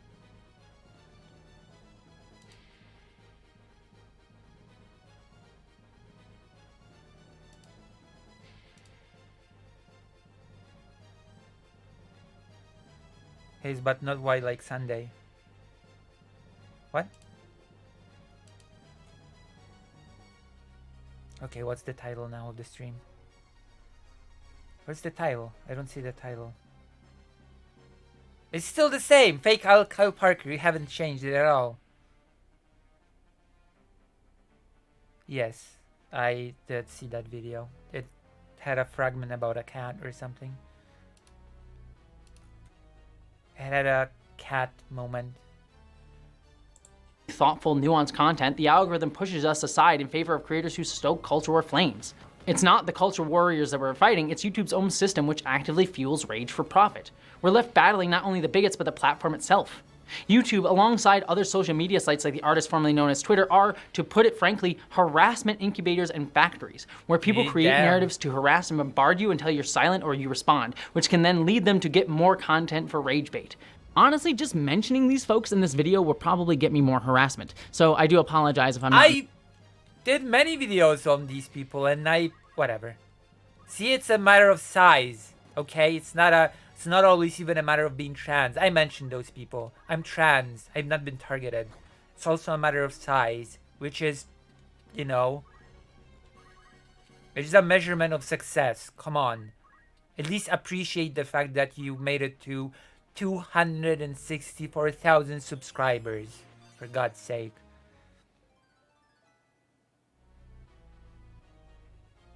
She was 6 years old or something when she threw the cat. How strong was she at 6 years old if she threw the cat so hard that the cat was afraid of her till the end of the cat's lifespan or something? Think on that. Because cats forget. Like, cats forget pretty big mistreatment, okay? Like, we got a cat from a family of people that had children severely mistreat the cat. And the cat with time forgot about the mistreatment, so it was worse than just one throwing. Yeah, apparently. In the comments like I usually am.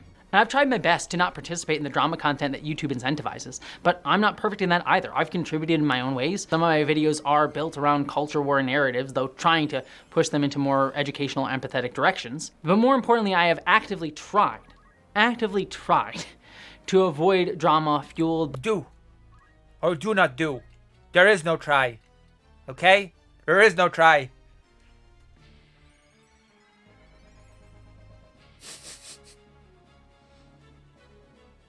by online figures that are closer in my sphere to me, because doing so, responding to them, would mean that they could then create an incestuous cycle of drama bait. And in a big coincidence, as I was editing this video, the wonderful Innuendo Studios released a great 6-minute video about this exact tactic and how it's meant to burn people out on baseless criticism.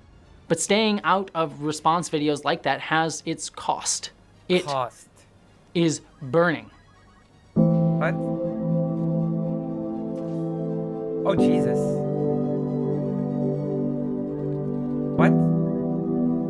I am known as a racist, a cat abuser, a deranged woke journalist, a tranny weirdo, an autogonophile trying to groom children, all from very vastly different segments of the internet, all stoking drama based on out-of-context simplifications of my words directly. And it's not the bad faith actors who hurt the most in those situations. It's the people who believe the misrepresentations without ever listening to me. I had people leave my Patreon. I lost tons of subscribers. There were whole threads written. Oh no, I'm crying in my 264,000 subscribers. Oh, Jesus Christ. I don't know. I'm starting to feel like I'm so heartless and mean, but this just comes off to me so, I don't know, self-absorbed.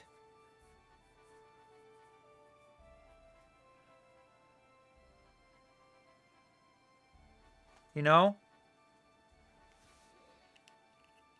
Come on.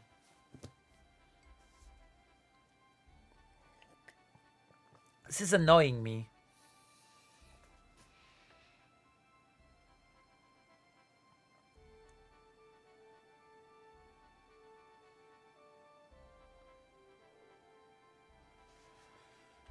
This is annoying me a bit.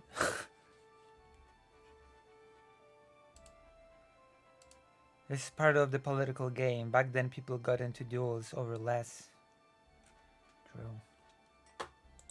About me on social media, narratives were spread, and even people sent me long messages on email or even my Patreon cruelly attacking me as a person, calling me a terrible human being or an abuser or a liar or that I'm getting trans people killed, all for things that I never said or did but were spread by bad faith actors.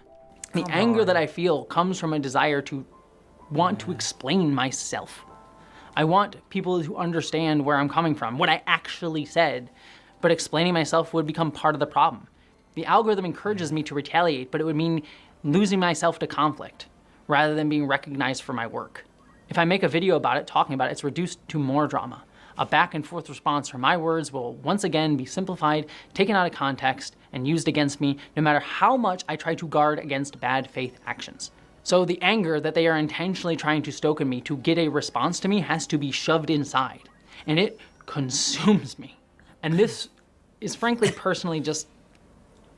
Yes, let the anger consume you or whatever.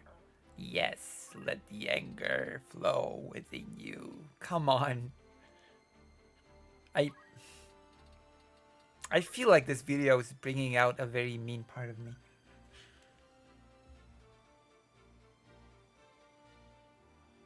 Wait, Jess is here? Oh, Jess. I thought that Jess, a pretty cool viewer, was here, but no, you were referring to Jess, the person whose video we're watching.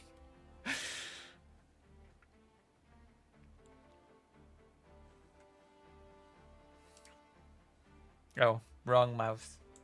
Difficult. Because as an autistic person, the fear of being misunderstood is already tough, but when it's weaponized against me, it becomes frankly unbearable. It's why my videos have become so long and filled with caveats. Because I just want to try and guard... What? They're not caveats, they're completely unrelated subjects. Unrelated to the thesis of the video. They're not whatever. Against every bad faith interpretation, yet no matter how hard I explain, people still twist my words. People crave simplicity in a world that's frankly overwhelming right now, and that's human. But that simplicity turns me and others into antagonistic narratives for engagement. Also, again, what does that have to do with YouTube targeting you? I hate to ask this for the 1 millionth time, but I think it's a pretty relevant question, no? What does this have to do with the thesis of the video?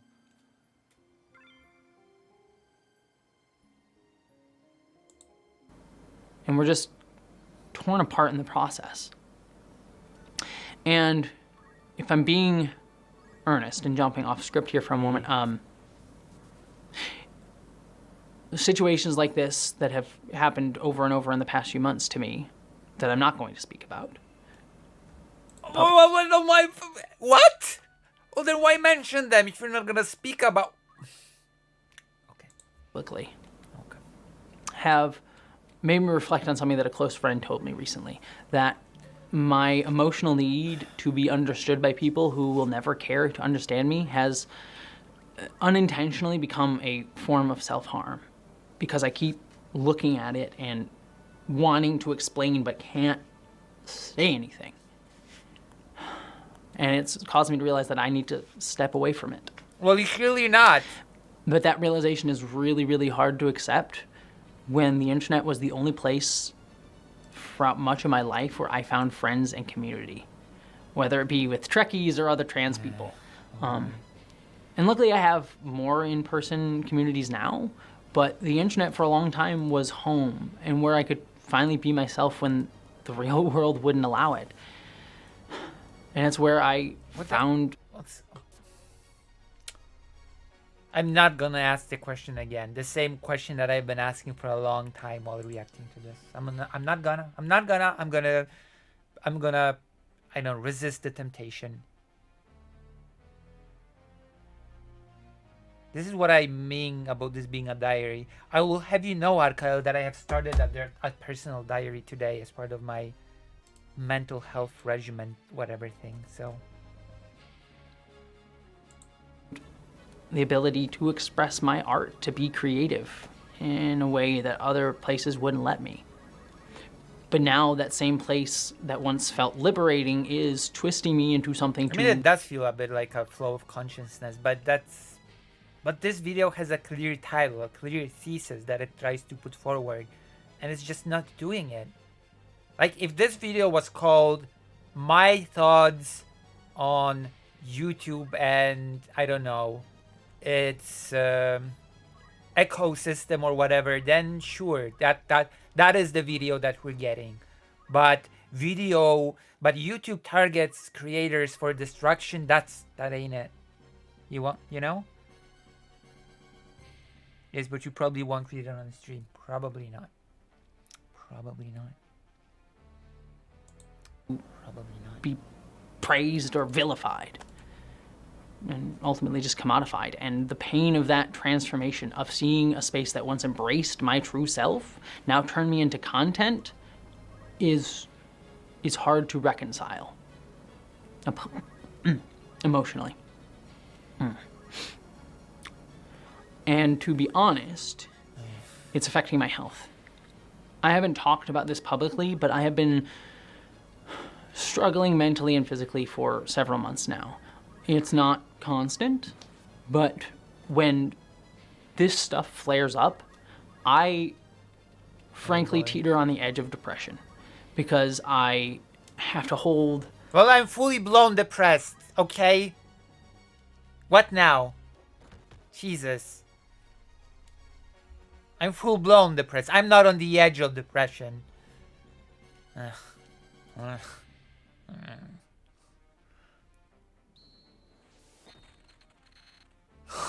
art is being... Okay. That is it does sound silly if you put it that way. Frustration and sadness and anger and fear and anxiety, and I have nowhere to really release it. I've had panic attacks and nights spent crying and days where I'm just glued to my phone, unable to look away from the constant bombardment of harassment. Why? And even when I put the phone down... Why would you do that? I seriously, why would you do that? Really?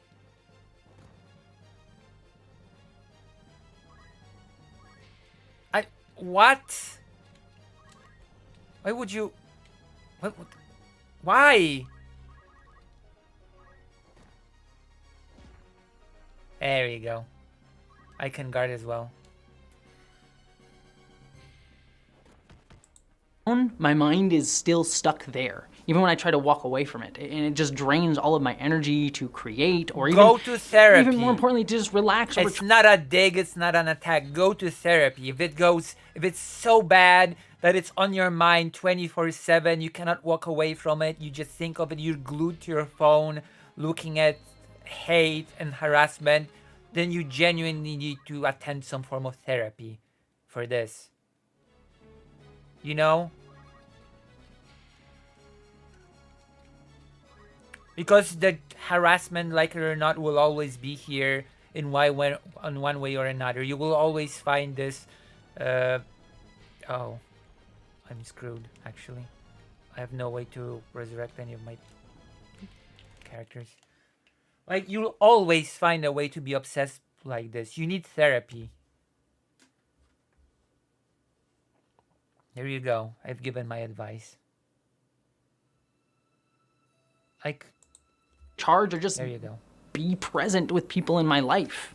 And I do have partners and friends and a therapist who help, and they're wonderful, There you but go. Therapist. YouTube is a lonely world. And most people don't understand it. And those who do are rarely physically nearby. Nobody understands my plight. Nobody understands me. My struggle in the lonely YouTube world. And so it's hard to find people who fully understand. Like, I find myself trying to explain to Erin all this stuff that's going on, and she just kindly listens, but kind of gives a blank stare because she doesn't get it all. And sometimes that's helpful. Other times it's not. Other times it's isolating. And I mentioned it's affecting my physical health.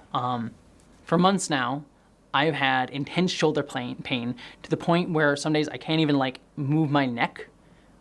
And I even had an x-ray done on it, and my doctors couldn't explain it, but I know what causes it. Because a few weeks ago, I took a cross-country trip with a friend to get away from all this for a little bit, and I actively chose to back away from my phone and my computer. And despite sitting in a car all day as we were driving cross-country, my pain began to ease. And by the time I got home, it was completely gone. And then all of this nonsense happened, and the pain has come rushing back. Well, maybe then content creation is not for you. There you go. I'm gonna be the ruthless. I'm gonna be the mean. Maybe you should just find something else in life. If it causes you to just have physical pain and depression, and you know what? There are other careers to consider. Being a YouTuber, a content creator, is not the be-all and all in your existence. You can choose to do something else with your life, something that will not cause you all of these things. There you go. I know I'm being a bit mean, but you know, at some point that is a thing to consider, actually.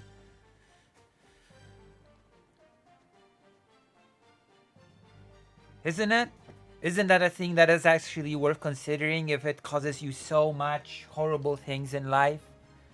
That you've literally just said that once you've stepped away from it, all the pain, everything just went away and was all good again?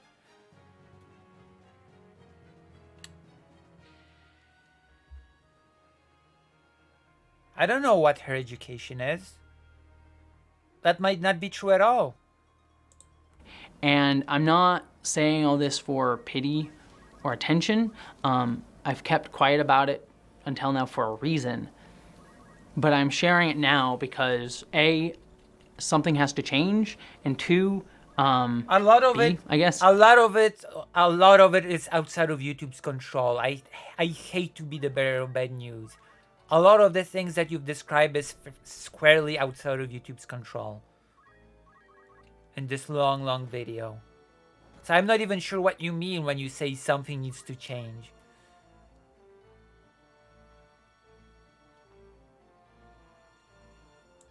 I know I'm not alone. This is unsustainable, not just for me, but for so many creators and people dealing with all of this stuff that I've been talking about in this video. The ecosystem that YouTube has created is... Yes, I agree that the ecosystem of YouTube is bad. But the ecosystem is being bad is not the same as you as a person being targeted by YouTube. Those are two different things. Maybe you're suffering as an effect of how the ecosystem functions, and I'm willing to accept that. But it does not follow that you are being personally targeted. It just doesn't. I'm sorry. And by I'm sorry, I mean, you know, a figure of speech. You know? Am I being unreasonable here? Am I being the unreasonable person in this analysis?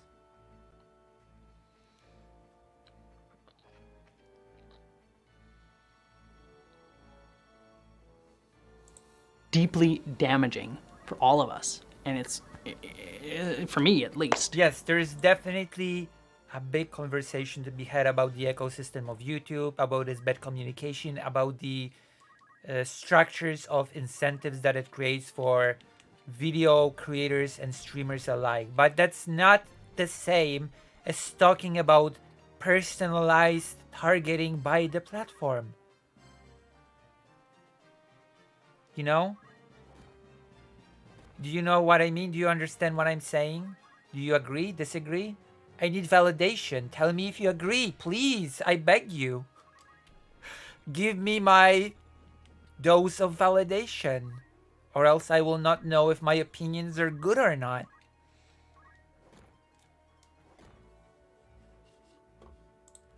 If I keep going down this road in the way that all of this is incentivizing, telling me to feel, it's going to kill me slowly. And I've been realizing that over the past few weeks and months, and it's made me question whether I have to step away from YouTube completely for my health. Maybe, and that thought's maybe been swirling in my head, especially since early this year, as I watch people like Matt Pat and Tom Scott retire from YouTube. You know, it's left me wondering, when is my time to get that? When do I get that helicopter ride into the sunset moment? What will my exit look like? And is it now? Because it would be an easy fix to the health problems. But when I think about that, when I think about stepping away from this, it tears me up, because there's frankly still so much that I want to do and say. You know, my biggest joy this past year was making Identities. It was a science fiction film that I made, for those of you who don't know. It's on Nebula. But making that, I got to work with actors who I adored. I got to create the sci-fi that I've always loved, and I got to build something meaningful with a queer cast and crew that made every challenge that I faced on that. What does that have to do with YouTube targeting you?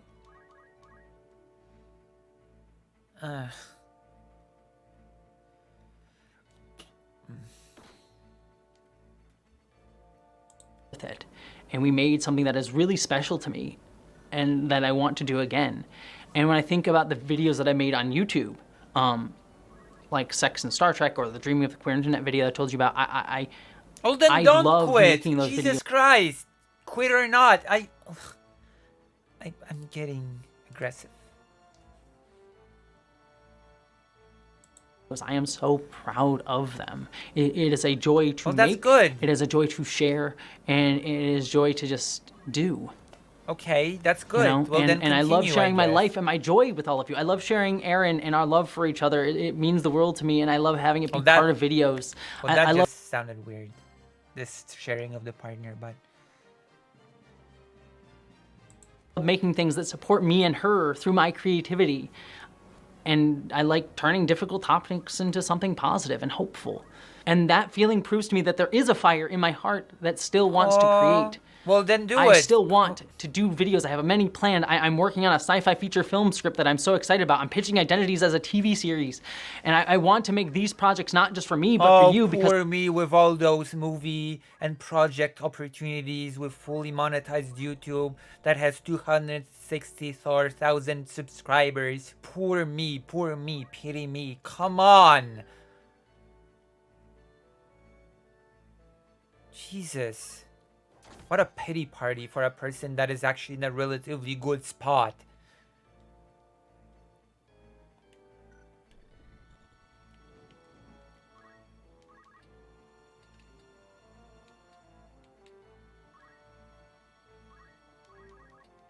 Like, I swear, I could be making all those arguments if I wanted. Because I'm actually small, you know? In addition to being in the...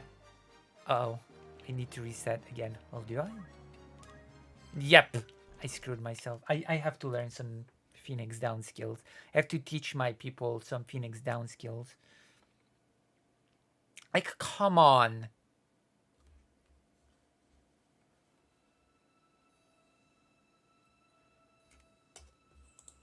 because I'm excited about them. I don't want to lose my love for this work because that spark is still in me, waiting to be fanned into a giant flame. But instead of nurturing it, I've been pushed to fuel the fire of anger that's burning me and many creators from the inside out. You know, I've seen it happen. I've seen friends and fellow creators burn out who work in YouTube and similar industries dealing with similar issues of systemic failures like Hollywood. I've seen many of my friends with hopes of sharing their voice and creativity just be crushed by the weight of it all. And I know all of this is worsened by my financial fears and the pressure of YouTube's algorithm, that I constantly feel like I have to churn out content that do numbers. And when those numbers don't line up and the money doesn't come in from YouTube's back end, it feeds that anxiety, this fear that I'm not understood, and it creates a vicious loop. Because I've been seeing lately my Patreon has been gradually declining this past year, not because of any failure I believe on my part or my creativity, but because all creators... That's an interesting part, not because of anything on my part, mind you. It's like, you know, it says like, surely it could not be anything on my part. That is, surely there's nothing wrong with me. Right? Right? Am I right or am I right?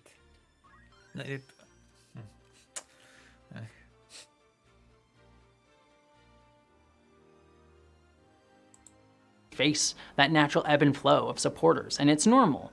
But that ebb hasn't been balanced with new patrons because I've spent too much time explaining myself to people who don't care to hear me instead of creating for people who do. True. Based on that. Not everybody can be an epic creator such as Lucy Haze, right? Right, everybody? Not everybody can be as epic as I am. Not everybody can be as cool and successful as I am. And now I would like to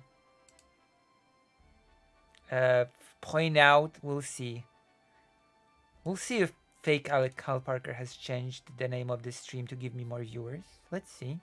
What is the name of the stream now? Oh, it's the same. Fake Alec Kyle Parker has not changed.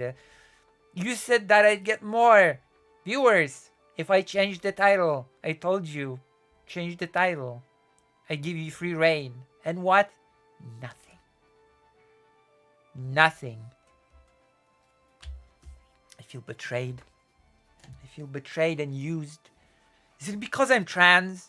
Is that why you didn't change the title of fake Alec Kyle Parker? Are you targeting me for destruction? Because I'm trans? Is that it? Is that it? Is that what's happening? Is that the game that you're playing?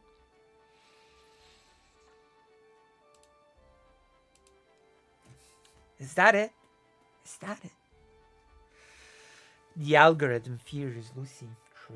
True, it does. It does indeed. Anxiety and... Ooh, I'm still hungry. And there's a spaghetti in the kitchen. Whatever. No, I'm not. I'm resisting the temptation. But I could if I wanted to. Anger and frustration at this whole situation. And that financial loss has fueled even more anxiety and fear. And honestly, while I'm okay on my own... Oh, come on. I make barely... Recently, I've been making about $800 per month for whatever from streaming. I only make by because Polish currency is 4 times weaker than the dollar. Do you see me complaining? No. Spaghetti.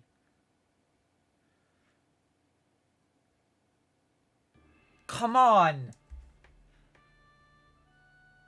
Oh, my poor... Whatever, I'm not even gonna... For a decent amount of time, getting engaged has added to that pressure. And we're struggling a little bit right now, and we're hoping to move somewhere cheaper soon, but we're dealing with that stress. And the algorithm constantly whispers in my ear, well, you could make engagement content, stoke drama, make the rage bait. And I try not to do that, but I'm stuck holding that anger. Shade today. Yes, I am. I am throwing shade, okay? I'm annoyed by this attitude. I'm really annoyed by this very, dare I say, privileged attitude that this person is displaying.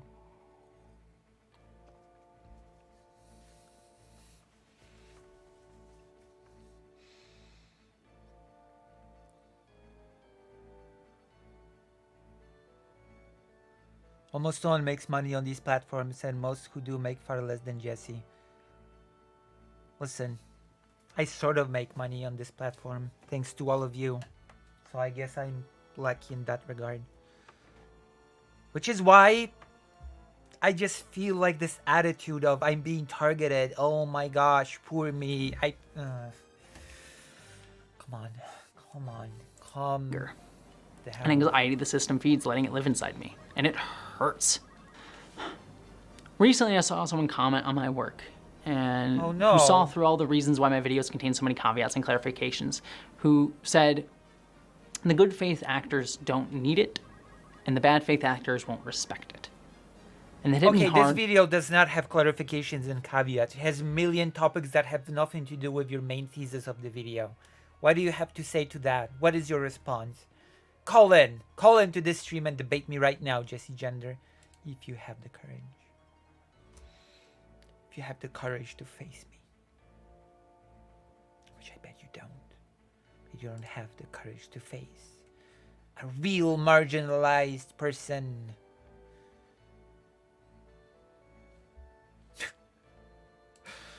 Oh my gosh.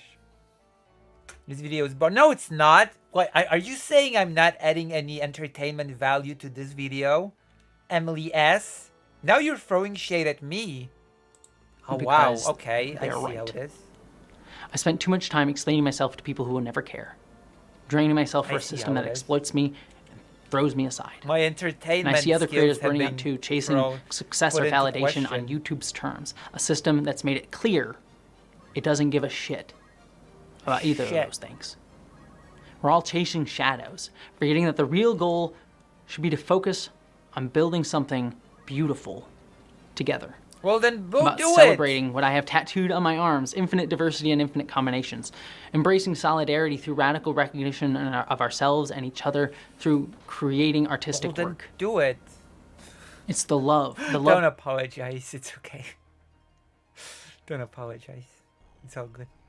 of creating, the love of the process, the love of those we do it for and with that should guide us. That's where the real meaning is. I don't expect everyone to agree with me or everyone to love my work. I probably wouldn't be saying anything worth hearing if everyone liked me. I thrive on discussion. I mean, I'm sort of repetitive, to be fair, because every 5 seconds I ask, what does this have to do with YouTube targeting you? I would say that's pretty repetitive on my part, admittedly. I'm like a broken machine at this point, just asking the same question over and over and over and over. I'm making content that is thought-provoking. True. It's because I believe that we're stronger when different voices from different perspectives come together to create something provoke bigger than thoughts. ourselves. But that requires us to constantly see the humanity in each other. Requires us to build a community that is kind. And that isn't what YouTube is building right now. I mean, I don't know. I think my community is sort of kind. I don't know. I think all of the people watching now are pretty kind people. You know?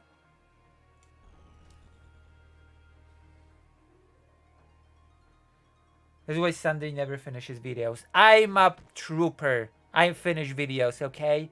I will finish the video. I will do it. I don't know why. I just hate abandoning things in the middle of it, okay?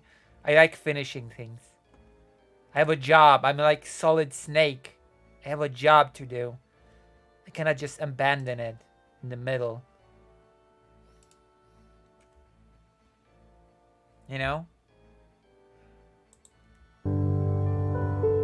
I have a job to do. What YouTube incentivizes right now is an economy that burns out and exploits us, its creators. It creates systems that benefit those with money or protect YouTube's image. That's true. That is the ecosystem. I agree with that. But that's still not you being targeted.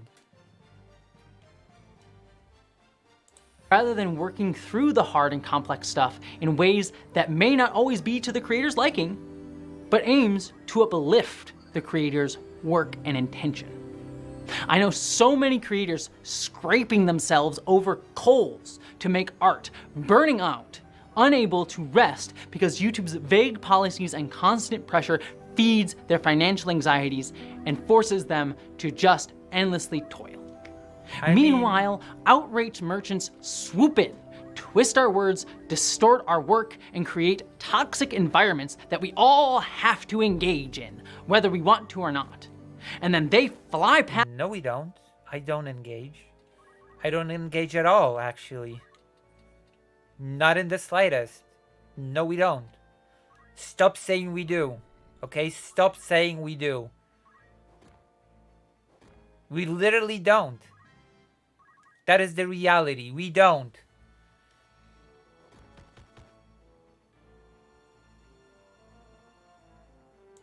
Past us in the algorithm, thriving off of garbage content, plagiarism, childishness, and normalized bigotry. Meanwhile, big companies are able to push down or block the content they don't like and steal the money from those that they allow to exist. I want to be able to focus on what fuels my passion, the videos and feature films that I hope to pitch that mean something to me. But to do that, I need to be able to prioritize my health. So I am going to be making the choice to do that. I am going to be stepping back a little bit to make less content less often, okay, but make better content. And that's honestly not the smartest financial move right now, but it's frankly essential for me. All right. I am done letting people who will never understand my emotions control me, and I'm done letting YouTube dictate how I channel my emotions into my work. This isn't me raging against the idea that there is a business end of this job. There is a business end of this job. Jesus. That's always going to be the case with any artist. Sadly, frankly, most artists don't get to just make whatever they want. But we can make a system that better enables that. And I frankly want to try and build that for myself. If it hits a point where I can't financially justify it anymore, I'll figure it out from there. Okay. It's kind of scary to say that, frankly. But I'm tired of pretending that systems designed to exploit me will ever uplift me. YouTube came whatever. Millimeters within admitting it discriminated against me. And even if they didn't, the way they handled things did. So, is it YouTube discriminating against you, or is it the ecosystem? Like, which is it? Which is it?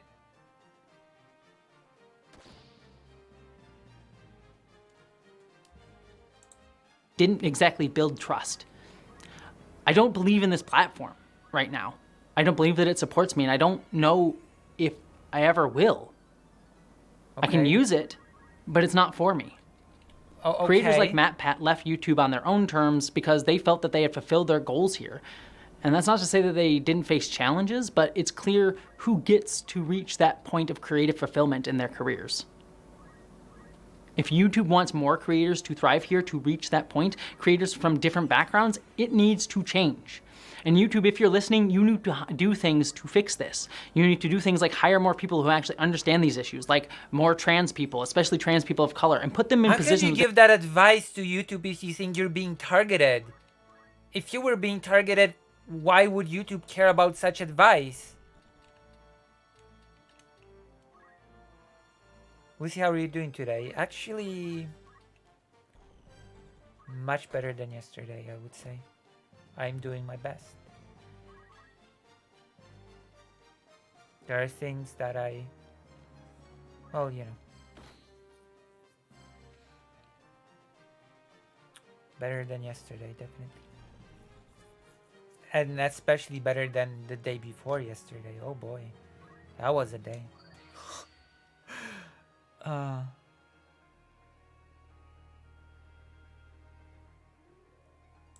They can actually influence policy and decisions that affect creators like me. But given how things have gone over the past 2 years and the constant right-wing attacks on things like DEI initiatives, I'm not optimistic. But that's what needs to happen if this platform is even going to nominally make a direction in improving. Prove me wrong, YouTube. I want you to. And creators here...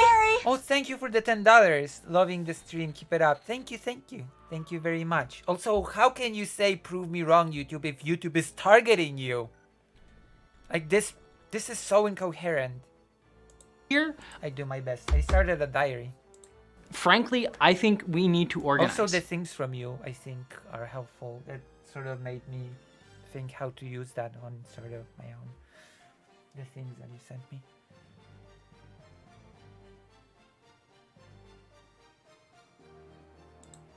We have power as creators, but only if we stand together and make our demands heard together. Nebula has been such a huge help to me because they represent many creators, not just me. Many creators whom are bigger than I am. And it's our collective weight that allows Nebula to get anything done. And I'm so grateful for them. They kick ass. And I do believe that Nebula's existence helps creators even out. Let me see something real quick. How much have we reached today so far? So far, so good. Watching Jessie Gender playing Final Fantasy Tactics. We are today at $52. $52. We are here right now at $52. Dollarinos.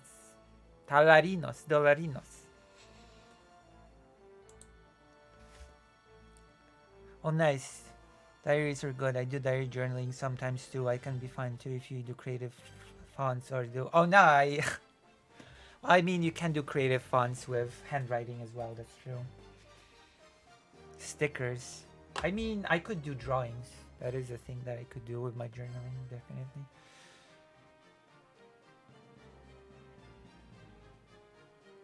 Kicked her off. I don't think YouTube kicks creator off for things like that.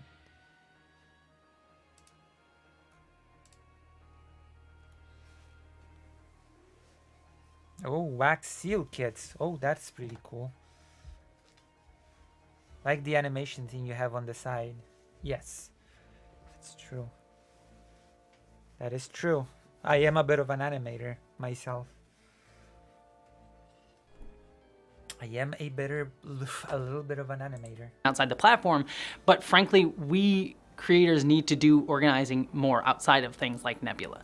We also all, viewers and creators, need to push YouTube to demonetize hateful channels like the Daily Wire, PragerU, and the Outrage Merchants. As the Star Wars fandom shows us, we are at a tipping point. We are all feeling it because we can't keep going down this path. So the question becomes, what will this platform define itself as?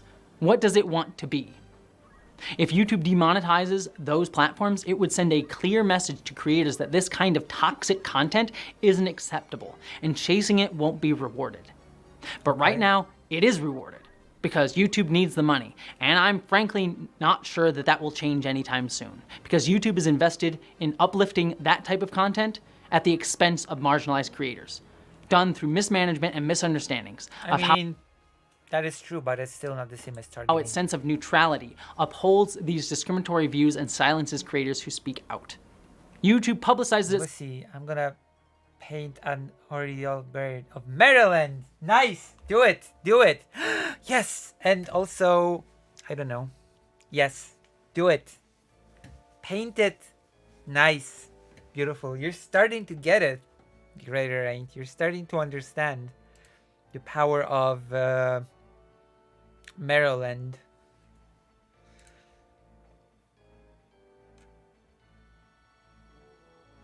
YouTube has always defined itself as an ad machine.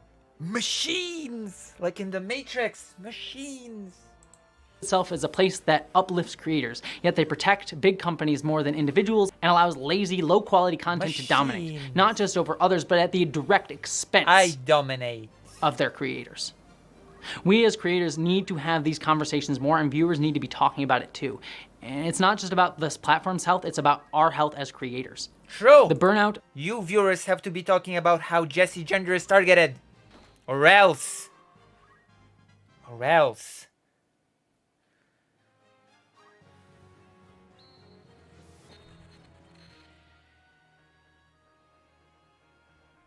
The glorious content. You don't care about money, huh? You don't care about money. I don't believe you. I don't believe you don't care about... Wait, 1, 2, 3, 4. Where's my 5th? Oh. I don't believe you don't care about money. I'm gonna demonstrate it right now. Give me a donation. Give me a donation, the glorious content. Go to lucyhazard.org/live and donate. If you don't care about money, then you should be able to do it. There you go.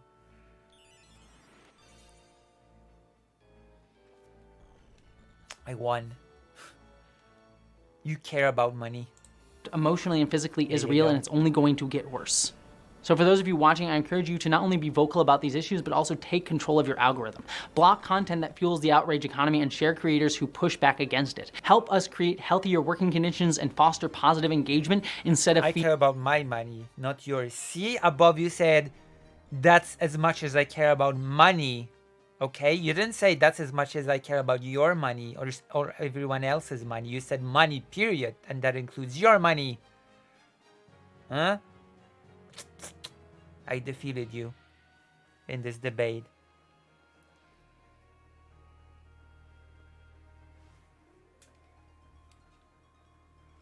There you go.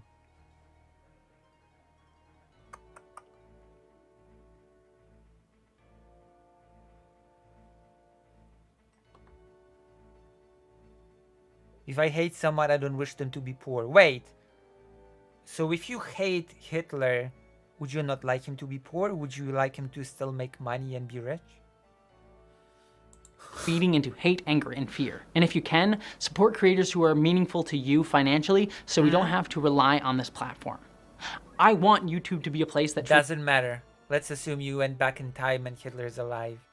Okay, Vladimir Putin. Would you not like Vladimir Putin to be poor? Would you like Vladimir Putin to make more money? Is that what you're saying? Vladimir Putin should make more money just because you don't like... I assume you don't like him. Just because you don't like him, that doesn't mean that you don't want him to make money. Is that it? Is that it? The glorious content.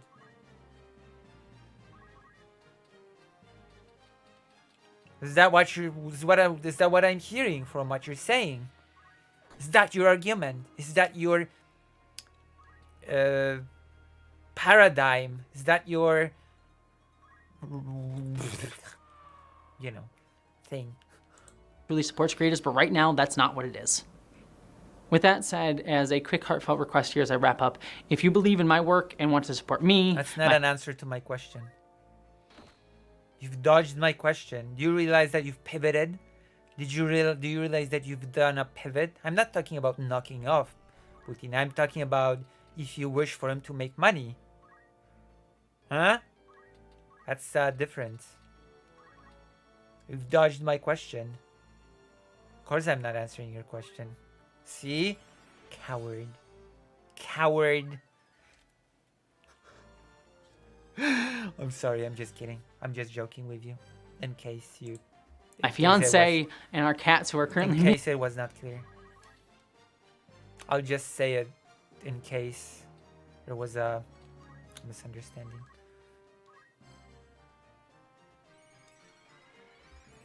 In the other room, please consider joining me on Patreon. Your support really does make a difference, and it will help me stay healthier as a creator and allow me to, work on the hopefully incredible art that I'm really passionate about and be able to make those feature films and those videos that I really do care a lot about. And I can only do that because of you, and even consider, trying to focus on my health because of you. But to end on the real point, to YouTube, I'm done letting you dictate my anger, my emotions, my creative spirit, and my heart. They belong to me, and I'll share them on my terms. You're just lucky to be the platform that I'm using to do so right now. And to my fellow... No, YouTube is not lucky, actually. YouTube is very clearly in charge of the market. I'm sorry. To say that YouTube is lucky to have creators is immense scope, okay? That's the biggest scope. Oh, you're so lucky to have me as your creator. No. Come on. Come on. Fake Al Parker, you're back, but you still haven't changed the title of the stream. Curious. Curious. I guess you don't want me to have more viewers. Noted, everybody. Noted. You go to YouTube Studio. You have access to YouTube Studio, right? You go to the live tab where you have live videos, and there I think you can go to the sort of the stream options or whatever, and from there you have the options to change the title. I think that's basically how you do it. You do have the entry to the studio, right? You do have the access.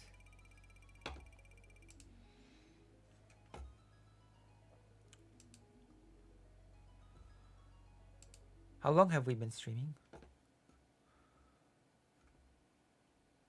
5 hours. Oh my gosh. Oh, it's time for my hormone replacement therapy. Damn, what a long stream. What a journey this has been. What a journey. What a journey to a distant star.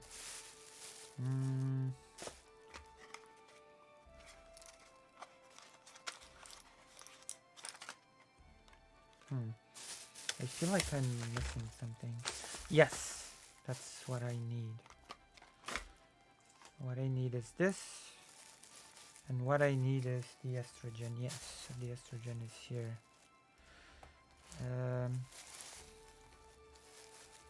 Don't cry, Dr. John. You'll be okay.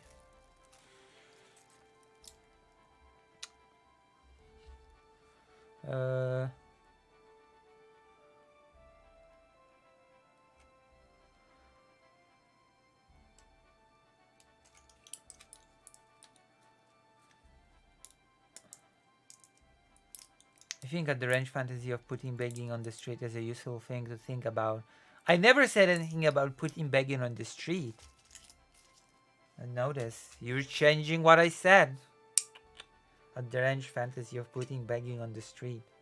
Interesting. Interesting that how your mind went there. I never pushed you to that conclusion. You made it on your own. I just asked you if you wanted Putin to make more money. Huh? Interesting where your mind goes when left unchecked.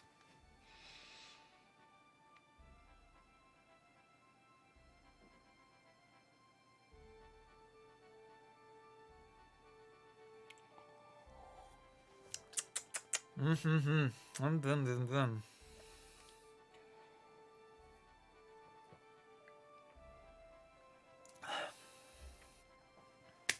I win. I win this debate. I knew it from the beginning. Alright, let's finish up this video. Alright.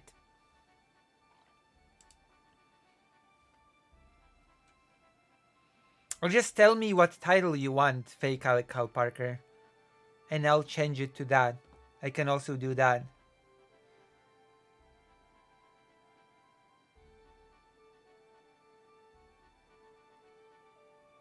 I mean, that is fair. I mean, it would have an effect, definitely. Your lack of vision disturbs me. To what the video is about. What is the video about? Wait, do you mean the current stream or the video that I've uploaded? What are you talking about, Fake Alec Kyle Parker? What are you talking about? Tell me, please. Thank you very much. Tell me everything. Okay, let's finish up here.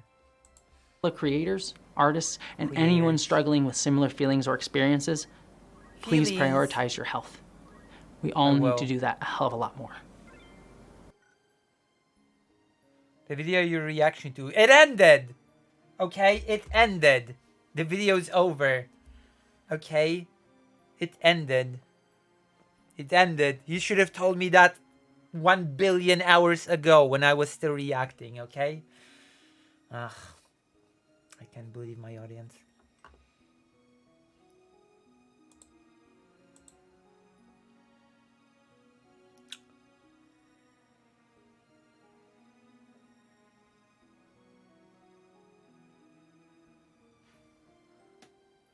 Well, now it's too late. Exactly. It is too late. Too little, too late. Alright.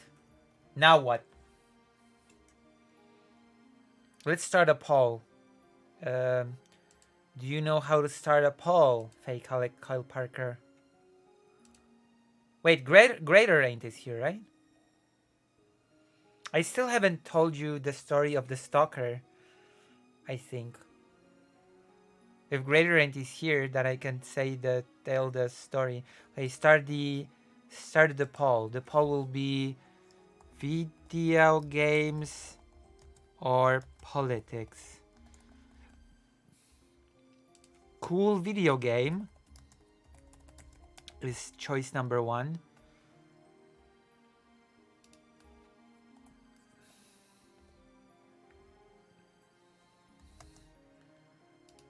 And politics is choice number 2. Let's vote. Let's vote, people. Let's vote.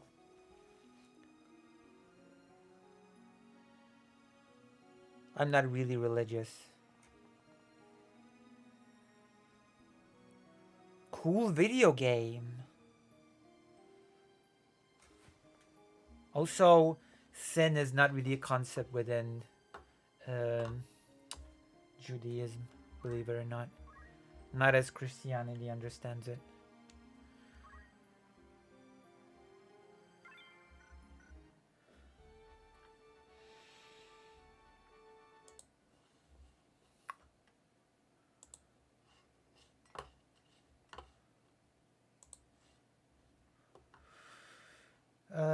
Judaism is far more about the concept of actions having consequences than about the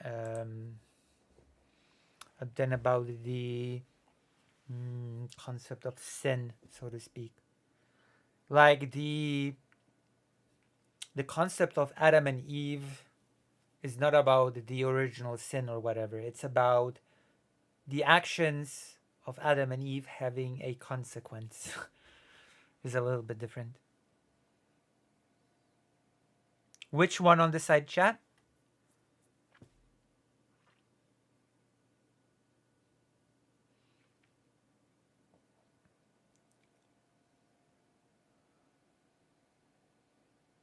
Oh, it's not the same thing. Actions having consequences is not the same thing as something being a sin. No. That's not remotely the same thing. What do you mean the glorious content?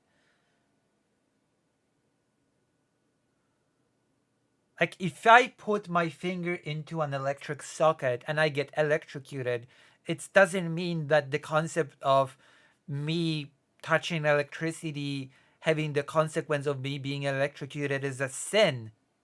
That it's a sin to touch electricity. Are you really saying these concepts are the same?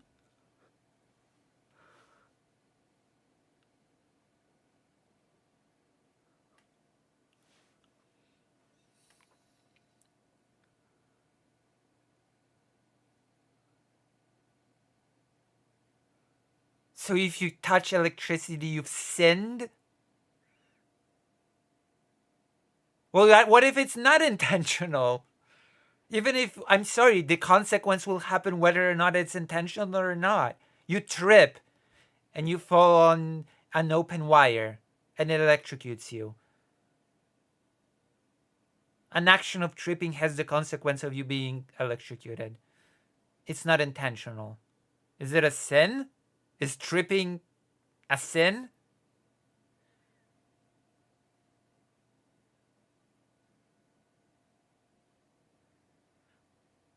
Not every action that has consequences is intentional.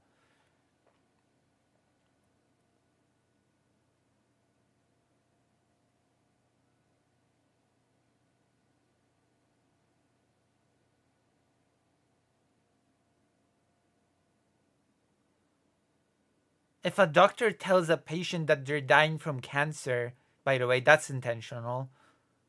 And the patient gets devastated and sad. Is that a sin?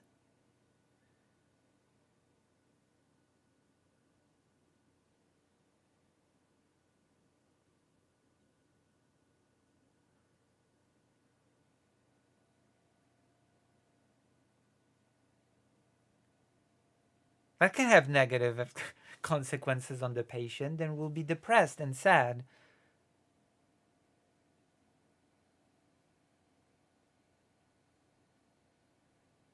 Yeah, but it can also drive them into depression or suicide depending on who the patient is.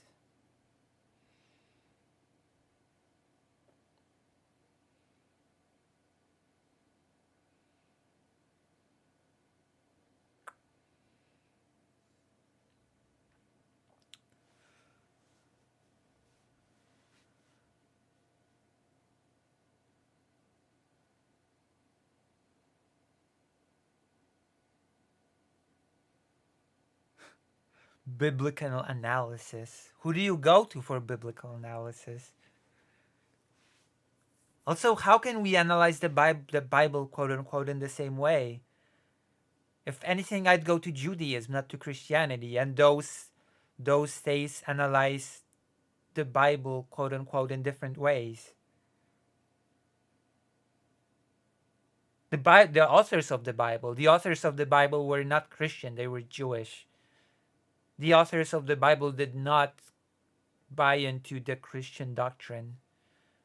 The Bible was written for the Jewish people, no? The Torah. Got 'em. Got 'em.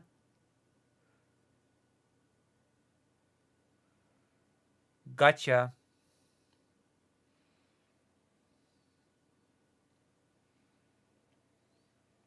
Irrelevant to my point.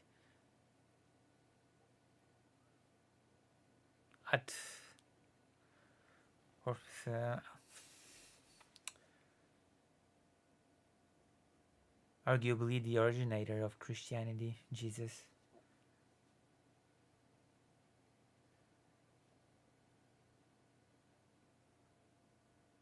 The point is, the Torah was not written for Christians. Got 'em.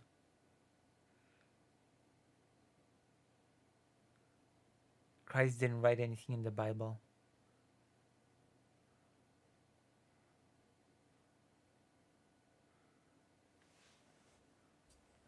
The Bible wrote Christ.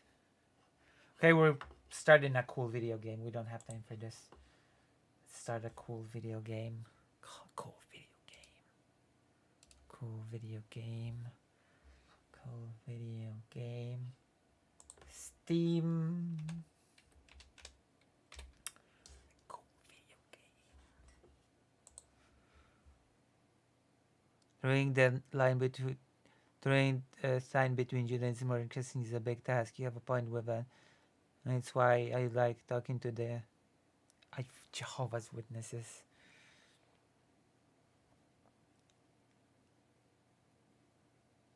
Why is it a big task? It's actually a very simple task, to be quite honest with you.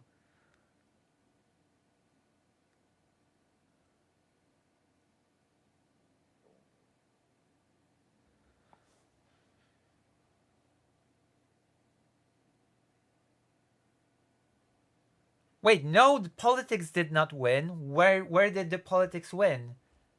Where did politics win? What do you mean? What are you talking about? Clearly. Okay, which option won in the side chat? The more important chat. Yeah, but side chat is worth more than the YouTube chat. Games. There you go. Games won in the more important chat. Phew. Here you go.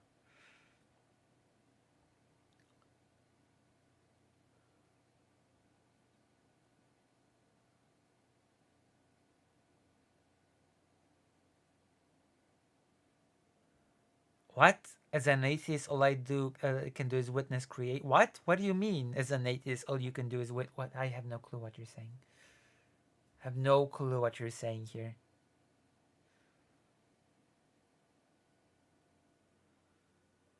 There you go. There you go. 100%. 50%. Stop this deal. Alright, it's 50-50 now.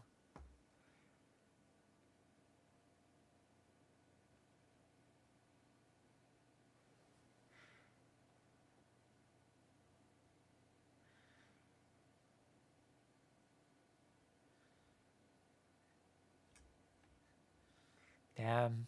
Oh, that. Damn. YouTube, the tiebreaker. You want politics? Really? You really want politics? Really? You really want politics? Haven't we done super a lot of politics with Jesse Gentry here? The video or whatever. Isn't that a thing that we've done?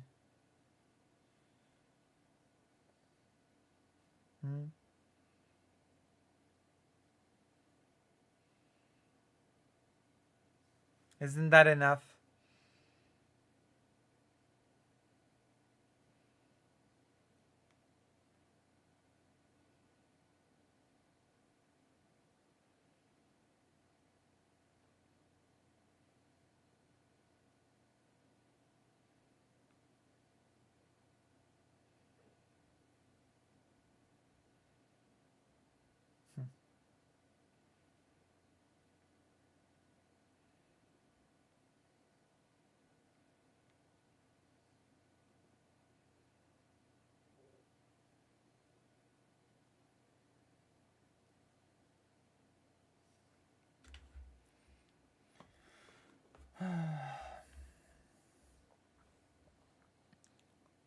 This is your stream, Lucy. The choice is yours. I will never forget this dictatorial action, though.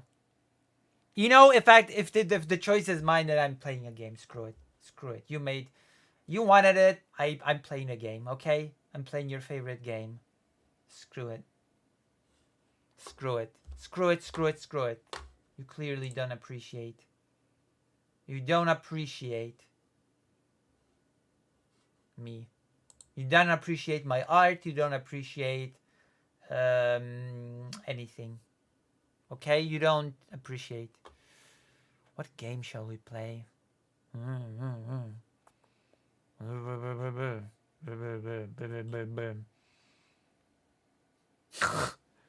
True. You don't appreciate my art. I feel like Jesse Gender right now. I think you're targeting me for distraction, quite frankly. Wait, where's the video? Oh, maybe we'll just do another react or whatever. Lonerbox, only 267 viewers? What a slow thing. Wait, that cannot be true. That can't be true. What's happening? That doesn't sound right.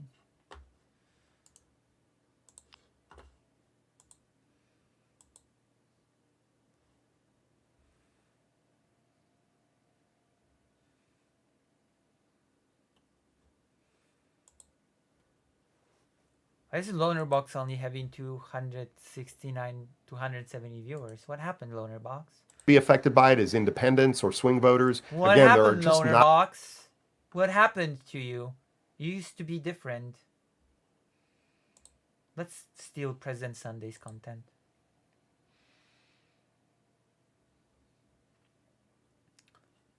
Psychopath vegan defends child starvation. We've reacted to this.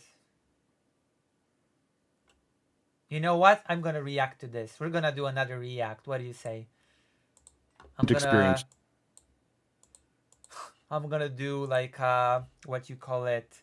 We call it a compromise in these parts. We call it a compromise, okay? Do you like it that I am a compromisable person? We're gonna do a react to President Sunday. I'm gonna gain those President Sunday views. Burp.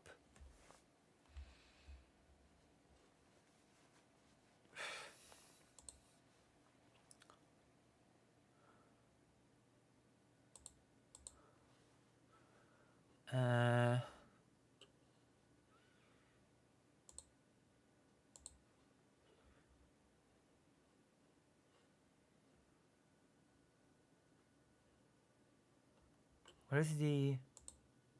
Oh, there you go. My favorites. I'm gonna be playing a game, of course.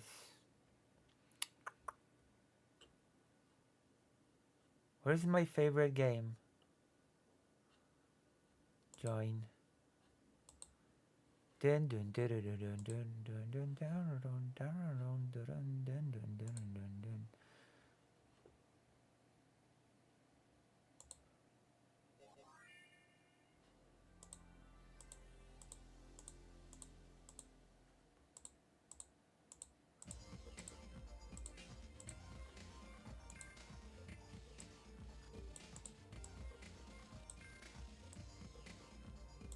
I'm gonna make the game quieter.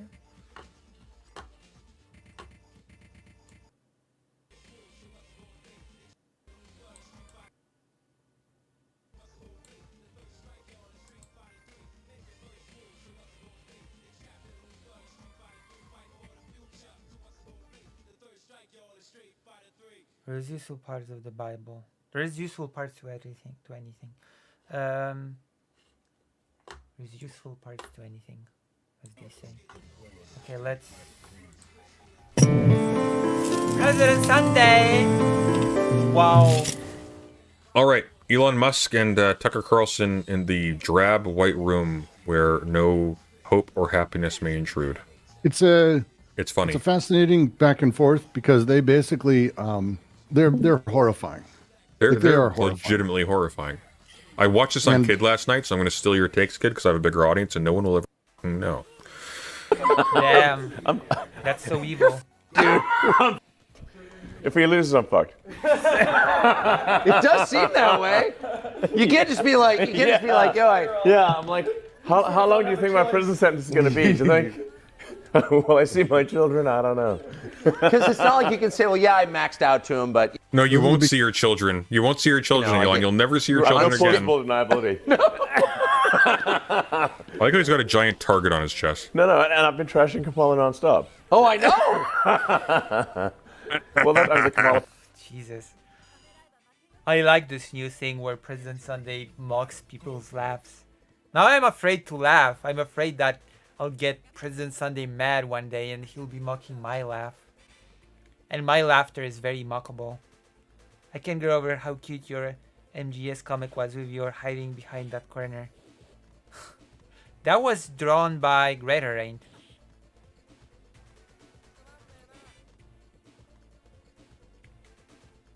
Fear Sunday. Yeah, I do. Do fear his wrath. Puppet, I call it, you know. The machine that the Kamala puppet represents. Yeah, she's irrelevant. I mean, she's not even... No, I made a joke, which I realized I deleted, which is like, nobody's even bothering to try to kill Kamala, because it's pointless. What do you achieve? What the hell? That is so... What the hell? Elon is such a charisma black hole. How do you people stand being around him? I don't know. Have you considered that maybe if he's a charisma black hole, maybe people just feel more charismatic around him?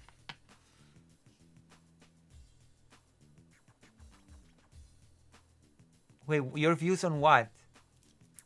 Yes, do a video and I will react to it. Make a video, Glorious Content, and I'll react to it. I'll tear it apart. No, it's totally Let's right. another puppet. Exactly. That's... It's no point in killing... It's deep and true, though. Nobody's trying to kill Joe Deep Biden. and true. It would be pointless. Jesus, deep and true. I mean, Biden's trying to You kill actually Joe put that Biden. up? Yeah, now some people It's deep interpreted it and as though I was calling for people to Of course. assassinate her, but I was like, no, even you know, I was like, doesn't it seem strange that no one's even bothered to try? It's not worth it. I mean, there's an endless supply. There are many presidents that nobody has bothered to try to kill, no? Yeah, like nobody would. It's absurd. It could be anybody. Yeah. What? Yeah, you What is this? This is it. Bizarre. It's this. Nobody's gonna try to. Nobody tries to assassinate a puppet. Of course not. A marionette. Yeah, marionette. It's just like. A marionette. Yeah, that's hilarious. I mean, pause for a sec. What? Imagine if after this someone did. They'd Just say saying. they'd say it's the left's fault. Like they don't care. They're fascists. Well, I know they don't care, but like, I don't know. Fantastic article I read earlier. If we finish this, So is Kamala Harris a puppet or a puppeteer of Joe Biden? Which is it? They keep hearing two different versions, and one Kamala Harris is a puppet, and the second Kamala Harris is just a puppeteer. Which one is it? Cannot be both, surely. Can it? I would love to go over it with you. Maybe one of my favorite pieces written on modern politics in America. And it's very, very clever, Brooks. very smart and learned about kind of where we're at and why people are voting for Trump, why people are excited about this and the setup. It's an amazing article. And the guy has what I believe is the correct answer. And it's very good. But this is horrifying. She's safe. Like, I like to try to kill Trump twice with actual guns and bullets. Was it both his own fake fault? guns? Right in fucking Butler, where I was. And He doesn't seem rattled. It's weird. Does he to you? Doesn't seem what? Rattled. He's the constitution of an ox, it seems. So it's not like working out and eating healthy. And he's Okay, we gotta tape this. Have you seen Elon Musk without a shirt? So It's not like let me eat another salad. He has that It's a body horror. he has that, what do you call it, that like steroid He looks gut like thing? he looks like if you touched him with your fingers, with your hand, the print would stay there for 6 days. What?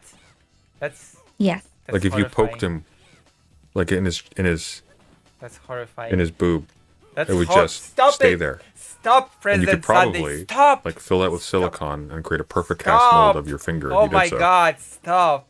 This entire thing, Sounds horrifying. they're pretending Ugh. isn't intended. Why? Why put that That we image caught in my them head? unaware. That, are we filming this? We should be filming Yes, this. Grader. We are? Oh my God, Someone that's on so the YouTube good. Chat. That just Yep. happened. All right, Yep. so Sunday we should start the stream. Can we start the stream? Oh my God, we started the stream. Oh. No, I didn't. Oh, maybe not. Okay. Should I start? Like I was starting until 11:30. You started before 10:30. I know. No, or work out, fastidiously. That's he. I felt like how he doesn't work out, and he eats, cheeseburgers and Diet Coke and stuff, and his brain is rotting in his head. Apparently has a strong constitution. So, and you were just with him. He didn't seem like a man who'd been the subject of 2 assassination attempts. No, but I mean, He seemed, Elon does. Of sound mind and body and strong backbone. Did you? That's what I said in the thing. I have been wondering what he's drinking, by the way. It looks like It looks like Flack Coke. It looks like a stout. So it looks like what I'm drinking right now.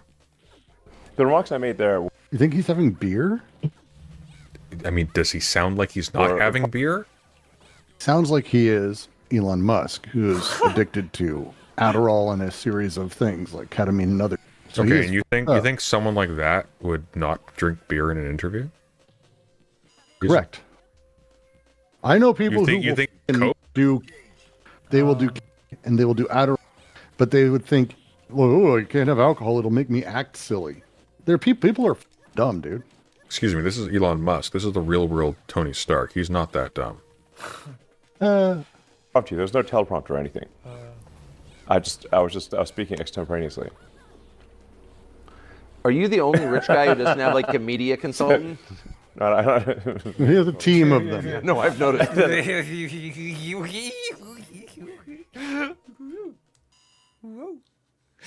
Oh my gosh. Now we're doing serious politics. This is a serious political stream. I'll have you know. No, this is serious politics. That's what I expected. This is what I expect. Obviously. Yeah, it also has his lecture. I mean, no, I just. No, I just thought about what I want to say, and I just spoke off the cuff. No teleprompter, nothing. Good for you. Yeah. Good for you. And that's why he. Did you see his talk where he kind of just rambled and it was nonsensical? Like when he went on stage Jordan with Trump, it Peterson was- became a multimillionaire doing that. I could talk. Just look like a. And Elon lost billions of dollars doing that. No, Elon lost billions of dollars buying Twitter. And everything since. Yeah. Like Yes, right now, I'm just. I remember True. Yeah. being so excited by shopping Look at me! carts. Wow, amazing! Can you believe it? I can talk without a teleprompter. You know, That's the crazy. You know what's weird? Just as But a, if like those little carts with this is that the coin in. richest man in the world. This man could have the power of a god. Okay? And he's humiliating himself in public because he envies the kind of attention that PewDiePie gets. It's like, what the fuck is happening? Oh, that Trump gets, sure, but like, what the? It's the same kind of thing though. Like, Trump was the first Twitter candidate. Like, it's like, what the? No, what the fuck is happening? The DeSantis was the first Twitter candidate. No, he had this whole thing on Twitter. No. The rich overlords have no conception of reality. But like at a weird level. Like this is trash tier garbage bin tabloid fame, but you're the richest man in the world. I mean, I played Deus Ex as a kid. I have a different model of what like the appropriate use of extraordinary wealth is. I just don't get it. Like, this seems embarrassing to me. It is embarrassing. He's still in the world. Rich people aren't that different. They don't have like some unique type of subjectivity or power within capitalism that allows them greater choice. It allows them what they perceive as greater power, but they're actually married to the system far more than anyone else. They have fewer choices. That's why I prefer the Marxist/Deleuzian term of capitalist eunuch. Damn. Because he has to do what capital wants. So my favorite thing is this, where he's now shilling, and he joins the likes of Ted Cruz and others who Trump absolutely made look like a bitch in front of the world. If you never read the tweet, I remember where Trump was like, Elon came and begged, I could have had him get on his knees. He would have done anything for me. He's a spineless, like just the tweet that just fucking rails. And then here's Elon Musk. No, he's a strong man. He's a good man. He's a big, strong man. It's the saddest, pathetic shit that exists. It's amazing. Have you seen the tweet? No, I'm banned off Twitter. This was like from a few years ago. No. It was actually probably on. Can I be honest Trump. with you? To remember. I made a very big mistake marketing myself as a political science channel early on. I fucking hate politics. I like philosophy and literature and science fiction, and this stuff.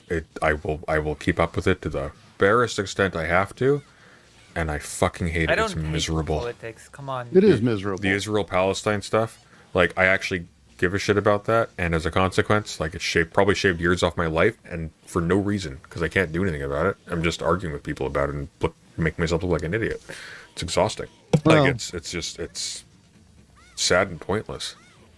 Like, just all of it. It's sad and pointless. And not like ubiquitously in every like for other people. Like, there's a meaning to it, but like here, it's like it would just require a lot of more action in real life. But there are things that we can do. We're not completely hopeless and powerless. Believe it or not.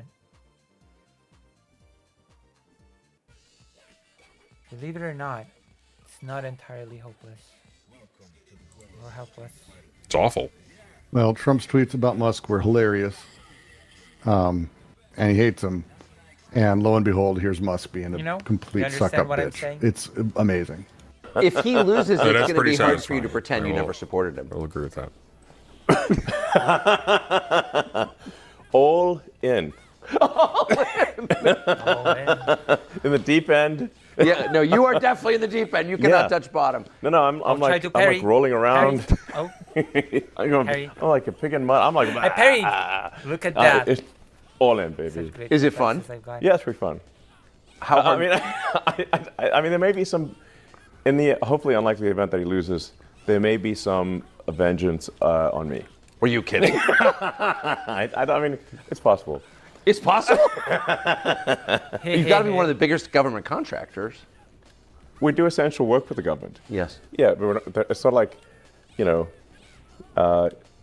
we do useful, essential work. There we go. That we compete for and win contracts on because our product is much better and costs less. That's why we get government contracts. Your product is pretty expensive. I mean, if you take, for example, the NASA contract to transport astronauts to and from the space station. Starlink is pretty expensive.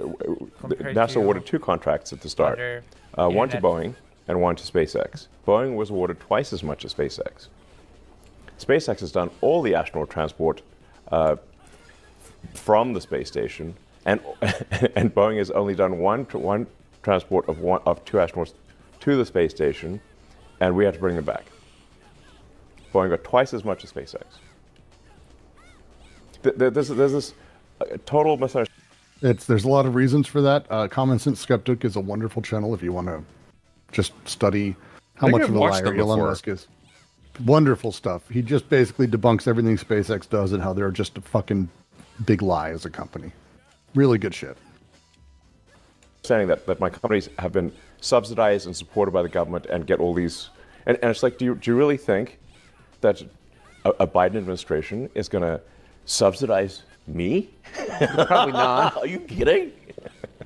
Oh, No, you know what? Actually, I they just take away realized every I know about them because they did the Tate video recently that I actually put into my. Really good Tate video. Yeah, worth going over. Yeah, it's only 2 days Yeah. old. Yeah, his stuff is extremely detailed. By the way, so I'm not Brooks. sure.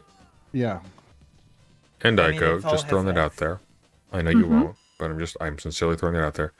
I know you hate FromSoft games, but I'm just saying. I didn't say I hate FromSoft games. If you played when Elden, did this happen? I Do told you you- about like Armored Core and. do you own Elden Ring?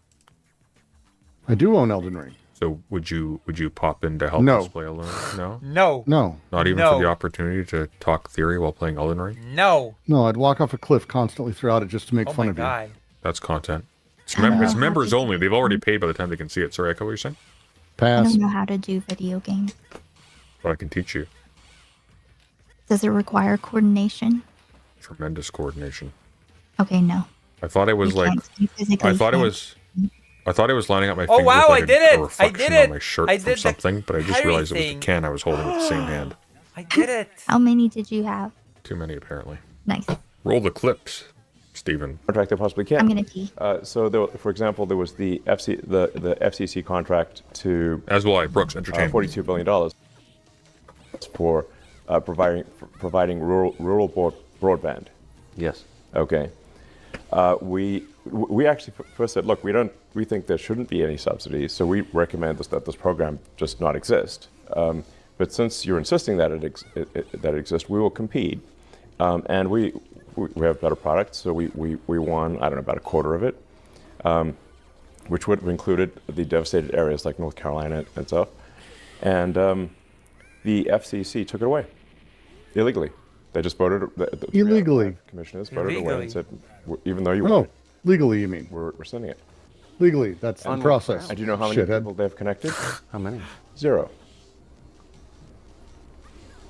So, you think that was political? Just presume he's lying. It doesn't even matter. The 3 Democrats voted against it. The 2 Republicans voted for it. So you tried to get Starlink. You tried to get Starlink Yes. into North Carolina, into Western North Carolina, the areas devastated by the hurricane. We have it is in there, and it is the primary means of communication in the Oh. devastated area. Primary You don't means. seem to like Brooks or You President had Sunday, the conflict glorious with content. Buttigieg. What is your Every problem iPhone has with glorious satellite content? service out there. The fuck? Over this. Well, I raised I said, look, we had delivered. We've been delivering Everybody Starlink has terminals haters. there for a while, and obviously some people Everybody already has had haters. them since they just private individuals had Starlink there already. We delivered really thousands of terminals, and got all the way up to the areas where they wouldn't let us go any further, and then we were like, okay, we're going to send helicopters in, and find people who are stranded and give them Starlink terminals, which I think is a nice thing to do. Yeah. Okay. They wouldn't let us land because there was an FAA notice to M and NOTAM that said in order to land, you have to know who you're going to meet with to land. Now, the problem is we're trying to deliver internet communications. People don't have internet communications. We don't know who they are. There's reasons for this. But then they can't reach us because they don't have communications. Do you see the catch-22 here? Yes, I do. Insane. So it's obviously impossible for people who don't have internet communications to let us know who they are because they don't have the internet. By the way, did you see? And so, did you see Starlink when it launched? Did I see Starlink when it launched? Yeah. No. I did. It was really cool. Why? How? What? A 'Cause rocket is cool? No. After it launched, because here's the thing, like they disperse over time, right? So occasionally you see them like flying overhead. Genuinely shouldn't be legal. I agree. but it looked really cool. Really cool. I saw They degrade and destroy themselves after a certain amount of time, become space debris. I saw They're constantly having to be replaced. I hate it so much. I was walking out from my cul-de-sac at my previous place at night. I was because I walk my partner home from work sometimes. But I just saw like the rocket debris falling down. I was like, oh, have they finally figured out that all they have to do is nuke British Columbia and all the world's troubles will be solved? Oh my gosh. It's really, really cool, like seeing all of them like close together the first time. There's like it's like a crane, like crane lights in the sky. I mean, Starlink is pretty interesting.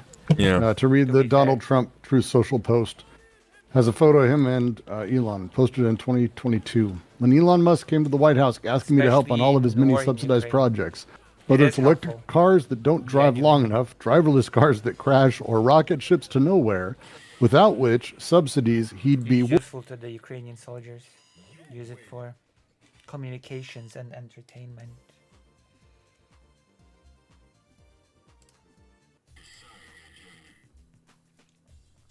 You know what? I'm very, very tired. Shall I continue or should I go to sleep? Vote. Vote with your wallets if I should continue or go to sleep. I feel like we've been streaming for 6 hours. 6 hours of streaming is a lot, don't you think? You should finish this and sleep. Okay. Okay, we'll finish this. Damn. Damn. I'm being bullied. Never expected to be bullied to continue. But alright, I'll continue. I'll continue. I'll finish this. I'll finish it. We demand more Lucy. Listen, if you demand more Lucy, then you should donate. Okay? You should prove your dedication to the cause.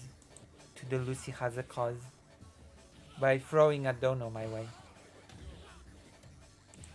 Or something. worthless, telling me how he was a big Trump fan Republican. I could have said, drop to your knees and beg, and he would have done it. That's an actual Trump note about Elon. Imran says, Sunday, you sound like an engineer right now. We had a talk at the University of Victoria once. This evolutionary psychologist came in, and I asked him a critical question. It's like, why are you, I can't remember what the question was, but we ended up going down to the pub afterwards. And he said probably the most insulting thing to me I've ever heard in my life. He said, you sound like a STEM person. This was a fucking evolutionary psychologist. Could have punched him, and I didn't. True, but, you know.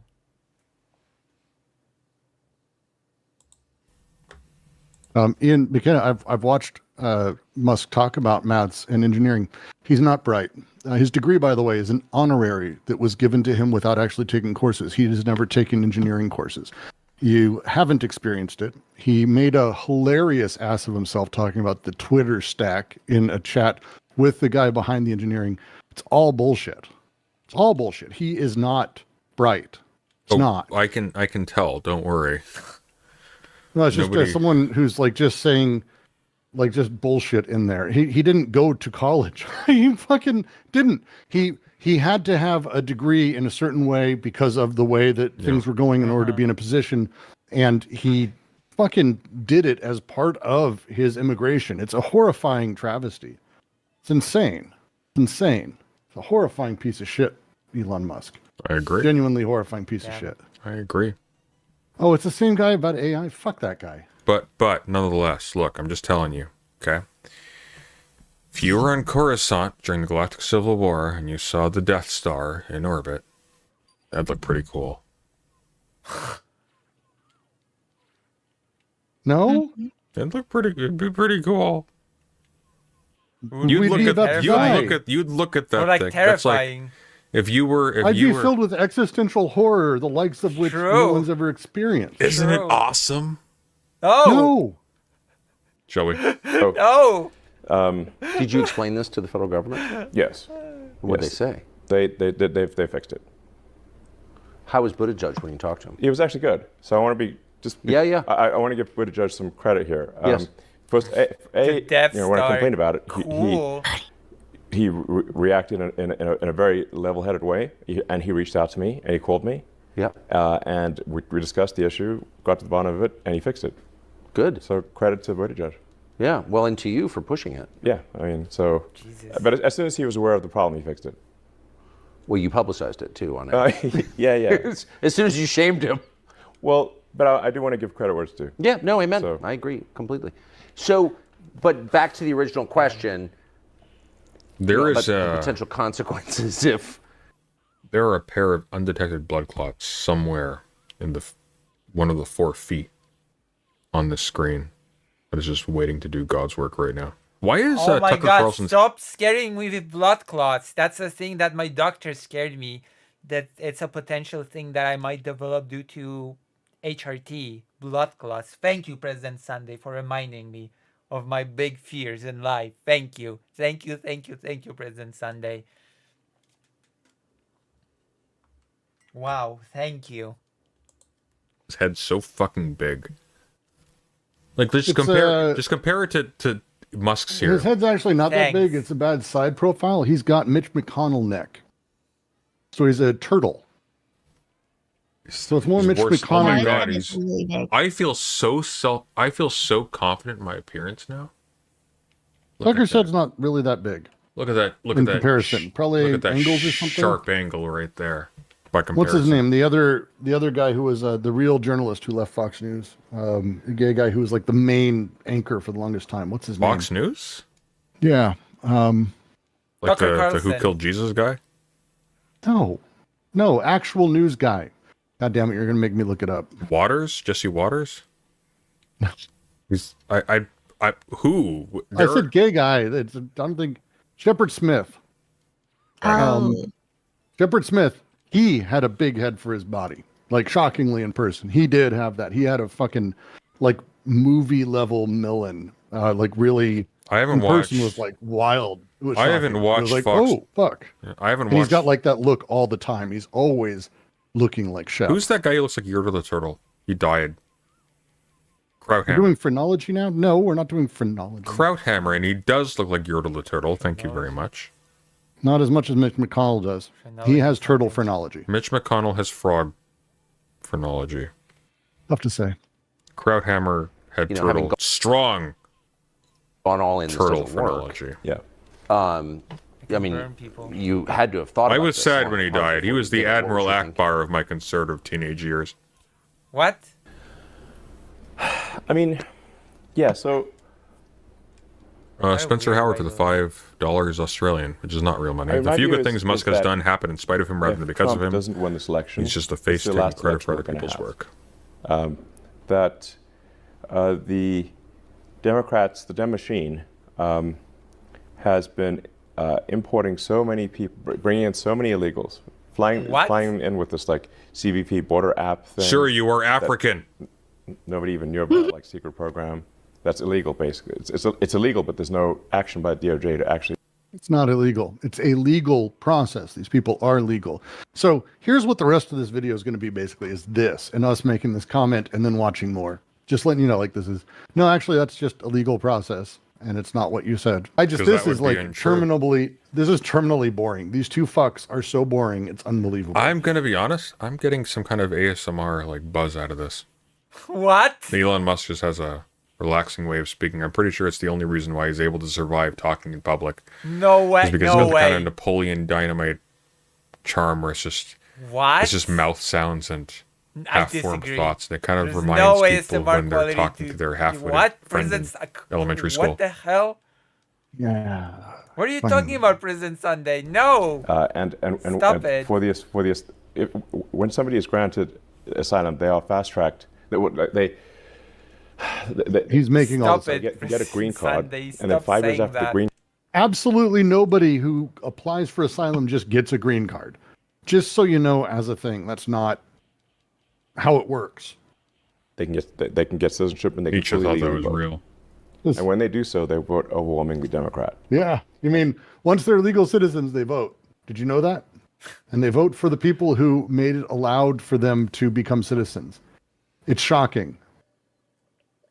And Incredible. sometimes I get this rebuttal of like, well, a lot of them, their social values don't align with sort of the far left sort of woke ideology. Yeah. I said, that's true, but that's not their top priority. Their top priority is getting their friends and family also to the United States. And the Dems also issue all these programs, these sort of handouts, essentially, that make them beholden to the Democratic Party. So they vote Dem. That's what happens. So my prediction is if there's another 4 years of a Dem administration, they will legalize so many illegals that are there that the next election, there won't be any swing states. and we'll be a single party country. Single party rule. Just like California is a single I wish he was right. It's a supermajority Dem state. Sunday, you are beholden to clock time. immigration. You have not read Bergson. California was fairly reliably Republican. Bill Clinton lost California in 92 and won West Virginia. I think the only reason we died there was a 1986 amnesty because we accept it as an inevitability. Thereafter, California tried to.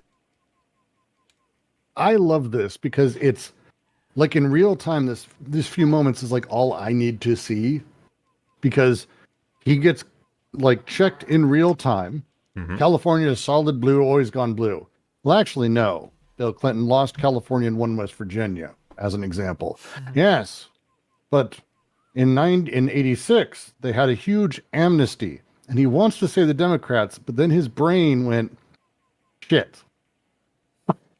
Like that's Reagan. Like you can see him in real time, like trying to make up lies. I love it. Very to swing states. The potential consequences. I love it. You know, I had to rewind. Sorry. Doesn't work. Yeah.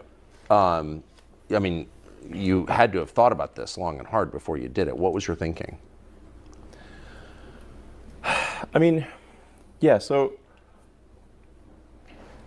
You know what I want to do? I mean, my view is that I want a cut of this interview where it's just the non-speaking parts. Just that. Yeah, I'll do that. That sounds fun. Sounds like a fun thing to can do. you do that? If you do that, Yeah, I'll set up a script. You can do that. if you do that, I will play it on stream, and I will see nothing. I wonder how long it would be. It would be pretty long. I There's a lot of don't think it non-speaking would be parts. very short. I think it'd be at least 2 hours. Doesn't win this election. It's the last At least an election hour. we have. That the Democrats, the Dem machine, The Dem machine. has been importing so many people, bringing in so many illegals, flying in with this like CBP border app thing that nobody even knew about, like secret program. That's illegal, basically. It's been around for 30 years. There's no action by DOJ to actually to stop it from in the happening. world of Elon Musk. They're What's the beer Sunday? This is a 10% facts because I have a death wish. transporting large numbers of illegals to swing states. If you look at the numbers, these are the numbers from the government website. So, like from the Democrat-administered government websites. Like, where do you get this data? From the government website that is run by Democrats. One sec. What's the data? I mean, yeah. So, flying in with this like CBP border app thing that nobody even knew about, like secret program. That's illegal, basically. It's illegal, but there's no action by DOJ to actually to stop it from happening. They're transporting large numbers of illegals to swing states. If you look at the numbers, these are the numbers from the government website. It's not true. Like from the Democrat-administered government websites. Like, where do you get this data? From the government website that is run by Democrats. So it's not accurate. And it's amazing. There are triple-digit increases in illegals to all the swing states, and in some cases, it's like 700% over the last 3 years. 7 billion. Now, these swing state margins are, sometimes 10, 20,000 votes. So what happens if you put, hundreds of thousands of people into each swing state? Who don't vote? And when somebody is granted asylum, they are fast-tracked. They can get a green card, and then 5 years after the green card, they can get citizenship and they can fully legally vote. And when they do so, they vote overwhelmingly Democrat. And sometimes I get this rebuttal of like, well, a lot of them, their social values don't align with sort of the far left sort of woke ideology. I said, that's true, but that's not their top priority. Their top priority is getting their friends and family also to the United States. And I mean, yes, if they want to live there, they issue all want these to take programs, their family with these them. sort Makes perfect of handouts, essentially, that make them beholden to the Democratic Party. Just so not they true. vote down. Just all lies. It's amazing. That's what happens. So my prediction is, if there's another 4 years of a Dem administration, they will legalize so many illegals that are there that the next election there won't be any swing There states. won't be swing states. Incredible. And we'll be a single party country, like in just like North California is a Korea. single party state. Oh. It's a supermajority Dem state in California. Because of immigration. Yes, the California just not. Fairly reliably Republican. Bill Clinton lost California in '92 and won West Virginia. Yes. So there was a 1986 amnesty. Yes. Can't say Reagan. Thereafter, California trended very strongly Dem, and is at this point had nothing to do with that. 65-70% Dem, something like that. It's supermajority Dem. The California legislature is more than 2/3 Democrat. Has it improved the state? No, it's not. And California just passed, which is shocking. It's hard to believe this is even real, but California just passed a law making it illegal to require voter ID in any election at all in California. Oh.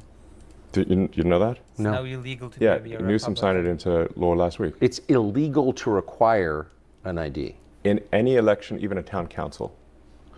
And a friend of mine who lives in Palo Alto was like, is this actually real? And he went to like vote in like some city council election. He tried to show them his ID, and they said, "We're not even allowed to look at your ID." Oh, thank you, Dr. Have they This extended the same? Actually, what's going on right now? Does that mean that I'm By the a way, they're good proud streamer? of it. They're not hiding it. Earlier Should I this year, do Hunting another PD, day which is a stream deeply tomorrow? red, shitty group of people, made it required that you had to show a Listen, state ID it's an in order to entertaining vote. weekend. Yeah. Because technically it wasn't against the law there to do that. This is not a I hope you have I to have an ID entertain. or other forms. It's you had to have specifically a state ID, and really specifically stepped up and went, no, we're done here. We're stopping this, and we're gonna outlaw this thing, because ultimately there's already election laws in California that cover what is allowed. Yeah. It's just you can't require a specific ID. You can have a lot of other things, and because we want people to be able to vote. You want people to be able to vote. You want people to be able to vote. Do we want to give Elon Musk and Tucker Carlson 5 more minutes, or do you just want to call it? I fucking hate this so much. It's hard It's to awful. even tell you. It's legitimately awful. Why are It's they just in, like the worst fucking thing Why ever. are they in a white void? I don't know. And why It's doesn't really Tucker Carlson have question. socks? Dude, I don't even know. But legitimately, 'Cause why it's doesn't he have warm. socks, and why are his pants so tight? Like I'm not the only one who's wondering this, right? Like his pants are really tight, his head's really big, his socks are gone, his feet are really long. And Elon Musk, I'm not going to disagree with you on fucking anything like that at all. This is poorly considered, poorly thought through. The white background and thing is he because has the the kids are legs doing of it. Tucker Carlson. That's it. Has They the did legs this of my because mom. they fucking saw the kids doing it on YouTube, and it's like, Damn. But why the white void?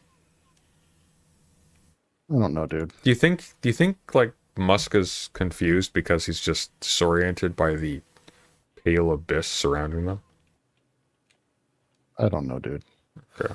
I just hate it a lot. I just hate all of this so very much. Oh, it's over. Okay, listen, I go to sleep now. Okay, it's over. Thank you for coming to the stream. Much love to all of you. This was amazing. Imagine not watching Lucy while you shower. If you're thinking of making any last second donations to, I don't know, farewell me with, then what's your art? Hold on. What art? Did you send me new art? Have you sent me new art?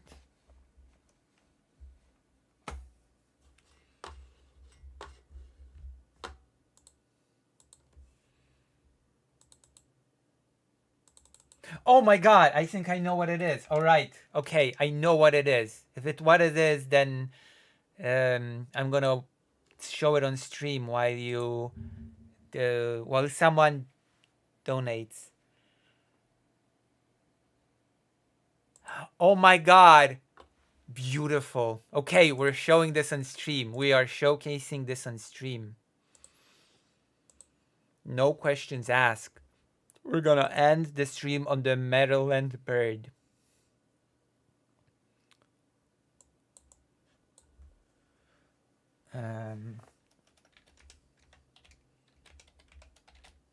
Maryland bird. Perfect.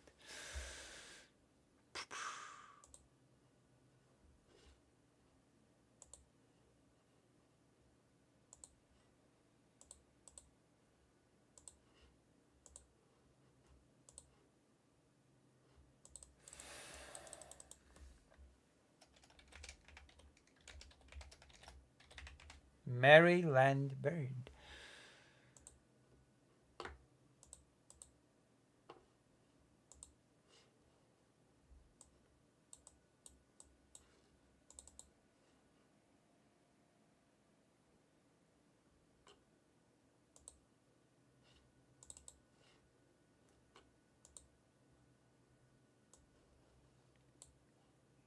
So this is the glorious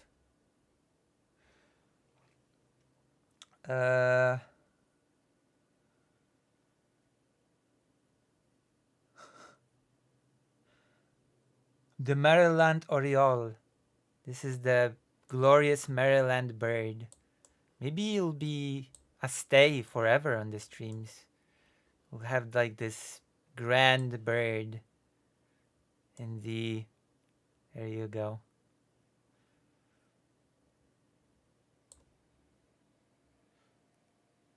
Oriole. Riverboat Jack?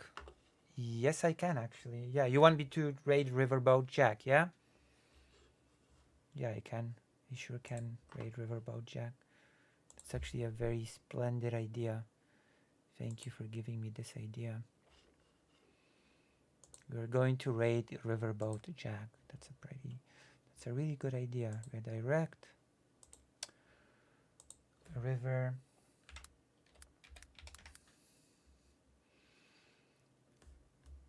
Boat.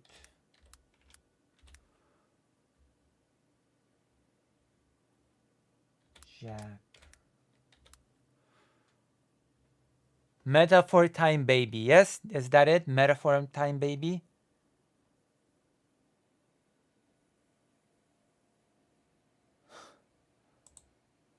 All right, I'm doing this. Metaphor time baby. That's the title, yeah? Okay. So I'm finishing stream. Good night. Send Lucy Old Bay to complete the amplification. True. Send me some Old Bay. I'm gonna see you. I'll see you. I'll see you all later. Bye bye. Send my regards to Riverboat Jack.